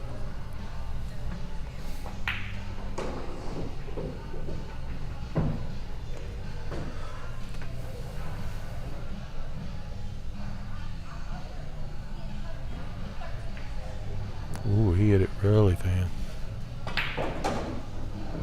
It's going to work out pretty good, though. Or did he get... I don't know. Well, Terry is looking at it. I don't think he can get to the 4.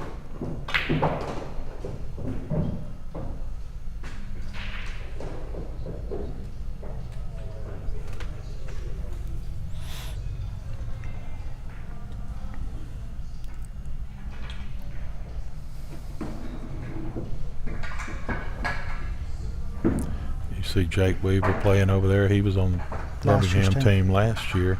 Mm-hmm. He is playing very strong this year. Since I'm temporarily living in Birmingham. I've had the opportunity to play some with him Really? on those tight tables, and he is really strong. Ooh. Didn't miss by much, but he did miss.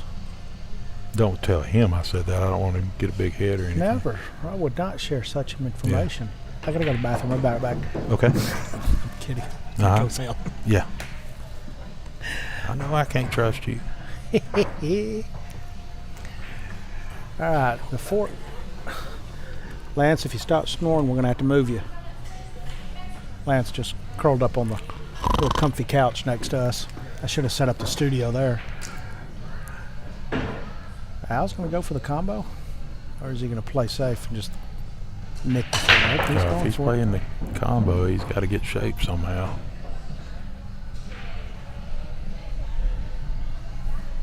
I'm not sure what he's thinking of there. For I'm shape. playing defense. I'm going to drop the 4 into that rail where it's sitting and bring it up here behind the 6-9 on the top, this bottom rail, and leave the cue sitting right there. Yeah, right there. Yeah, you don't have to move both balls, just one. Because like you said, getting a good shot on the 4 after making that 8, he might play defense now. I think he might thin this 4, and that's okay. Yeah. I don't mind this one. Just come up 2 rails, put the cube on the top or bottom rail. I think he's going to the end rail and back. Did he even? Yeah, he got it. Oh, Okay. Nice. The problem with that, you didn't improve your lie. The 4-8 is still funky. Yeah. I like the other shot better because now you've Right. separated them. You're going to have a shot and be able to run. Right. Now they're going to have. Now they're going to extend the game another 15 minutes. I might have to go to the bathroom. Unless he hits that point. No. Well, it paid off, looks like. It did. So you need to take back all that bad stuff you said about Al. Oh, we're then. not getting carried away. Don't get carried away.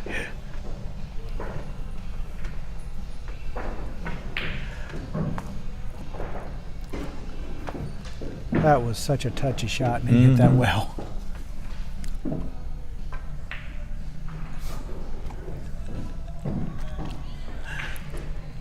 I didn't realize Lance drives an hour to get here, and he beat me here, and I got here at 8:30. Wow. And we didn't leave till what, midnight? Wow. Yeah, but he's got a Corvette. He can go a lot faster. Yeah, that Jeep ain't doing. Don't hit the. Ooh, wow. Oh, wow, that got funky on the 7. Set that right on the titty, edge of the cushion. I made the Point. mistake playing Mike Massey. He said, son, that's a cushion. Yeah. It's hurt. So I try to avoid that. I apologize. Yeah. But anyway, I usually say point. he got ugly. Not only did he get ugly on the 7, but he put Rob in a position that he can't get back to it. Almost be beneficial. The better shot would be defense. Do you see an offensive shot that'll put him on the 7? No, I'm looking at something that's a potential where you play the cue ball off the 6 and drag it with the inside low behind the 8 ball down there. Well, that was way easier than what I was thinking. I think he's got him. Leave it to Rob to keep it simple. Uh-huh. Yeah, I was seeing a thing where I drag the cue ball back to the corner Behind over the there, 8. behind the Yeah. 8, and leave the 6 down here.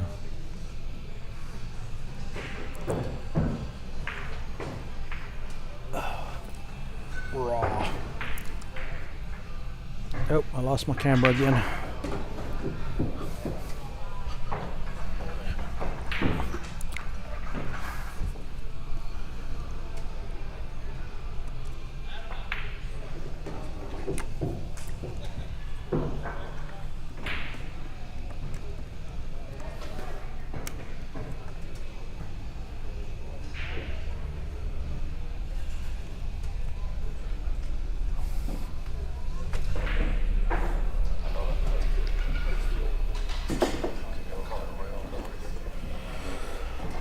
Two batteries down so far.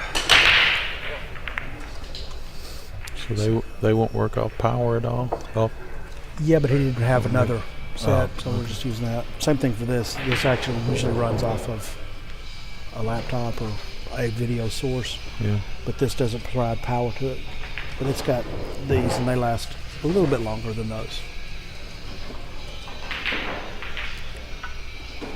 And all that, in case y'all are wondering, we're talking techie stuff.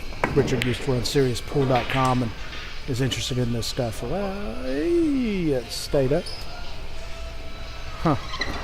So we're talking techie stuff. We've got a monitoring system and an ATEM Mini Extreme that allows us to do all the video and audio in and out, share the video to the OBS software, which puts it out on YouTube for everybody to be watching. But two of the systems, one camera and the monitor, running off batteries just because we don't have enough plugs here in this corner of the world.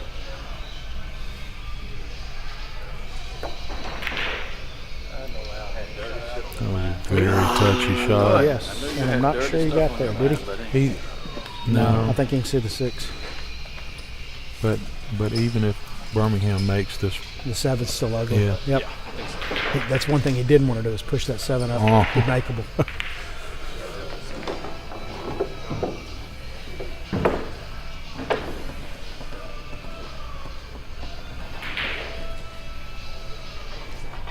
And I'll tell you what, Richard, if you ever need one, this jackery, that's all we've used for half this equipment because that's the charger.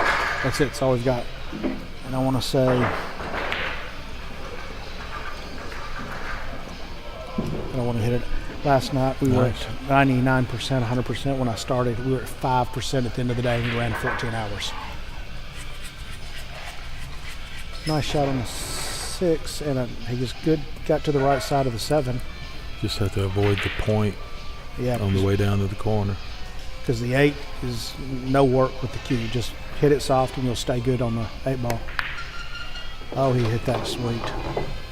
Very, very nice shot by Terry Edwards of Birmingham.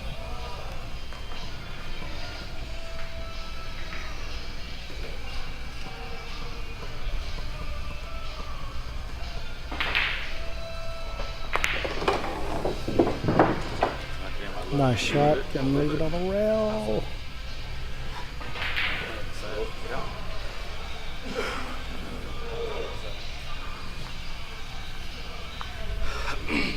To get there, he's got to jack up a little bit. Yeah. Well, he's not jacking up, so I would just roll it past, shoot the I rail. would have too, but I don't think that's where David was pointing. Oh, no. Where David was pointing, he'd had it to jack up a little bit, and I don't think he wanted to do that. Keep it simple. Take what the table gives you. Yeah. Yep. Nice out.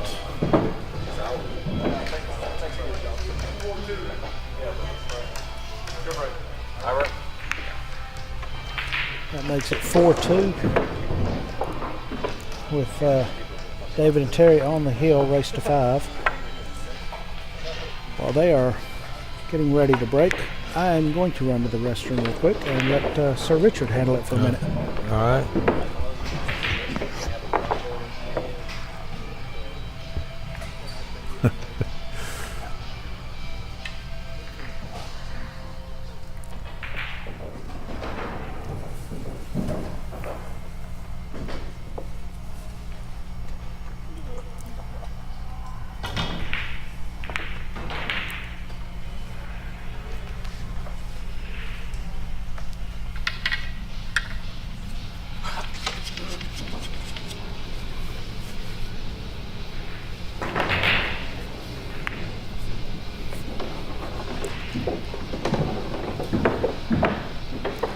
Lee, I see the comment about the scoreboards. Would be nice to have the manual flip boards in the view. That would be nice. I see a lot of the tournaments go into that now, where you can see that. They have that at every table. You know microphone's all about the cuss. My wife can't hear all that.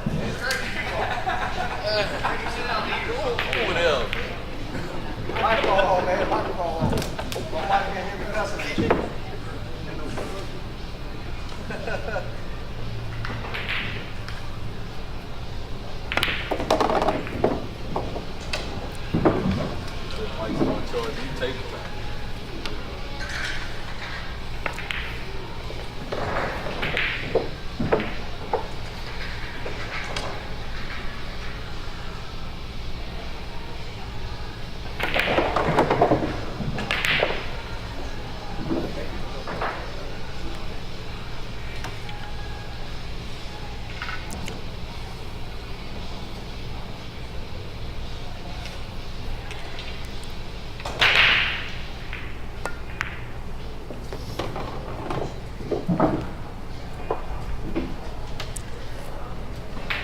Robert left him perfect where he can just stop the cue ball from here. Oh, only moved one ball, so it's up to the opposing team to say whether they want to put it back or leave it there.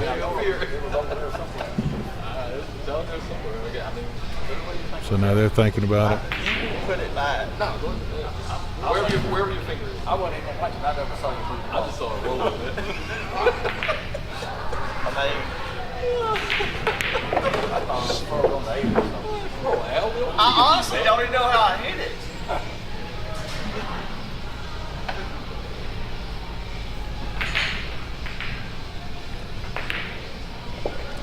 If that 5 ball had run into another ball, it would have been a foul ball in hand for the other team.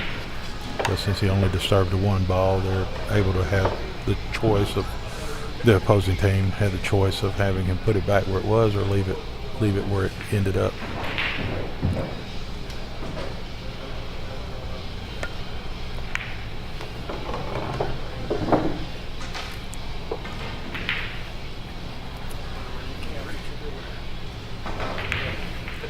He will have to. Oh, he's going to be a little uncomfortable. This would be a comfortable shot for Robert being left-handed.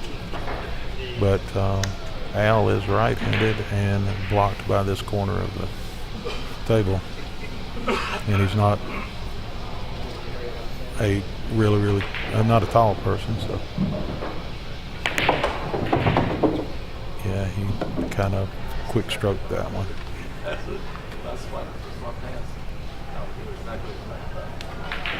He normally has a smooth transition. He's worked on it really hard. I'll just kick it. But every now and then that creeps in. It does for me as well and others. Where you get tensed up about a shot and then you have a quick transition from the backstroke to the forward stroke. And it causes your tip not to come back and hit right where you needed it to hit. And Robert should be very pleased with that outcome.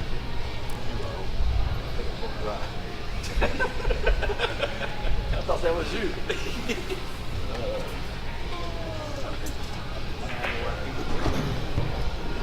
Came back just in time to see a very nice shot by Mr. Robert Hall. Ooh-wee.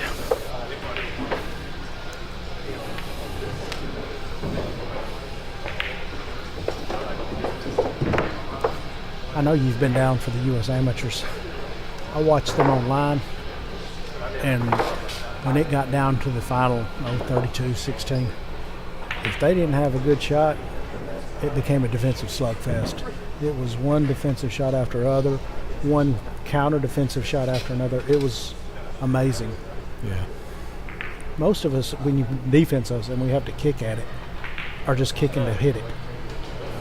You guys at that level, kicking it to play another defense back, and it's amazing. I mean, that's a prime example. But I don't think that stuff existed until Efren came over and started doing that, and everybody else went, we need to learn how to do that. That's pretty good stuff. I think, because when I was coming up, you just kick to hit it. Yep. And now everybody, good players. It's just which part of the ball that you need to hit to make it do what you want to do. It's not just good enough just to hit it.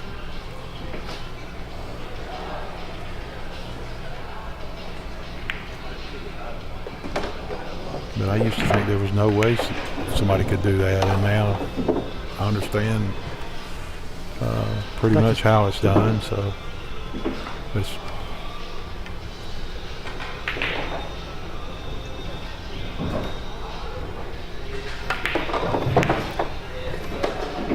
come off the rail a little bit, and he's perfect. Nice. Yeah, that's nice. Very nice.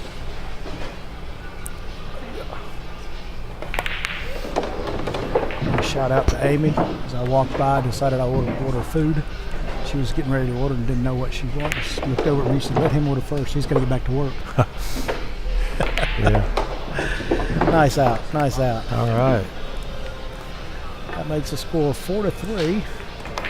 So Birmingham has 4 and Huntsville has That's 3 and the That's break. 3. So they can get it to Hill. This was the same Yeah. scenario that Brian had on Lance, and he failed to finish out.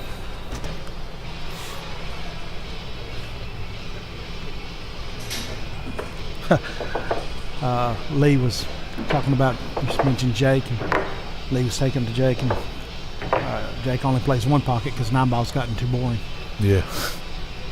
Jake is playing very, very, very strong right now.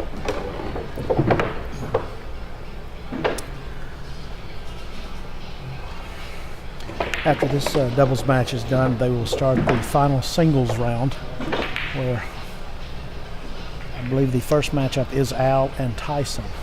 So that will be our next match.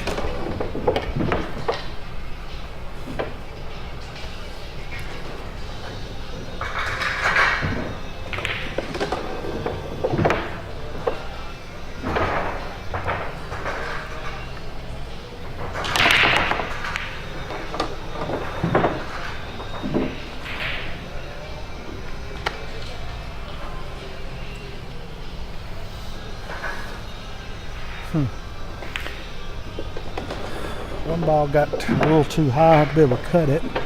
You can bank it back into the bottom left corner.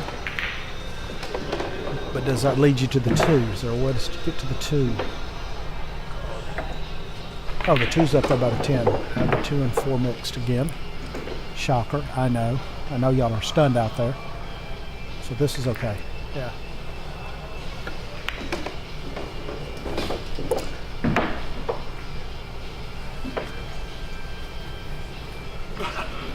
Leaving the window.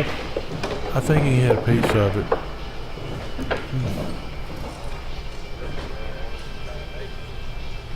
Maybe you can see the whole. Yeah, I think he can see the whole thing, but if he hits it, he's sitting on the rail, so that takes away a lot of your control of the cue. Yeah. But like you said, I center don't top. want to play a fake safety from here though. No, because he commit can't to get either on one. the 2 from here. Yeah. Commit to the safe or commit to the shape, or commit to the make. He didn't touch it. It was like committing to hitting the ball probably would have been a good first starter. What do you think? Yeah. But it was thin. He was hitting What that I'm real curious thin. about is, did he plan on that with some right English, which would have? I bet but in his then mind, hit, yeah. but then just hit the center. I bet his muscle memory was. Yep. If you plan on it for right, then you're aiming a little bit out to his left, our right, and it kind of works its way back to the ball. But if you aim for that and hit center, then it's just going to go straight where it hit, and we just saw it hit and never touched the 1 ball. And that looks bad, but we're talking millimeter difference. Yeah. It's tiny difference. Yeah, so that was a 9-foot shot. Yeah, it's not. That's where I was going with it, but I was An earth-shattering. He missed the whole ball shot. It's he missed by a millimeter. just bottom and come back. If I was shooting it, I would shoot it here. It's easier to. Which way you putting on it? Oh shit. Wow, I don't like this, but okay. I'm kind of with Rob on this. I shoot from the middle diamond and about a diamond up. Maybe not that high, and come between the 5 and 9, right at the 10. I think that's a simple shot. Right in there and just come straight up. See, Robert tends to do this kind of shot, and his speed is perfect. But I don't like for the last little foot or so of my cue ball to be anywhere behind anything. I want it to be looking at my next shot. A little bit bigger of a target area. Yes, so I might approach it a little different because of that.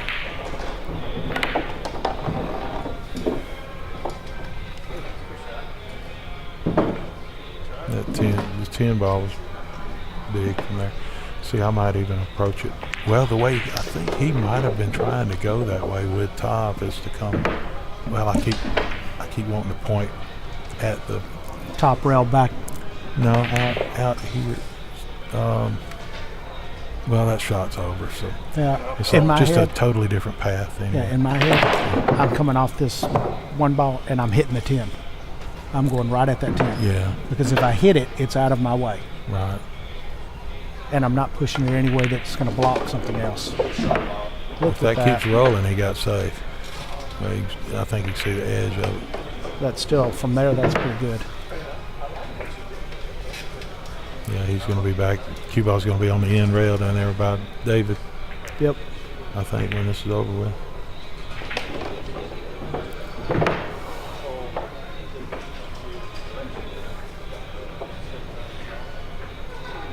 Problem with this, I think it ends up putting the 2 dangerously close to the corner pocket, though.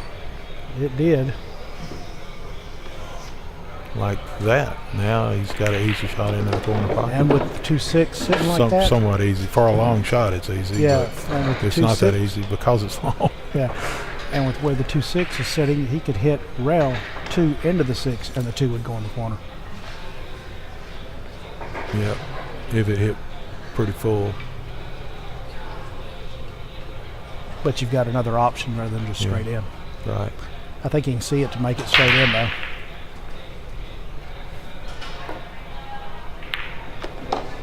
Nicely done. Got for rail.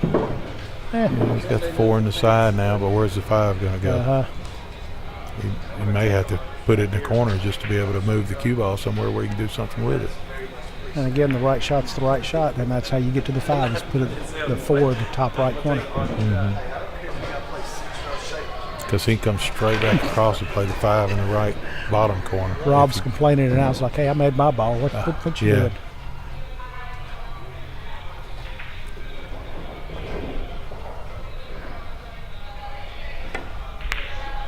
Overcut it.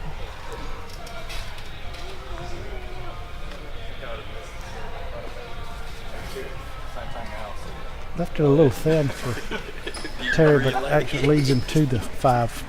By cutting it thin, he can just hit it at the top and we'll come right back at the 6.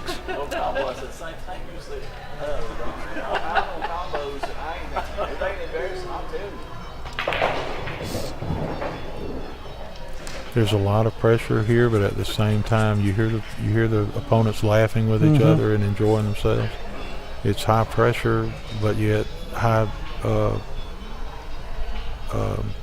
friendly camaraderie. Banter, Oh, that was a great shot. Oh man, he ran into the ball. That's not what he wanted. Other than that, yeah.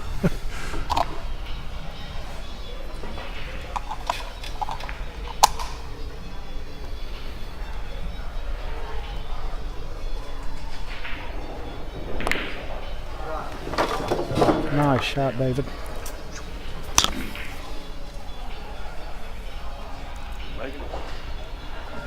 Ooh, a little ugly on the 6, but I thought it was a nice shot.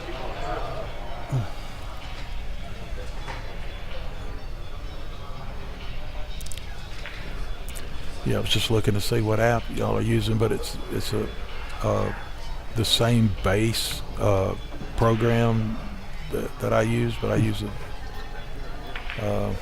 I can't remember the name of it, but it's based off of this same OBS technology platform. Yeah, we use OBS, and then this A10 Mini is the hardware piece, and you can control everything from here. And it's funny, I don't know if Nate's online, but Nate worked with Al at Awaken Films, and he does this. He's been learning this, and he has the goggle set of glasses that are just black, and so everything we're seeing is on his screen. Oh, cool. So it's, you look at him and it's like he's blind because he's got 2 covered face. His eyeballs are covered, but he's controlling everything from there. Yeah. I gotta be able to visualize, and I like to watch that live table versus I just like the to be video. able to look at it to have that one more frame of reference. It's going to be a good shot if he didn't leave it on the rail. The good news is if Rob just rolls it in, it hates the. Yeah, and another good news is it's Robert Hall shooting it. That's always a good thing. And he, whatever you leave for Rob is usually pretty good. I always like playing Scotch doubles with my son because I I just, if I let him see the ball, he's going to make it.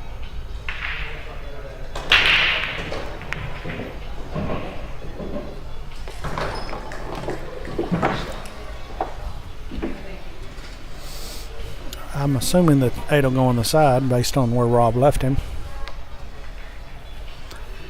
And as thin as he's going to hit it, he's going to come on back across, be able to shoot the 9 in the same pocket. Yeah, thank you. Oh. Yeah, that's trash. Yeah, thank you. Oh, we hit the 9. Okay, well, that'll work. Oh, mama. You said it was 2 o'clock in the afternoon, and I didn't even think that I have not eaten today, Richard. Yeah. Wow. All right, so Hill. Yeah.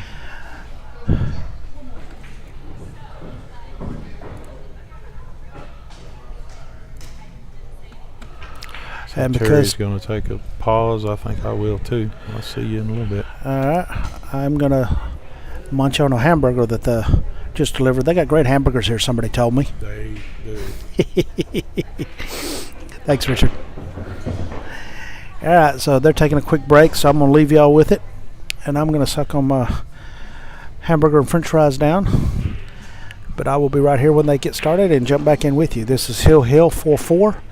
Big swing game. If the Birmingham wins, that puts them within 2 of retaining the trophy. If Huntsville wins it, that gets us back within 1 game.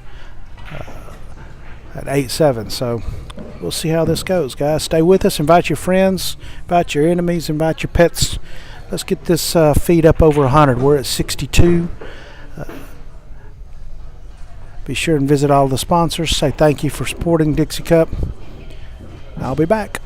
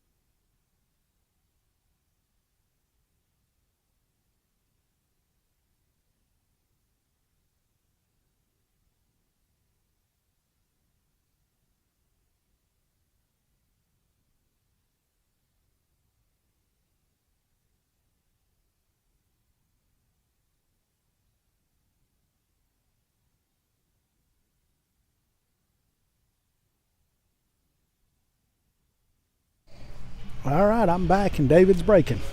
This is the Hill match. Or Hill game, I beg your pardon. Hill game. Oh, he had a great break going in the 2-7 tied up over here on the right. Terry might be able to roll him forward to bank that too. Just depends on how aggressive they want to be. Obviously, you've seen the games. They play a little defense.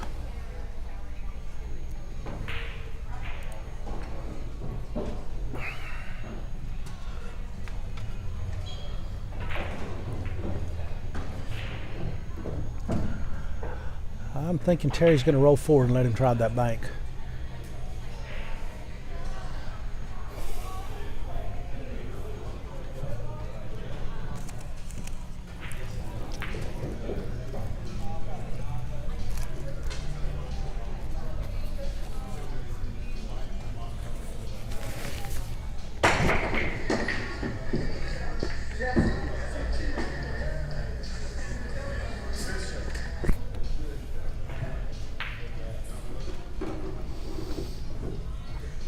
think David's actually having him roll even farther forward to make the bank or safety easier.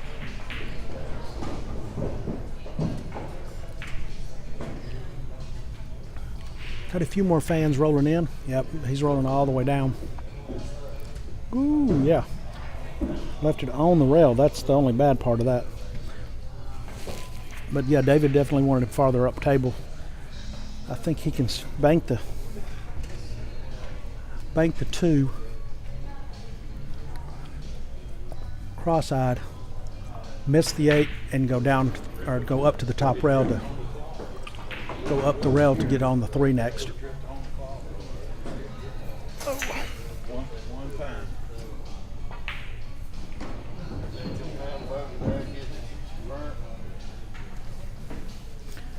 So, yeah, but with David coming this far up the table, he can bank the 2, control the cue, and roll forward to get on the 3. He didn't want to be straight on it so that he couldn't get back to the 3. Ooh, left that short, and he actually got too far. He wouldn't have had a shot on the 3. All this should be advantageous to Robert and Hal.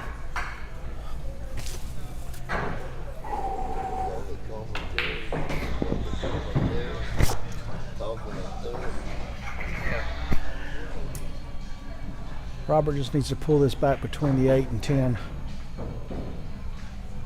No real issues other than that first position. I wish I could tell what his angle was. I can't tell. Yeah, it looks like he's he ain't quite straight. You're right. He might be pulling it into the 8. That's why he's taking a minute over it. So he might pull it to the rail and back out between the 8 and 10.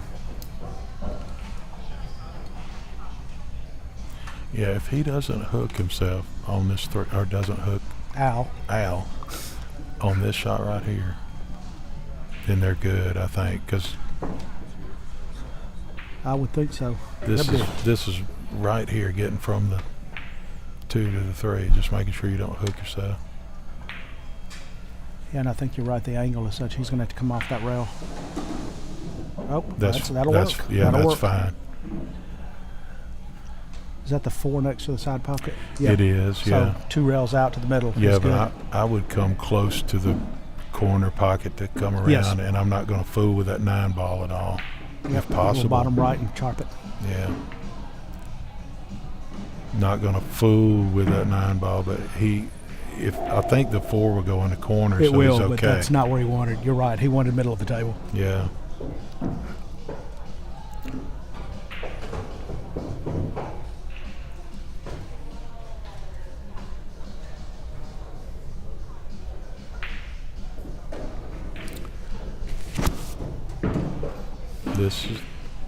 He's going to have to pound this one, I think, to get on the 7, isn't he?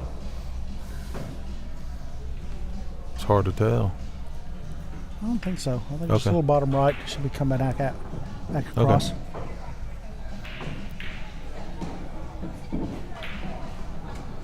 Nice. Okay, good. Yeah, since you've been here this long, you see the angles better than I do, I think, that you're watching on the screen. But you see the angles better on a table, which is better. Maybe sometimes. All right, now this is just get in between the 9 and 10. Bag it up. God, he's good at that. I was thinking the same thing. Like I said earlier, he's really good with the speed. So if speed's critical, he doesn't have to worry about that wide open area as much as I do. Yeah. Because his speed is so good, but I'm afraid that he relies on that so much today that when he gets a little bit older and it's not quite as good, he's going to end up hooking himself more because he has relied on that so much.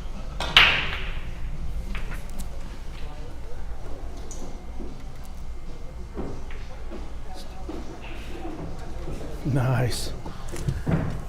Very nice. And Rob should just pull it back to the rail he's standing at for how to shoot the 10 in the top right.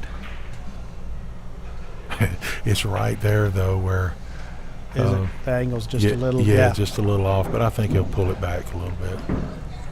It's just right there where you almost consider going all the way to the end of the table and back up, but Oh, he's just going to roll it forward and leave out the little tougher shot on the 10. Yeah, see, he's talking about doing what I meant. I mean, With 3 go- rails. Go ahead and, well, just.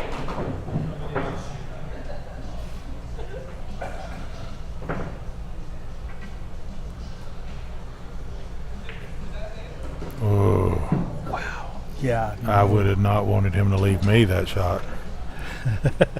I was like, y'all want this? Yeah, You this don't? is hill. Yeah, and you don't want to baby this shot, but if he hits it hard enough to where you're not babying it, then he threatens this corner where his stick's at with the cue ball. Yep. All right, stay down. Oh, he's digging into the corner with the cue ball. Yeah. Looks like digging into the I upper like right that. corner. I I do too from here. That way you can go ahead and hit the ball. Just don't let up.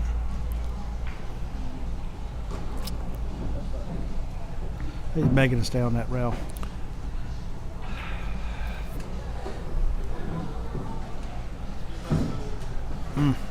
Yeah, That's a huge swing. I think I would have preferred to have Robert go ahead and go down the table and back up to Robert not should have leave me said a no. long shot. Robert shook a no. He said that I'm worried about scratching the corner or the side, and said I'm going to just leave you on the rail, or I'm going to leave you Okay. right there.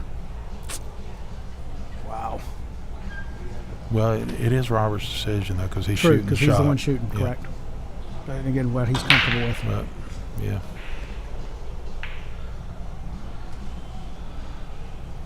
that Wow. Robert will cut this in. Yes. Most of the time, I'm not going to I mean, watch. I'm going to cover my eyes. Tell me if he won it. No. There ain't no commentator's Okay, curse my on bad. this one.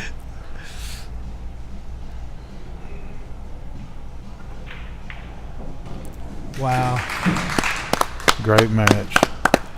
that was a match, folks. Okay. That was a huge swing to Huntsville.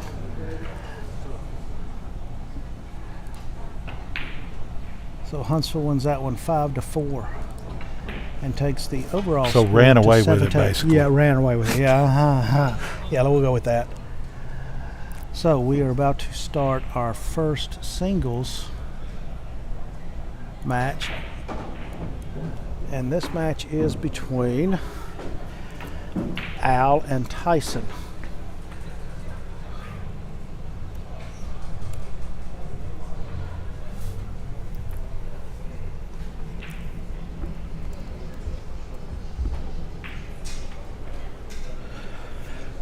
Whoo-wee.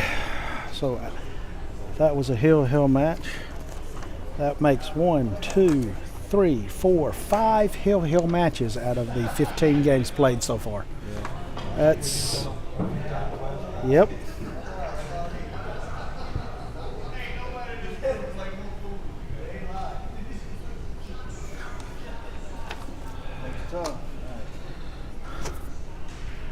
All right, so Al and Tyson.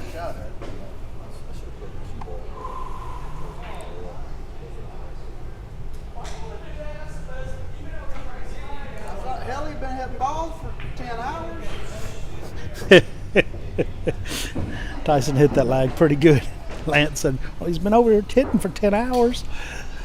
He should be able to hit a good lag.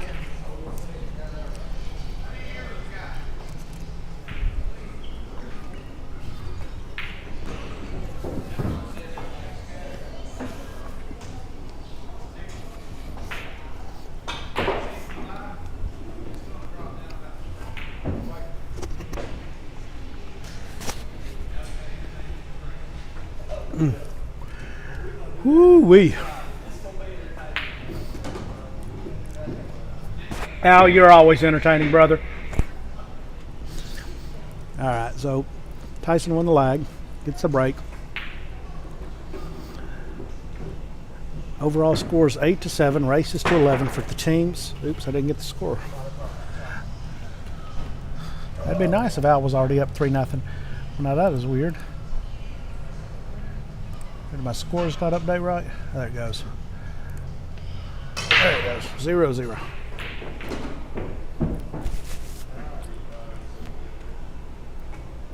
We have had a plethora of dry breaks, which is really unusual. These guys break well, and off of a template, you would think you would get more balls pocketed. Oh well. Yeah, Lee, that would be nice, wouldn't it? I don't know why the system sometimes just does not want to update, even though it shows 0-0 on my edited screen.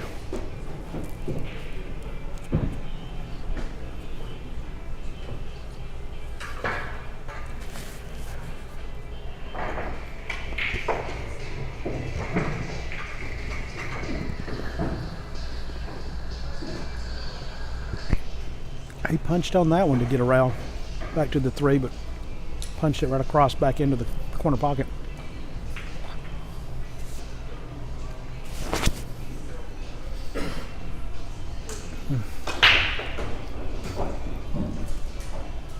The 4 ball really didn't have a pocket, but he's got ball in hand on the 3, so he should be able to get on it to shoot the 4 in this bottom left corner if that's what he wants to do, or come around it and shoot the 4 in the top right corner to get back to the 5.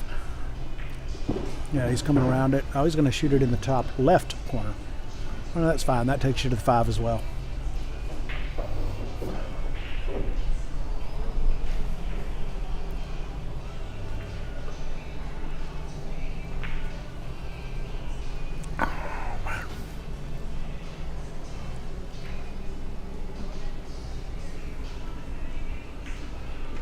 Oh wow, he missed the 4. I looked away. I was taking a bite of my burger. I'm not gonna lie. They got really good burgers here.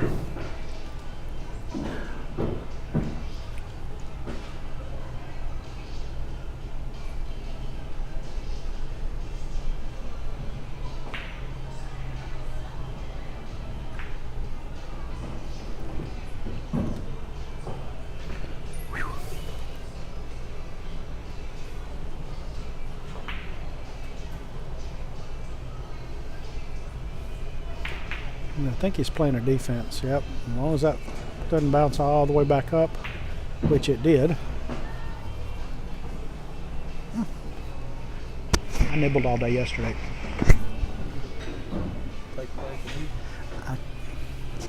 I've gotten worn with all the meds I'm on. I ate about that much. I'm down to 199.8. All right. Al played a defense, but it did not work out real well. But Tyson's did not work out either, so I see Al playing a defense of banking that 5 toward the left side pocket and putting the cue behind the 8 or 6, depending on how he feels, which ball he's more comfortable with getting to.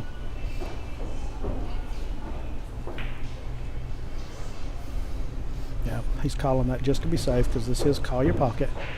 If you got any possibility of making it, you want to call it so you don't lose control of the table.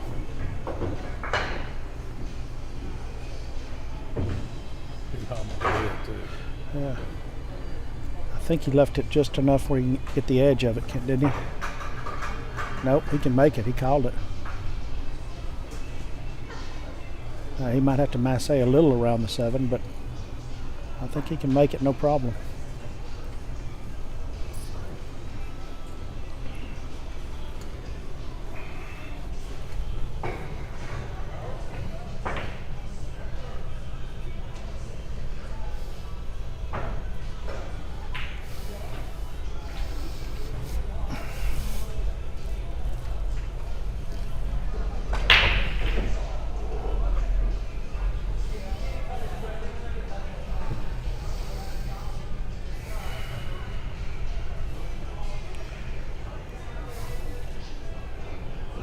I don't know what he's thinking here. The cut is a possibility. Safe is a possibility. I don't mind the bank. Put it up above the 9 and 8. I don't mind the bank letting the cue going into the 10, and I'd call the 10. The top right pocket. Let the 5 come all the way up toward that first diamond.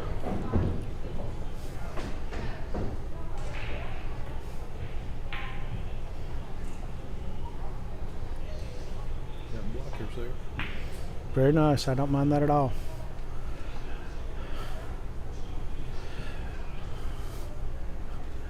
Yeah, Tyson's going to go top, bottom rail side rail and kick the 3 toward the top left pocket. Nice little one pocket shot. And with that shot, the cue should drift over toward the 6. So if he makes it, he should be good on the 6.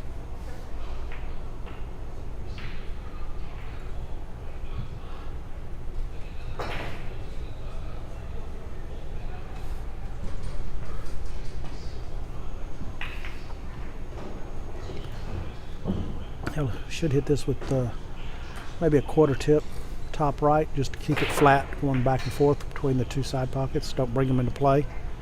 And once end up on this rail, nice, for the 6. The 7 is there behind the 9, and he's a little straight on the 6. So he might roll it forward and cut it in the side and just go rail back down, up and down. I think that's what I would do. Keep it simple. Let the table dictate. So I just let this roll in. Yep. And now he should be able to go middle of the table. I'm sorry, middle pocket, right English. Let the cue go bottom rail, top rail to the bottom rail. Why do I get the top and bottom backwards? You'd think I'd understand the concept of top and bottom. Ooh, he overhit that. Ooh, daddy. Okay, he's okay. I'll probably hit this. Looks like he's just going to draw it to the side rail. Yep. I like that. And now he should be able to hit this with top left, pocket it in the side, and drift down to that bottom rail, top rail to be on the 10.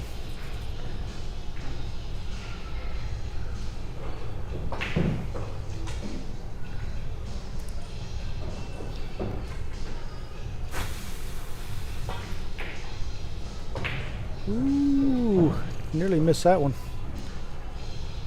He used all the pocket, but it went. So Al takes the first rack, takes break of serve, and now he gets to break, which is always advantageous. We are up to 67 viewers. Y'all keep, 68 as I'm talking.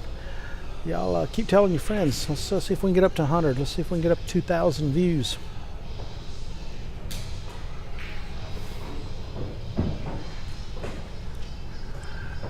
Overall score is 8-7. Huntsville's hanging in there, putting some pressure on Birmingham.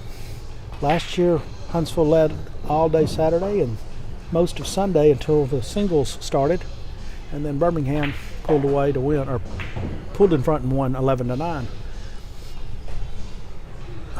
This weekend,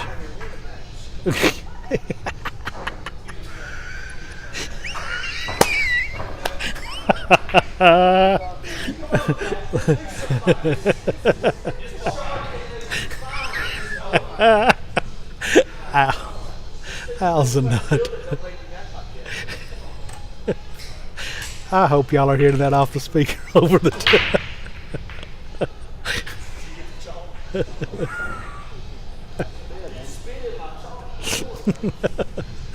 Oh my God. Ay, ay, ay, ay, ay. I forgot where I was going, so I have no idea. I'm just going to go back to the game. All right, hey, the ball was pocketed on the break. That's like the first out of the past 6 racks. I don't know why they're having so much trouble with a template break and not making a ball. Bad news is, well, the 1 is good, but I don't know if he can get on the 2. Angle is going to take him into the 8. No, he's able to cheat it and get by it. Okay. Well, combo works. Just got to control it with the 2. He's going to play a little thin safe, push the 2 to the rail, put the cue at the top, and then right back at the 5. And wow, didn't quite sit on it, but that was a good attempt. Oh, I was begging for more viewers. We're sitting at 65 right now, so y'all invite everybody. Yesterday, I think we had 11 or 1,200 views throughout the day in a 14-hour span, so that's about 100 an hour, maybe a little more, or a little less, sorry. Love to get more than that. Wow, did that open up. When it first left, I thought it was good, and then it just kept bearing left.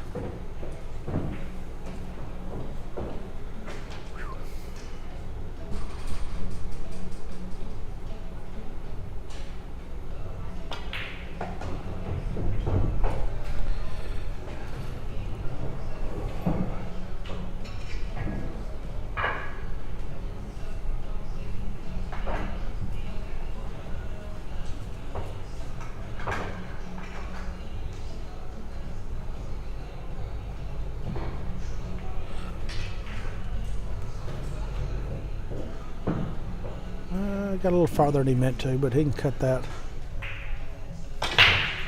Oh, wait a minute. I got it backwards in my head. He's at. No? That is the right one.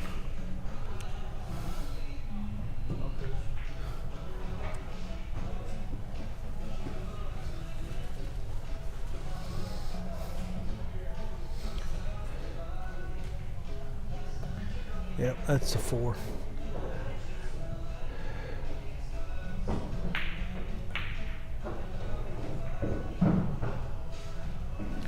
Oh, he hit that sweet.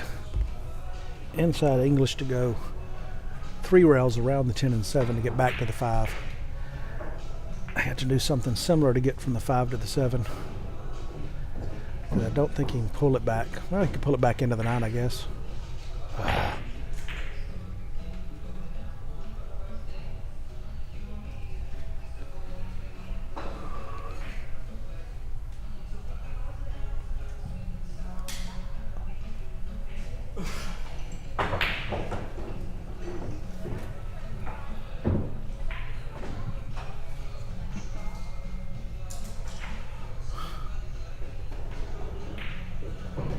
Chico.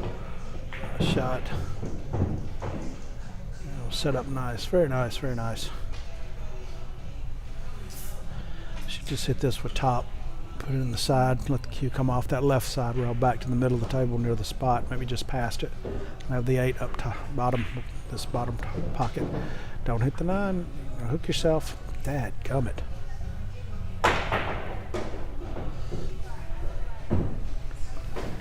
That's why I put a little top right on that. Take the 9 out of play.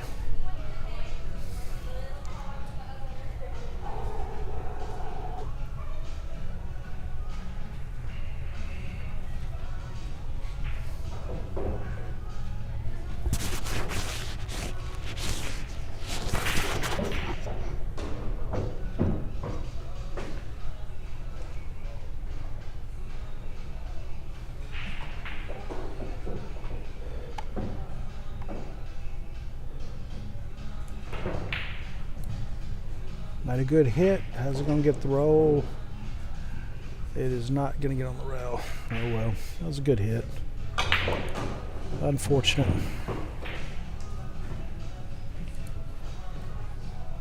Al should be able to go across this pocket or across the rails. Make the cut. Go across. Shit that a little too firm. That's not good.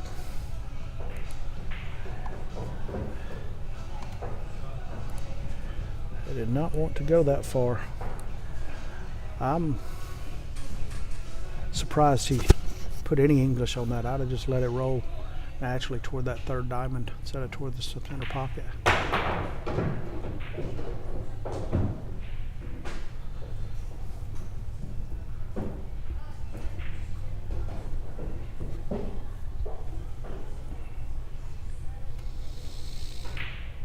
Shot, Chico. All right, so Chico gets what do we got? Break of serve right back. So it is 1-1 and he has the break.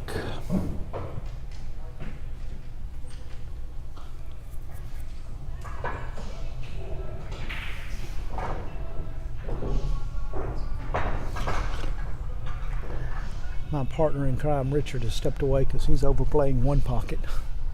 Love of the game.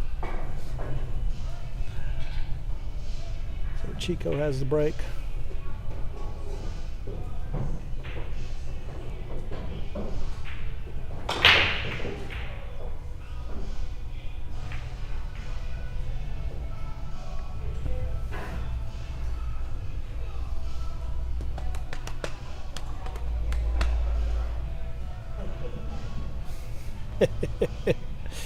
He's struggling with the rack.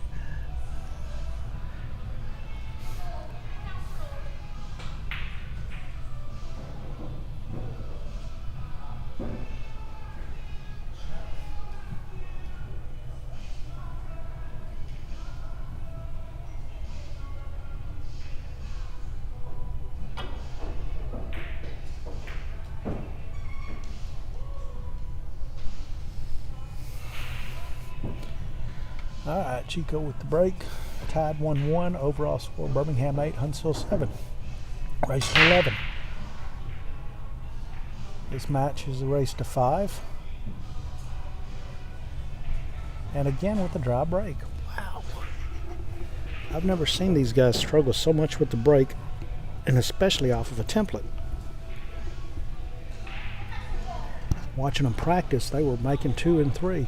Maybe it's the center table don't like them. Michael Cantonese and Iron City Billiards taking such good care of us. They've actually got 3 tables set up. One, you got the middle one that these guys are playing the live match on, and then to the left and right are 2 more 9-footers. Nice defense. 2 more 9-footers. So you can see the one behind Tyson, and then there's one, as you're looking at this view, one closer to us, so that they have tables to practice on while the others are playing. And he's got them spaced out enough where we're not bothering each other.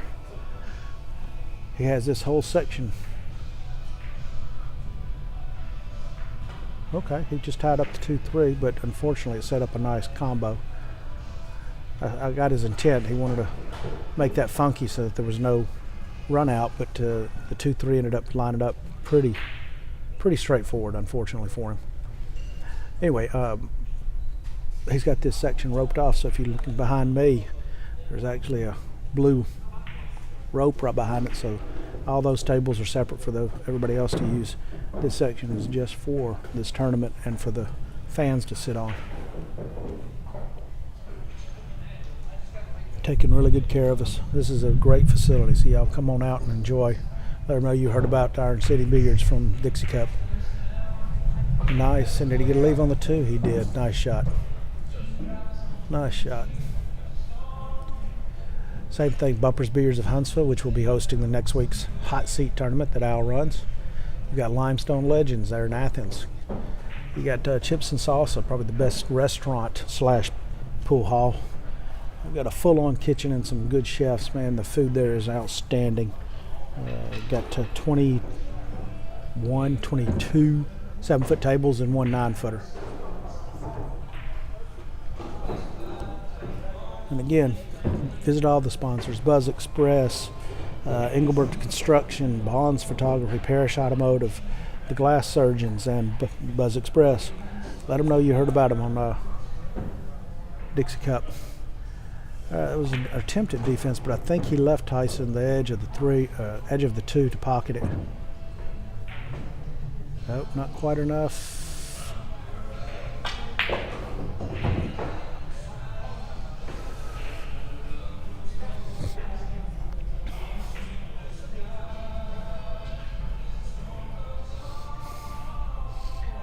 No real advantage to pocketing this ball, so I think he's going to play some sort of defense.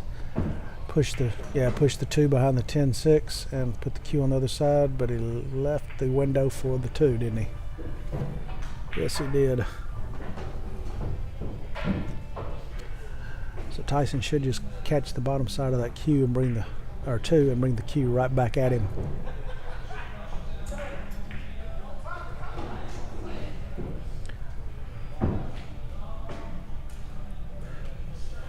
Both of these guys are playing a little faster than they typically do. The pressure of not playing with Rob for Al, because he knows that Rob plays to perfection. So he's trying to play perfect when he's with him. And then playing David and Terry is its own form of pressure, and that did not work out. The 4 is the ball he cannot see behind the 5. And then Tyson's been over here warming up for the past 2 hours, playing loose and free, so he's just playing. He's kind of free rolling, but he was playing fast yesterday too. I think he's feeling a little of the pressure, which all of the players are doing, because playing for your friends and for your city and for a little money puts some pressure on you.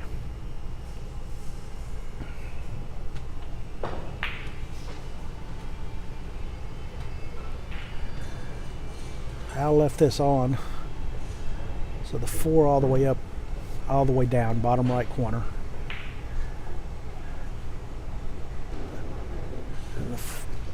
I think he meant to leave it in for the side, but that'll work out. He's got to control the cue, get it below the side pocket so you can see the 6.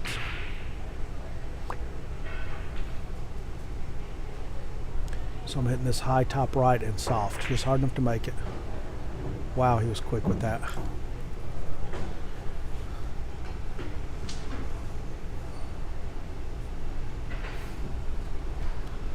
All right, so I'm not sure if that 5 will come in this bottom left corner. If it does, he'll shoot that and try and pull the cue ball back at him. Or top left and come bottom rail back down. Yep.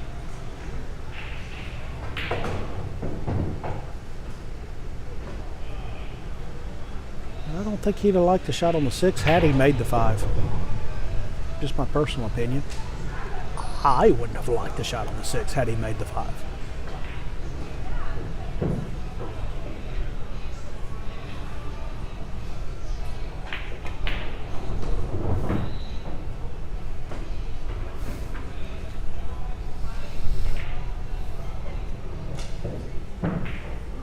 Oh, I don't believe he wanted to be that close.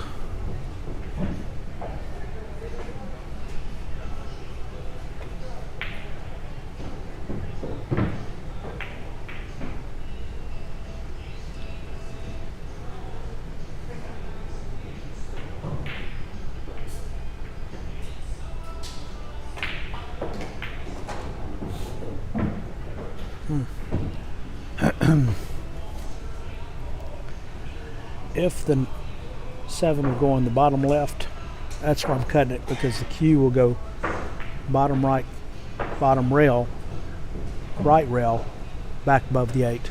So you can shoot the 8 in the bottom right corner. I don't want to try and cut it in the bottom right because the 9 gets in my way unless I put some hard bottom English on it and draw it to the side, which looks like what he's doing. No, I might be cutting it. Yep.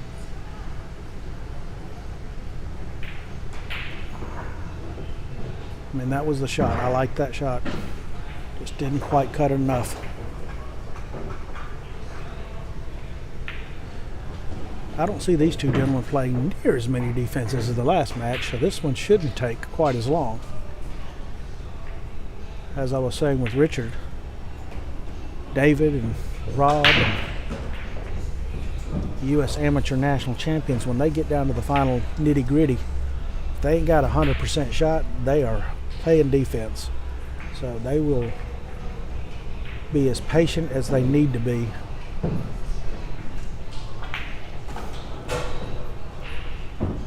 To not only win, not to just win, but to control the table to win.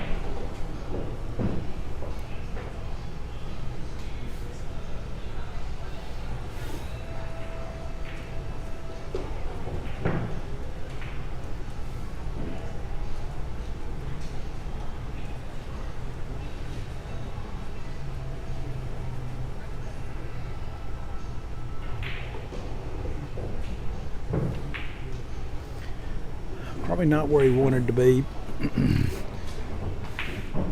Just needs to concentrate, stay down. He shouldn't scratch. Yeah, Petey.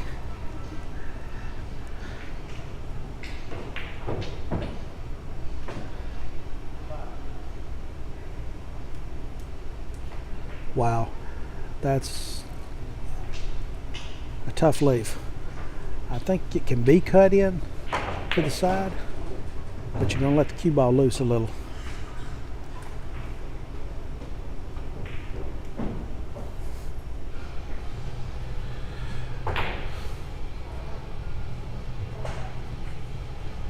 Nice, nicely controlled.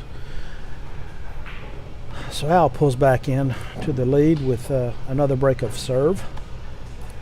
He leads 2-1 and now he gets to break. This is another big swing game. Birmingham can pull it out. They get within 2 of retaining the cup. If Huntsville can pull it out, tied up at 8, it's a 3-3 race. And that brings the coach's pick into play for the final match, which, if I'm a betting man, I'm thinking it'll be Rob and Lance. Could be wrong, but that's my personal opinion of the two strongest players. But Jason's been playing awful daggum good. We were talking earlier about MVPs, and between the stats that I had and just your eyes, Jason and Rob would be the two MVPs. They are both playing strong. So Al made a ball. Can he see the one? I'm going to go with no.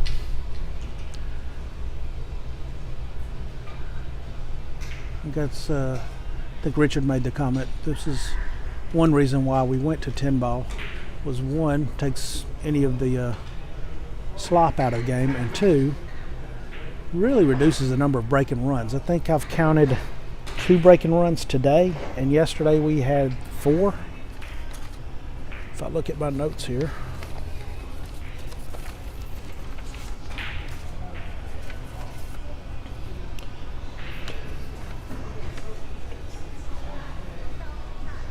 We had 6 and 2. Well, one of those was today. So yesterday we had, no, that's right, 1, 2, 3, 4 break and runs, 5 break and runs, and 2 break and runs by teams. Or partners, doubles, whatever you want to call it. So out of 15 matches, we've had 5 break and runs and 5 hill races. So it puts a lot of stress on the players to play smart, intelligent defense, be passive aggressive when they need to, make the shots when they have to. But it also makes for long games. Well, we did 14 hours yesterday, and we're coming up on 5.5 right now.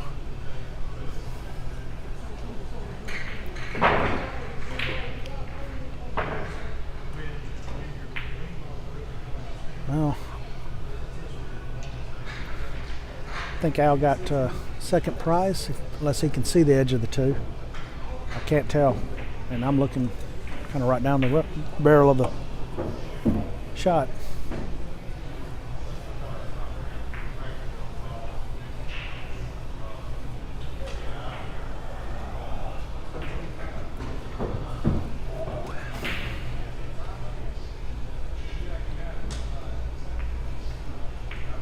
Yep, he did have enough of it. And got good on the 3. That was very nice. Very nicely done. All right, so needs to roll a little forward just a little bit to get on that 4. The 5 is dead in the side pocket. I don't think it's sitting on the cushion. All right, get out of my way. No, he can force it by there. That is not where he wanted to be. Oh, is that the 7 up here, not the 4? Okay, never mind then. That's good. I swear, 4 and 7 look the same on the TV screen.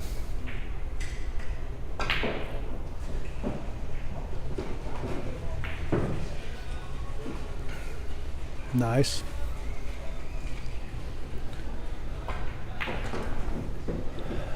The difficulty here is 8 to the 9 and 9 to the 10. I don't think he'll have a problem getting from the 7 to the 8, but he needs to get a good angle to get from the 8 to the 9 and a better angle to get from the 9 to the 10.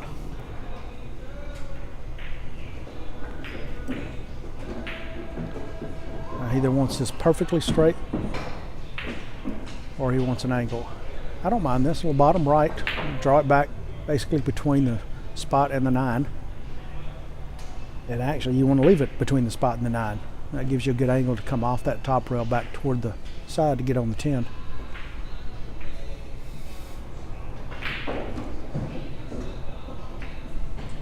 That's not bad, not bad. Thin cut with a little bit of top left, and he'll go top rail, bottom rail, bring it back toward the middle of the table. It will shoot the 10 down up rail to that top left corner pocket. He's got to stay down and not, he's got to use a bridge. He's got to stay down and not overstroke this. And you don't want to put a lot of left because you don't want to bring that bottom left pocket in to play.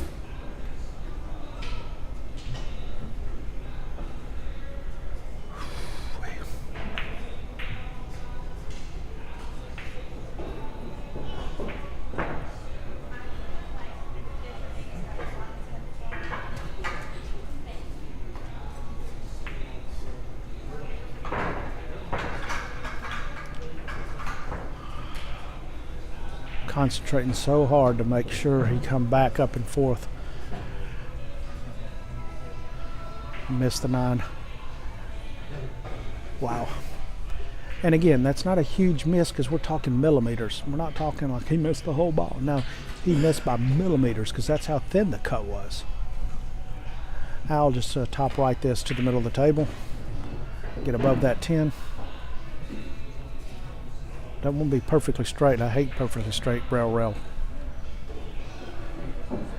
I'll hit every rail on the table except hit the object ball on those.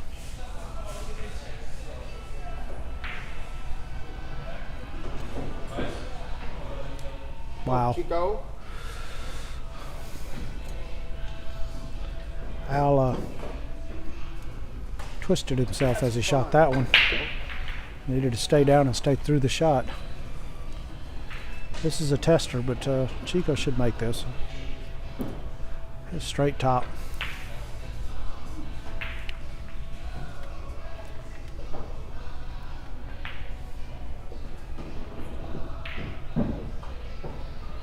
Oh, jeez Louise. Yes, he did.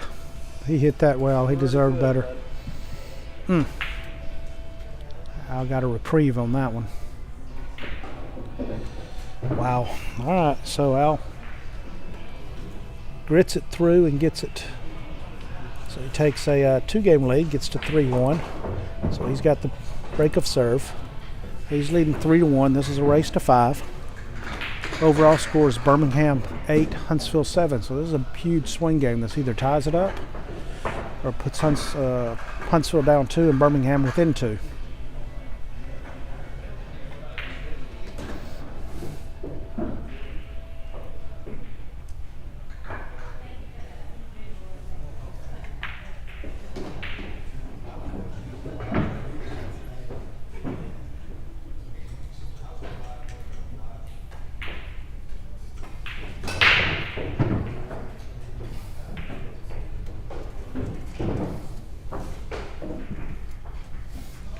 Wow, Chico racked and broke real quick. I blinked. I think he made a ball on the break and can see the 1. I don't think he can make it, but that's a better break than what they've been having.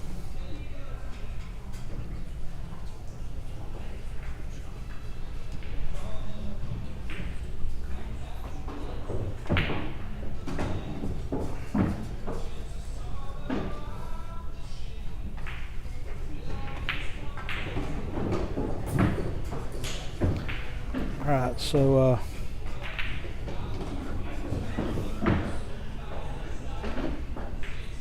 Chico didn't have a shot on the 1, so he played a good safe. Just pushed the 1 behind the 8 and 5. Is that the 8? Yeah, it's 8. 8 and 5 and left Al behind the 8 and 5 over there. I suspect Al will go left side into the 1 and try to push the 1. Yeah, toward that corner pocket. He wants the cue to kind of sit there behind them. Ooh, not bad. Not bad. It's going to bounce out though. Yep. Left him a shot, but he tied the 5-8. It's still tied up, so we'll see how that goes.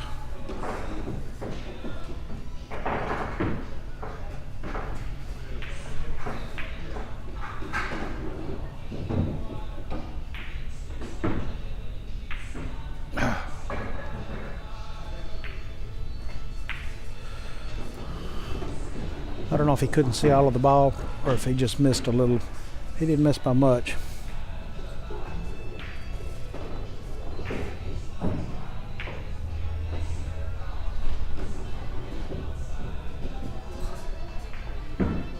Ooh, just got an app, or just got a notification on my weather app. 77 outside. So it dropped from 97 to 77. 20 degrees in 2 hours. I guess it's raining outside. All right, he's going to cross bank that 3. Come maybe 3 rails, 2 rails out. Nice. All right, either probably just set up for the 5-8 combo. So he'll slow roll this in. Put the cue in the middle of the table. Oh, he banked it to get down there for the. Okay. He did not want to shoot the combo. I don't blame him.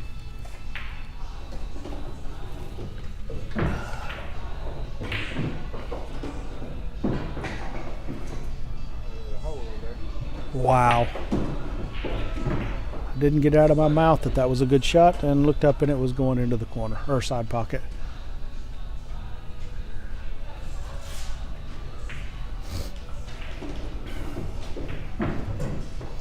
All right, Chico with the ball in hand. He should be out here. There's no problem. It's just a matter of staying down and staying focused.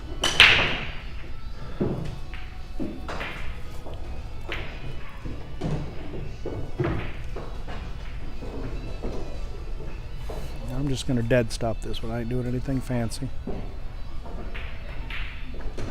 Yep. Let you go.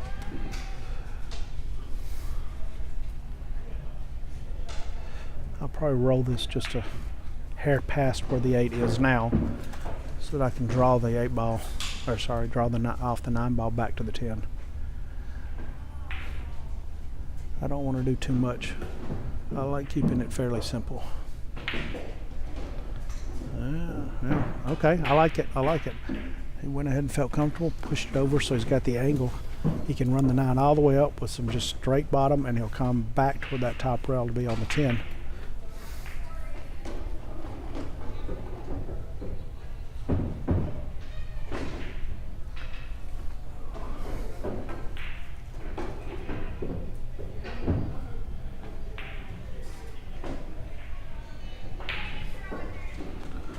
Nice shot. Good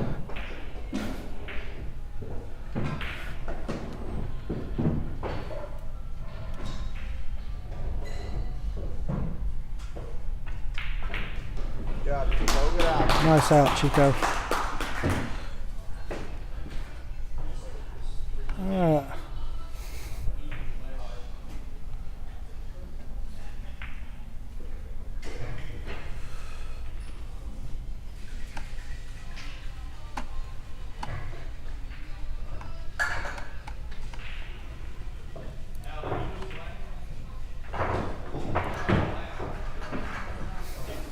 Yeah. It's 3-2. That's out, right? Yeah. I was just looking at the score to make sure before I screamed. And I would scream either way. Get it right. All right, so, excuse me. Al is up 3-2. Birmingham's up 8-7. And I'm still up. I did get a little sleep last night. We left here around midnight, came back at 8.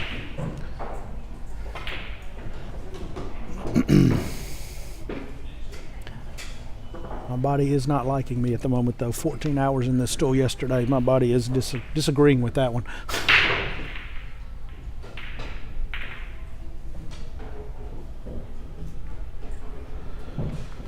Well, good break, but nothing fell. All right, let's see who the next match is.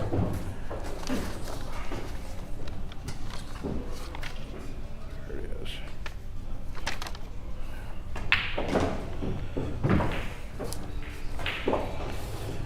Okay, the next match up is going to be Rob and Jason. That'll be a good match. Tyson plays a nice defense. Very good speed. Left the cue on the rail, so he takes away a lot of the control that Al would have. Put the 1 ball behind the 5, but not on the rail. A little close to it, but that's okay.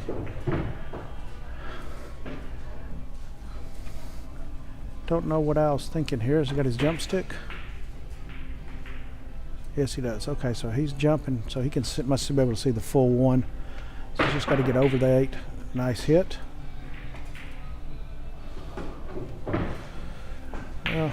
Left him a shot on the 1, but that's better than ball in hand. And we are playing 3 foul, so best to not let that get started. Whoa.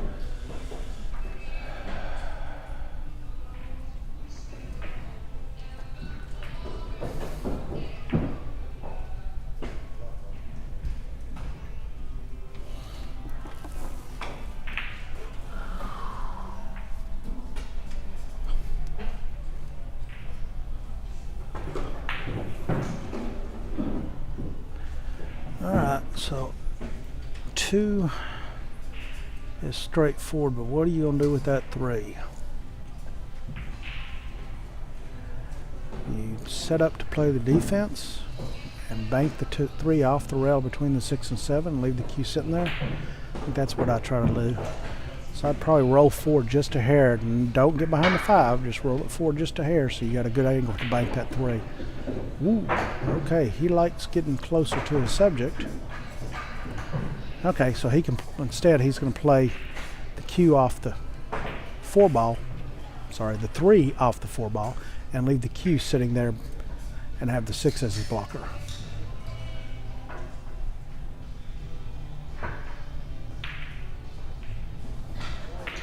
Wow, that is not what I envisioned. And I'm pretty sure it's not how he drew it up. Alright, so he left Tyson a combo, 3-7. Problem is, if he makes this, the 5 is going to want to stay about where the 7 is, and the cue is going to want to go toward the 6. So he needs to determine how he's going to control both and have another shot on the 3. Did that very well, right in between. Very nice. Very nice. Wasn't sure you could go in between, but okay, he did that well. Oh, man.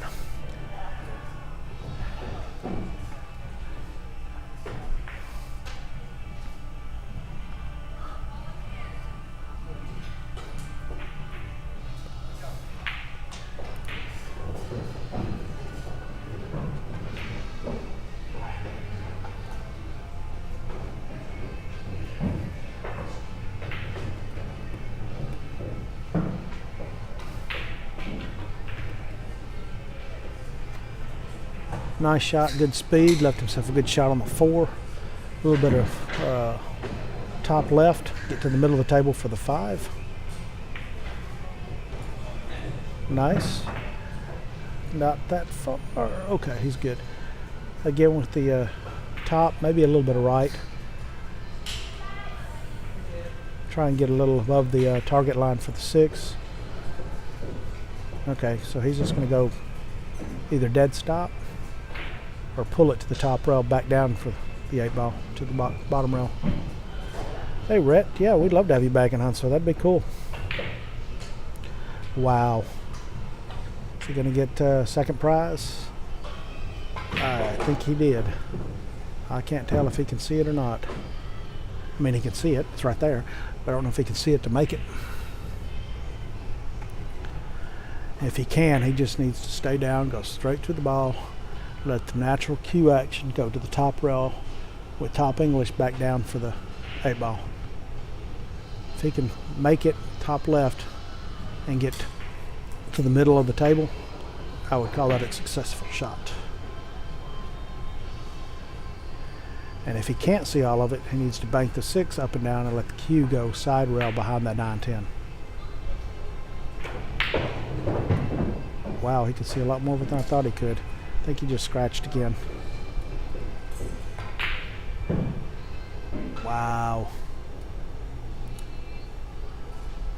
That could be painful. Yeah, he did. That's twice he's hit it good and straight into a pocket.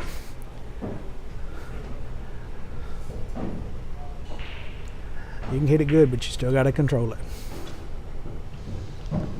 All right, so Chico with a 3 ball run to tie it up.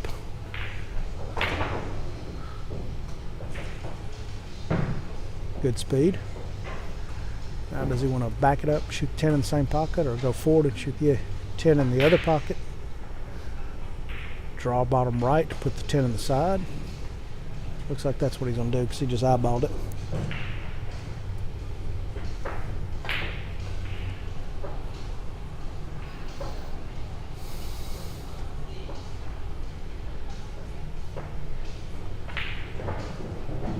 Oh, okay. My first thought, draw it back, shoot it in the same pocket.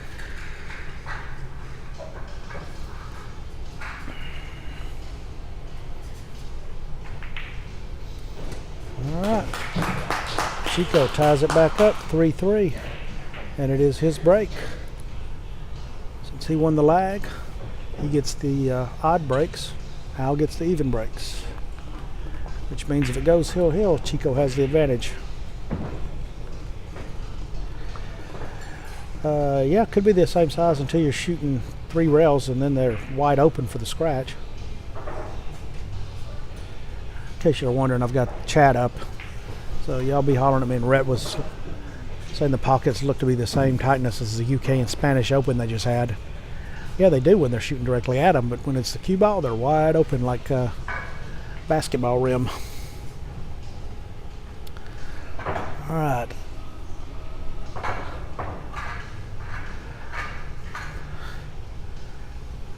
Yeah, I think Al walked away for a second. Either getting a bottle of water or restroom break. So Chico's going to wait a second to break. Yeah, agreed, Chad. He's hit. Lance was sitting there beside me and said he's hitting the ball good. All right.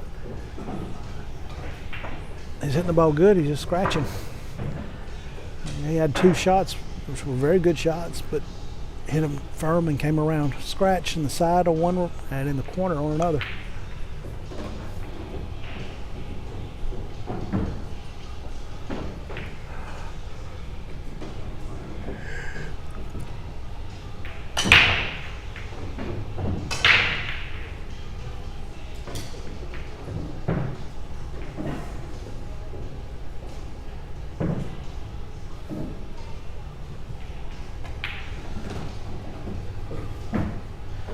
I only made 2 balls on the break, but no real shot on the one.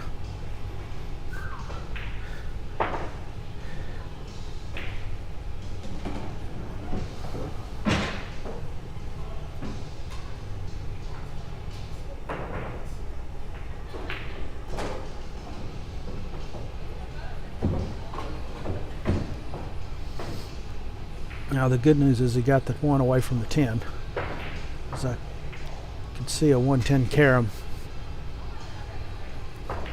but left the 1 on the side, so Al just needs to play the speed, pocket the 1 in the side pocket, let the cue go down to this bottom rail, back to the middle of the table for the 2. Okay, he's going to shoot it so that it shoots it in the top right corner. Might have been the better play. Less movement with the cue and leads you to the 5, so that's probably good. Or 4. 4 is the one closer to that top right corner.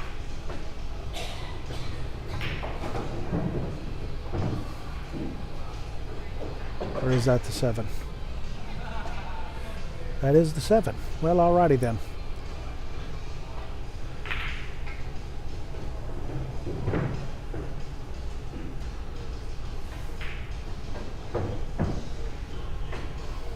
I think I'd have just soft rolled that in and shot the 6 on the side, but nicely done. Clear that. Okay. Little top right, go to the top rail, into the side rail.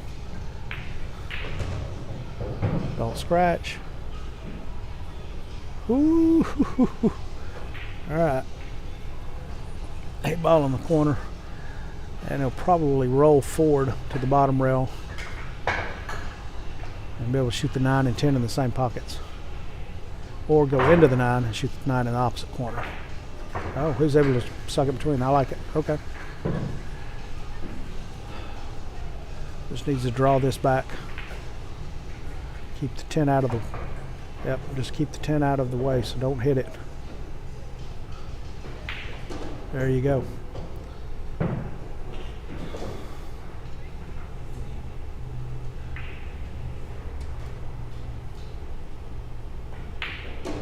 Alright, nice run, Al. That puts him on the hill, and it is Al's break.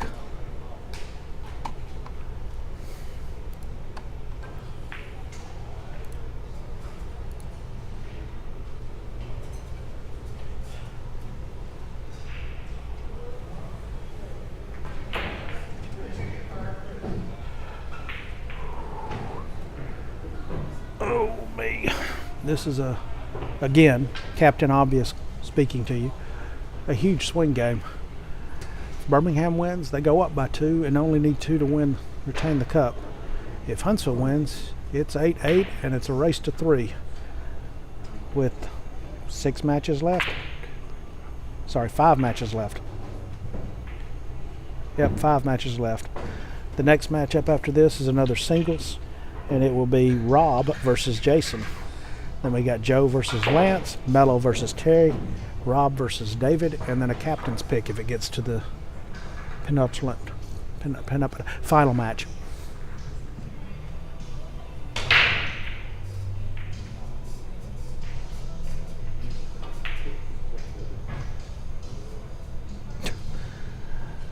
Well, another draw break. I really wish I'd kept record of that. If somebody's paying attention, shoot me a chat on how many draw breaks there's been.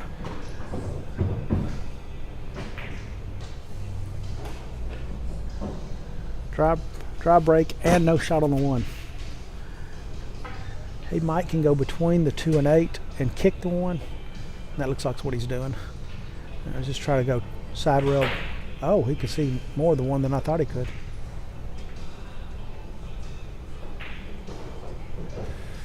All right, he could carry him the 4-ball in, or he could play a straight safe, bank the 1 toward the 6, and let the cue come 2 rails between the 8, behind the 8, 2 and 8.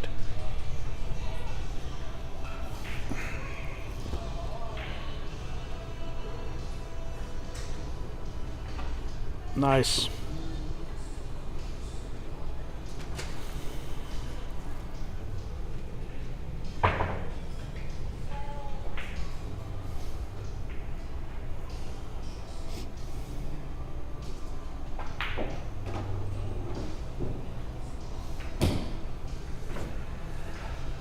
Looking at this, I don't think he can kick at it to the left side rail. So 1 rail to the right at the 1. Maybe call the 6 just in case. It is call your pocket, not call safe. So if you're have any suspicion you're going to make a ball, call it. I didn't see him call anything.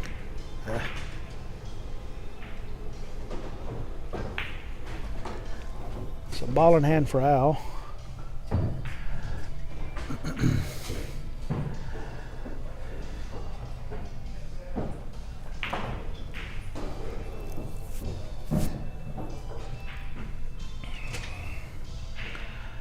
One 6 combo is not difficult, but controlling the 1 so that you have a shot that will also lead you to the 2 could be, because that 7 is going to get big with the 1 and Q if you let them go forward.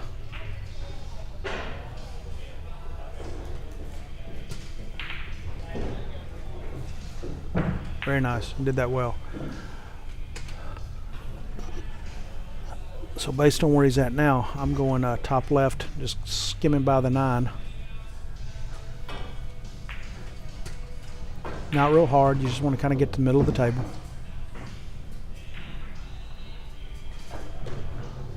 A little firmer than he needed, but now the 8 gets big and pushes you below the 3.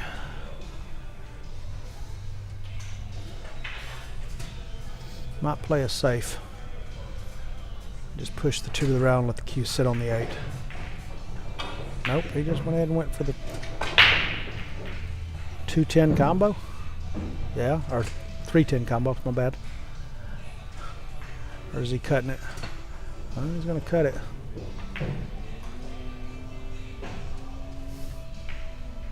Oh, playing defense. Did he get there? I don't think he got there. No, he didn't. He left the combo.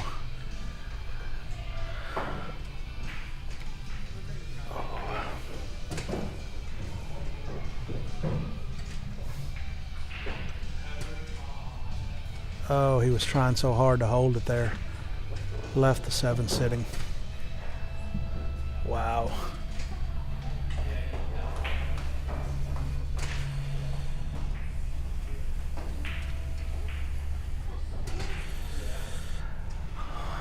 Problem with this is reaching it. because the 3 will set there. The 3 will should set in that pocket if you don't hit it hard, and then the cue is going to come high so that you can shoot the 3 in that same pocket. Just want to push the 3 hard enough to make the 7, and that's about it. So the 3 stays in that pocket. Nice. Little firm, but he's okay.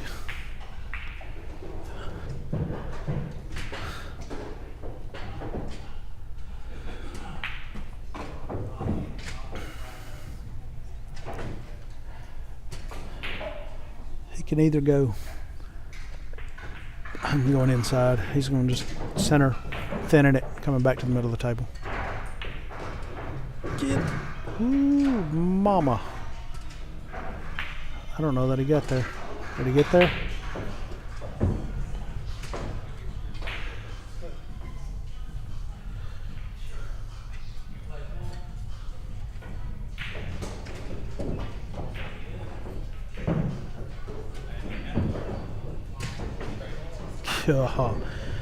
He is living dangerously, ain't he?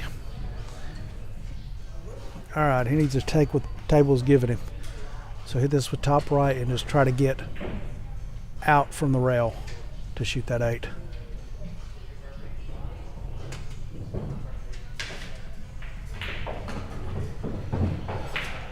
If he was shooting confident and shooting well, I might go rail first, but I'm seriously just gonna throw the 5 in with top right, take the cue off that top rail to the side rail and get off the side rail. That's all I want.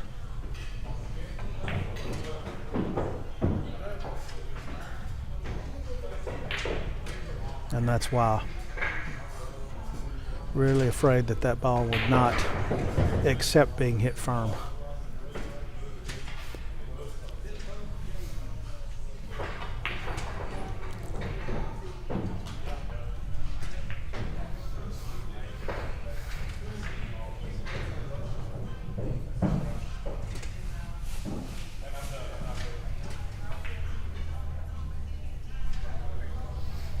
Got good on the 8. Not sure that's where he wanted to be, but he got good on it.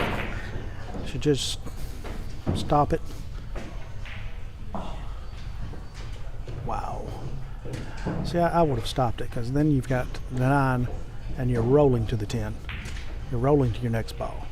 Now he's going to draw this, cut it in the side, or go up and down. Wow, he hit that well.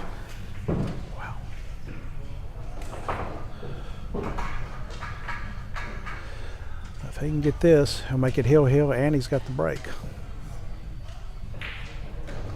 Hill.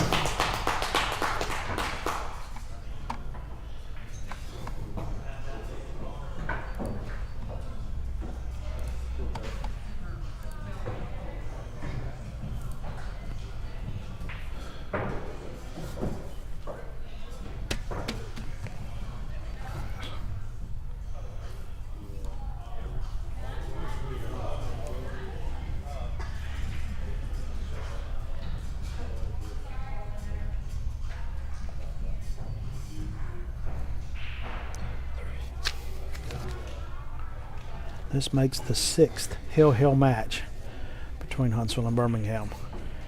And we've had 1, 2, 3, 4, 5 3 matches. It's been competitive. Nobody's getting killed. Nobody's getting blown away. There's been a couple. There's a 5-0 and a 5-1. Everything else has been 5-2, 5-3, 5-4. Which is basically one break of serve. Or no break of serve if you win all your breaks.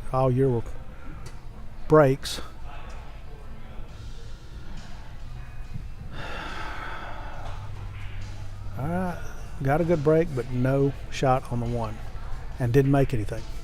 So Al has the opening salvo. Needs to play smart, play a good defense.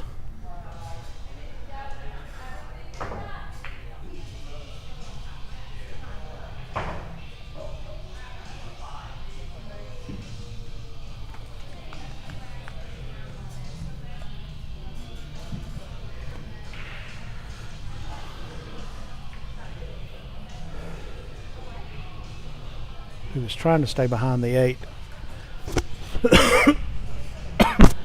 and failed to do so. So that gives Tyson the advantage. I'm banking that 1 straight up and down, and I'm letting the cue go to the top rail and then behind the 3.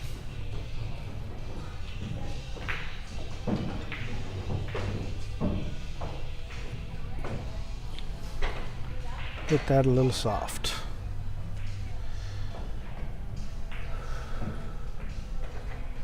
So now Al gets a shot at another shot at a good defense. See if he can pull one off here.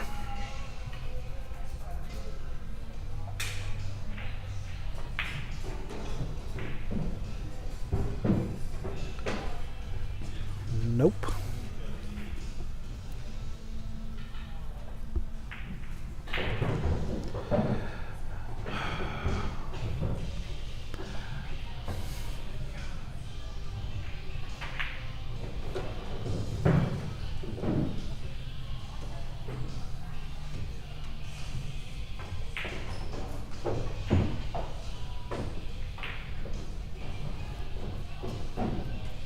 Should just hit this with a little top right and come between the 3 and 8.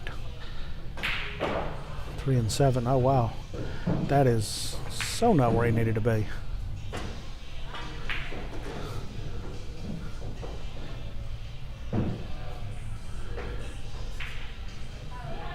Wow. Wow. Alright, so he needs to just make sure he hits the 3. Worst case scenario, hits the 3. Don't want to give ball in hand. Good hit. Is he going to get a good leave? I don't think so. I think Al can make it. And the 4 is sitting over the side, so all he's got to do is kind of stop it.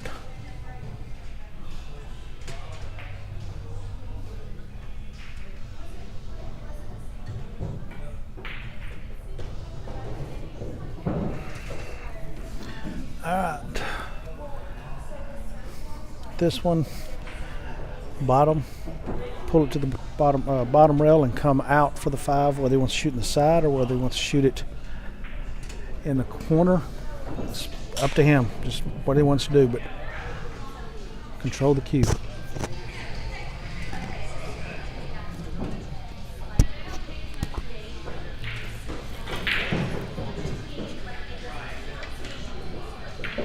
Inside, nice.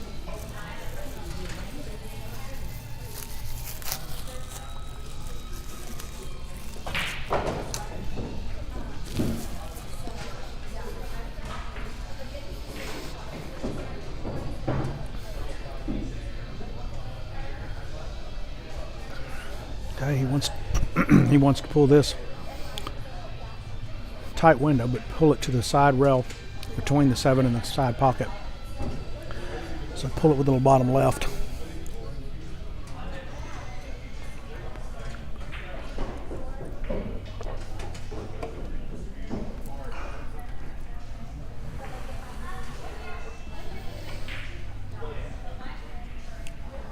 Well, he hit the target on the rail between the 7 and side pocket, but he failed to pocket the 6. Okay, Tyson needs to pocket the 6 and put the cue almost aimed to go off that top rail back at the 9. Oh, he's going to get above the 9. Wow. And the reason he did that, if you watch the 6 go, it hit the end of the right cushion. If he'd hit center of that pocket, the cue goes directly at the 9. That much of a difference gives you about the diamond and a half, or half a diamond, sorry, said that wrong, half diamond difference in where the cue ball rolls. The direction it comes off that rail.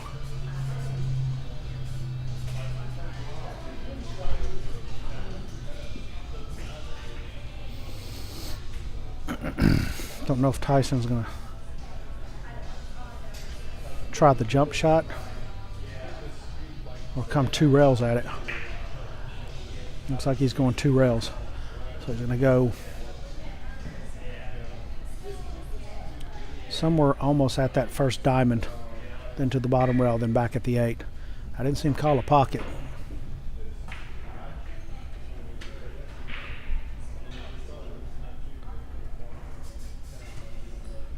Will that 7 go? 7 will go. All right, so Al needs to pocket the 7 and maybe go up and down to get back on the 8. And then that 9-10 is lined up for a combo. Oh, he could hit enough to control it. Nice, I like it. I didn't think he had enough to punch it and stop it. So just little top, little right. Wants to get the first diamond to the left rail. Anywhere in that above the side pocket, and he's good on that 9-10 combo.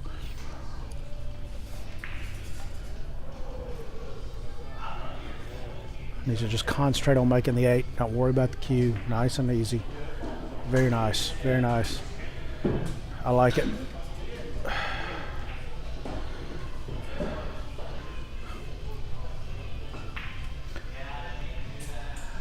Get a pure stroke on this one.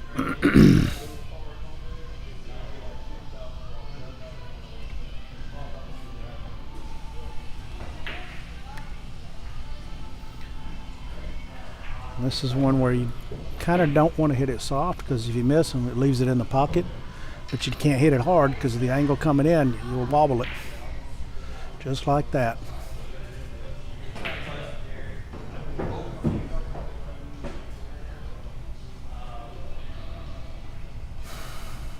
All right. Let's slow roll this to the bottom rail.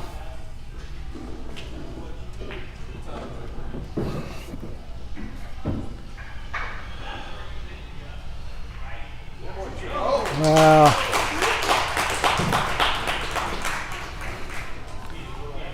That was a nice finish. That's a huge swing. That gives Birmingham a 2-game lead instead of it being tied. So they need 2 more to retain the title.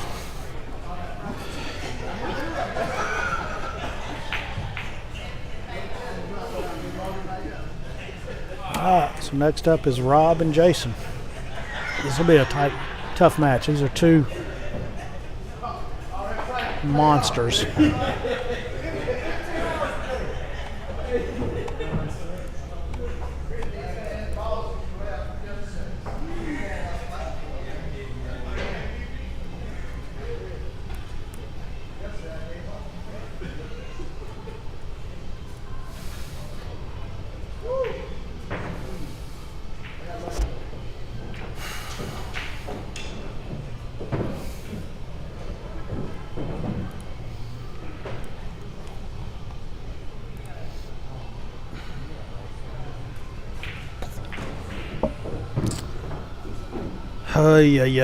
That was a big win for Birmingham. That's a huge momentum swing, because if Al wins that and it's hill, it's really anybody's race. The pressure's on Birmingham because they are the favorite. Wow. Nice lag, Jason. All right, so Jason won the lag.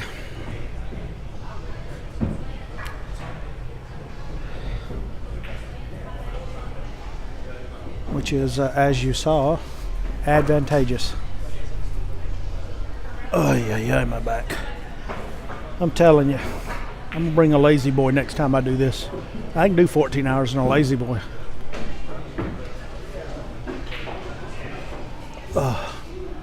14 hours in these red stools. Yeah, that'll kill you. This is my nemesis for the past 14 hours. Well, 14 hours yesterday and 6 hours 15 minutes today. Ay.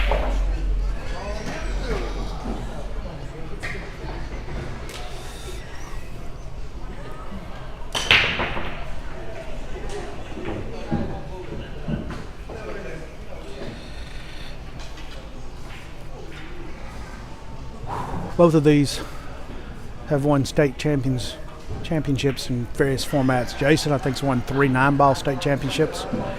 Rob just won the Alabama amateur championship, and that's the Alabama U.S. amateur version. So 5 games of 8 ball, 8 games of 9 ball. First person to 7 wins. He beat Lance for that 2 months ago, I believe. And he's been a runner-up for the 9 ball state and handicap. So 2 very, very good players.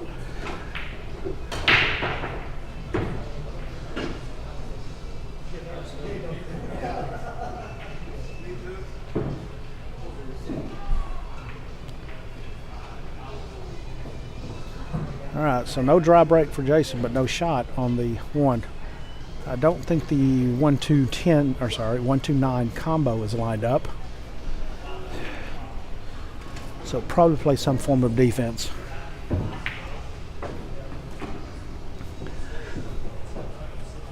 Oh, man.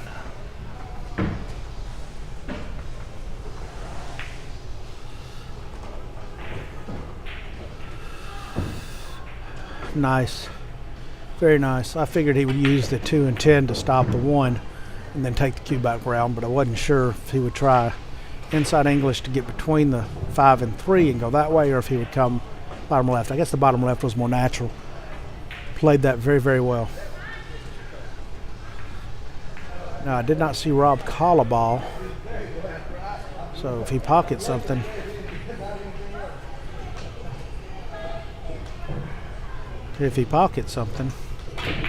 it is Jason's option to either take the shot or give it back.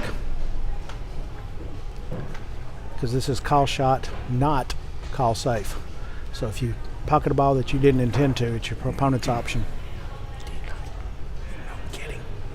No kidding.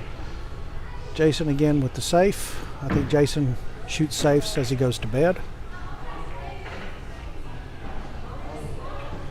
Nice leave. I'm calling the 6. I'm going to go left side rail, bottom, and 2 at the same time. Kick it toward the 6 and let the cue come all the way up rail. This is what Richard was talking about earlier. It's a good one pocket shot. Oh wow, Rob missed that altogether, which is surprising as I'll get out.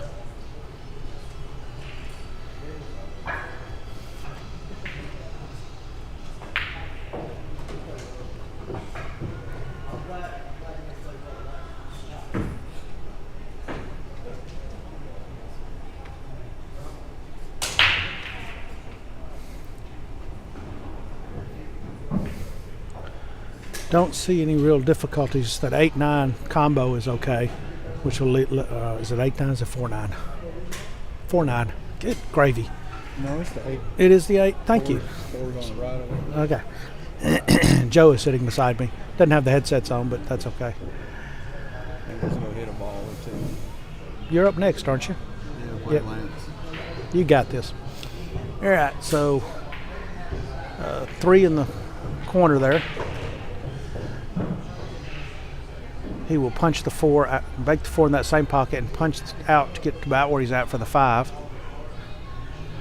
That leaves him a 6 to get back to the middle of the table for this 8-9 combo. And then the 10. Still don't see how y'all playing Rob twice, but I'll take it. We're not. I had to change it to Brian. I thought it was the final 5 had to play everybody. Yeah, Brian's Rob's spot. Gotcha. That's what I thought. So Brian versus David. I don't mind that matchup. Hope we get to it. He doesn't want to be straight on this. Okay, he got a little angle.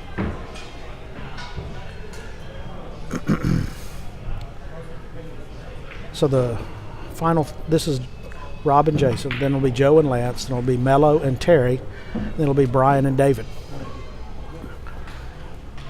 So he got good on the 8-9 combo because the 8's going to drift out to the middle of the table. Holy cow.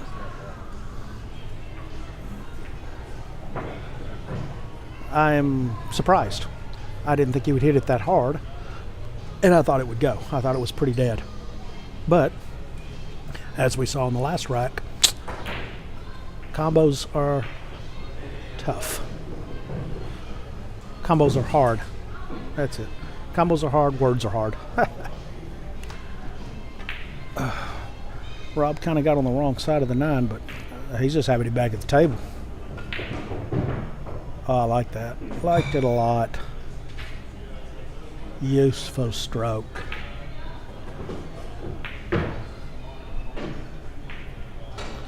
All right. Rob gets the first rack.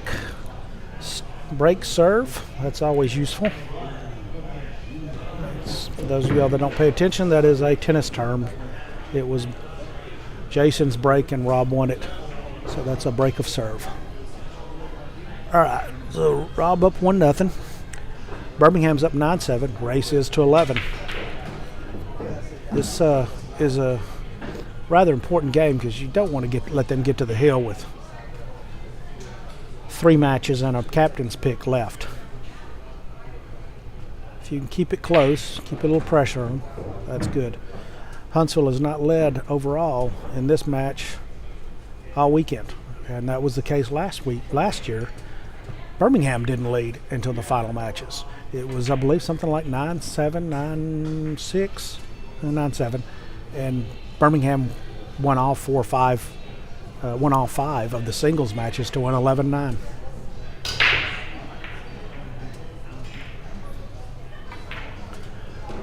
So if Huntsville's going to win this, they're going to have to do the same thing that Birmingham did last year and run it out from the end. It'd be nice. It's not a rivalry unless somebody else wins. I don't see Rob giving this back just because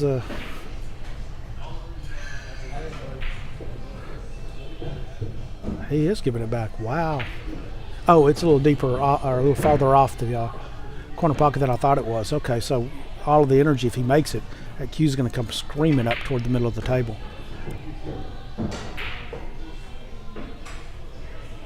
All right. Rob can't put it in the side, but he can make it all the way up in the top right corner. And that's actually advantageous to making it, controlling the cue ball to get to the 2. And if he hits it soft and misses, the cue's going to be behind the 3, the 1's going to be up top. Nice little 2-way. Okay, he did not hit that soft, but he can see the 2. Oh, wee. Yeah, Rob stuns. Rob does a lot of things better than anybody around here.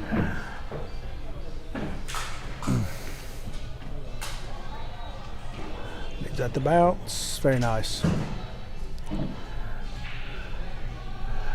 The 4 ball is the ball closest to Rob on the table, so he might stun it to the left, our left, his right. He might draw it back, whatever he's comfortable with. Nice. I like it. All right, he's going to put the 4 in the top right, and he'll probably come 2 rails out directly at the 5 to shoot the 5 in the lower right.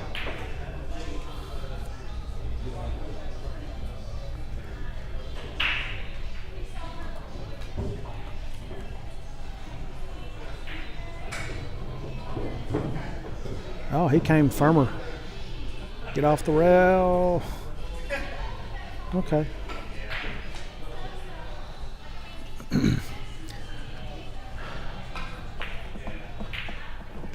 He'll probably just roll forward at the 9 to shoot the 6 in the top right corner.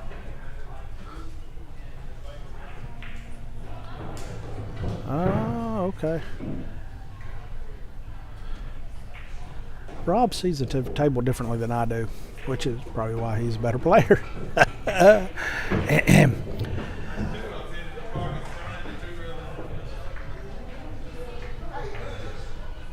He will put this in the side and stun the cue back over. Only thing, yeah, he's on a bridge over the 8, which makes it cumbersome. But he doesn't have to do a lot with the cue. Basically stop it. So I think he'll be okay.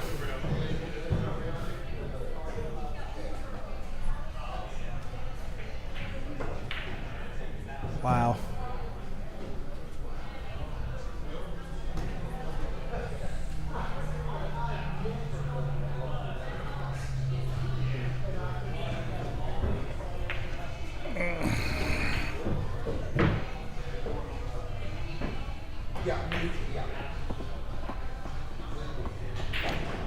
the good news is he didn't leave Jason a simple shot.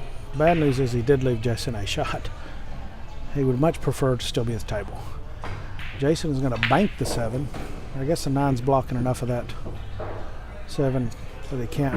Well, actually, he probably could cut it in the top right corner, but with only being able to hit the top side of the cue's going straight toward the right side. So Jason's going to try and just bank the 7, and that lets the cue just simply roll straight toward the side rail that he pushes the 7 at.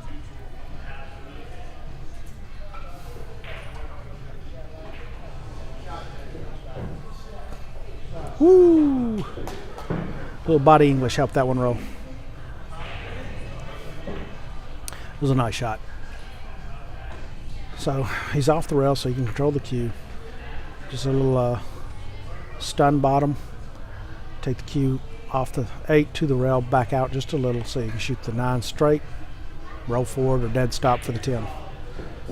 Oh, he got a little farther than he wanted to, so he'll probably go ahead and top right this, run it down the rail, let the cue come across table to shoot the 10 in the same pocket.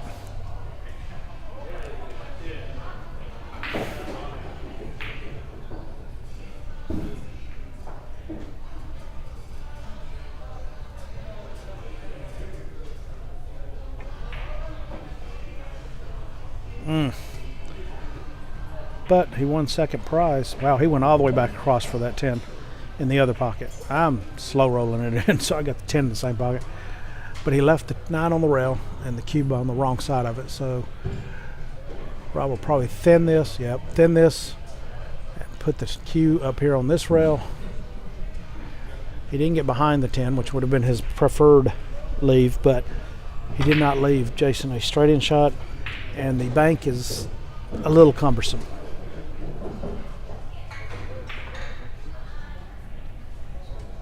Yeah, and Jason's going to play a all speed safe. But I think Rob, yep, can see the 9, and he can bank it, yep.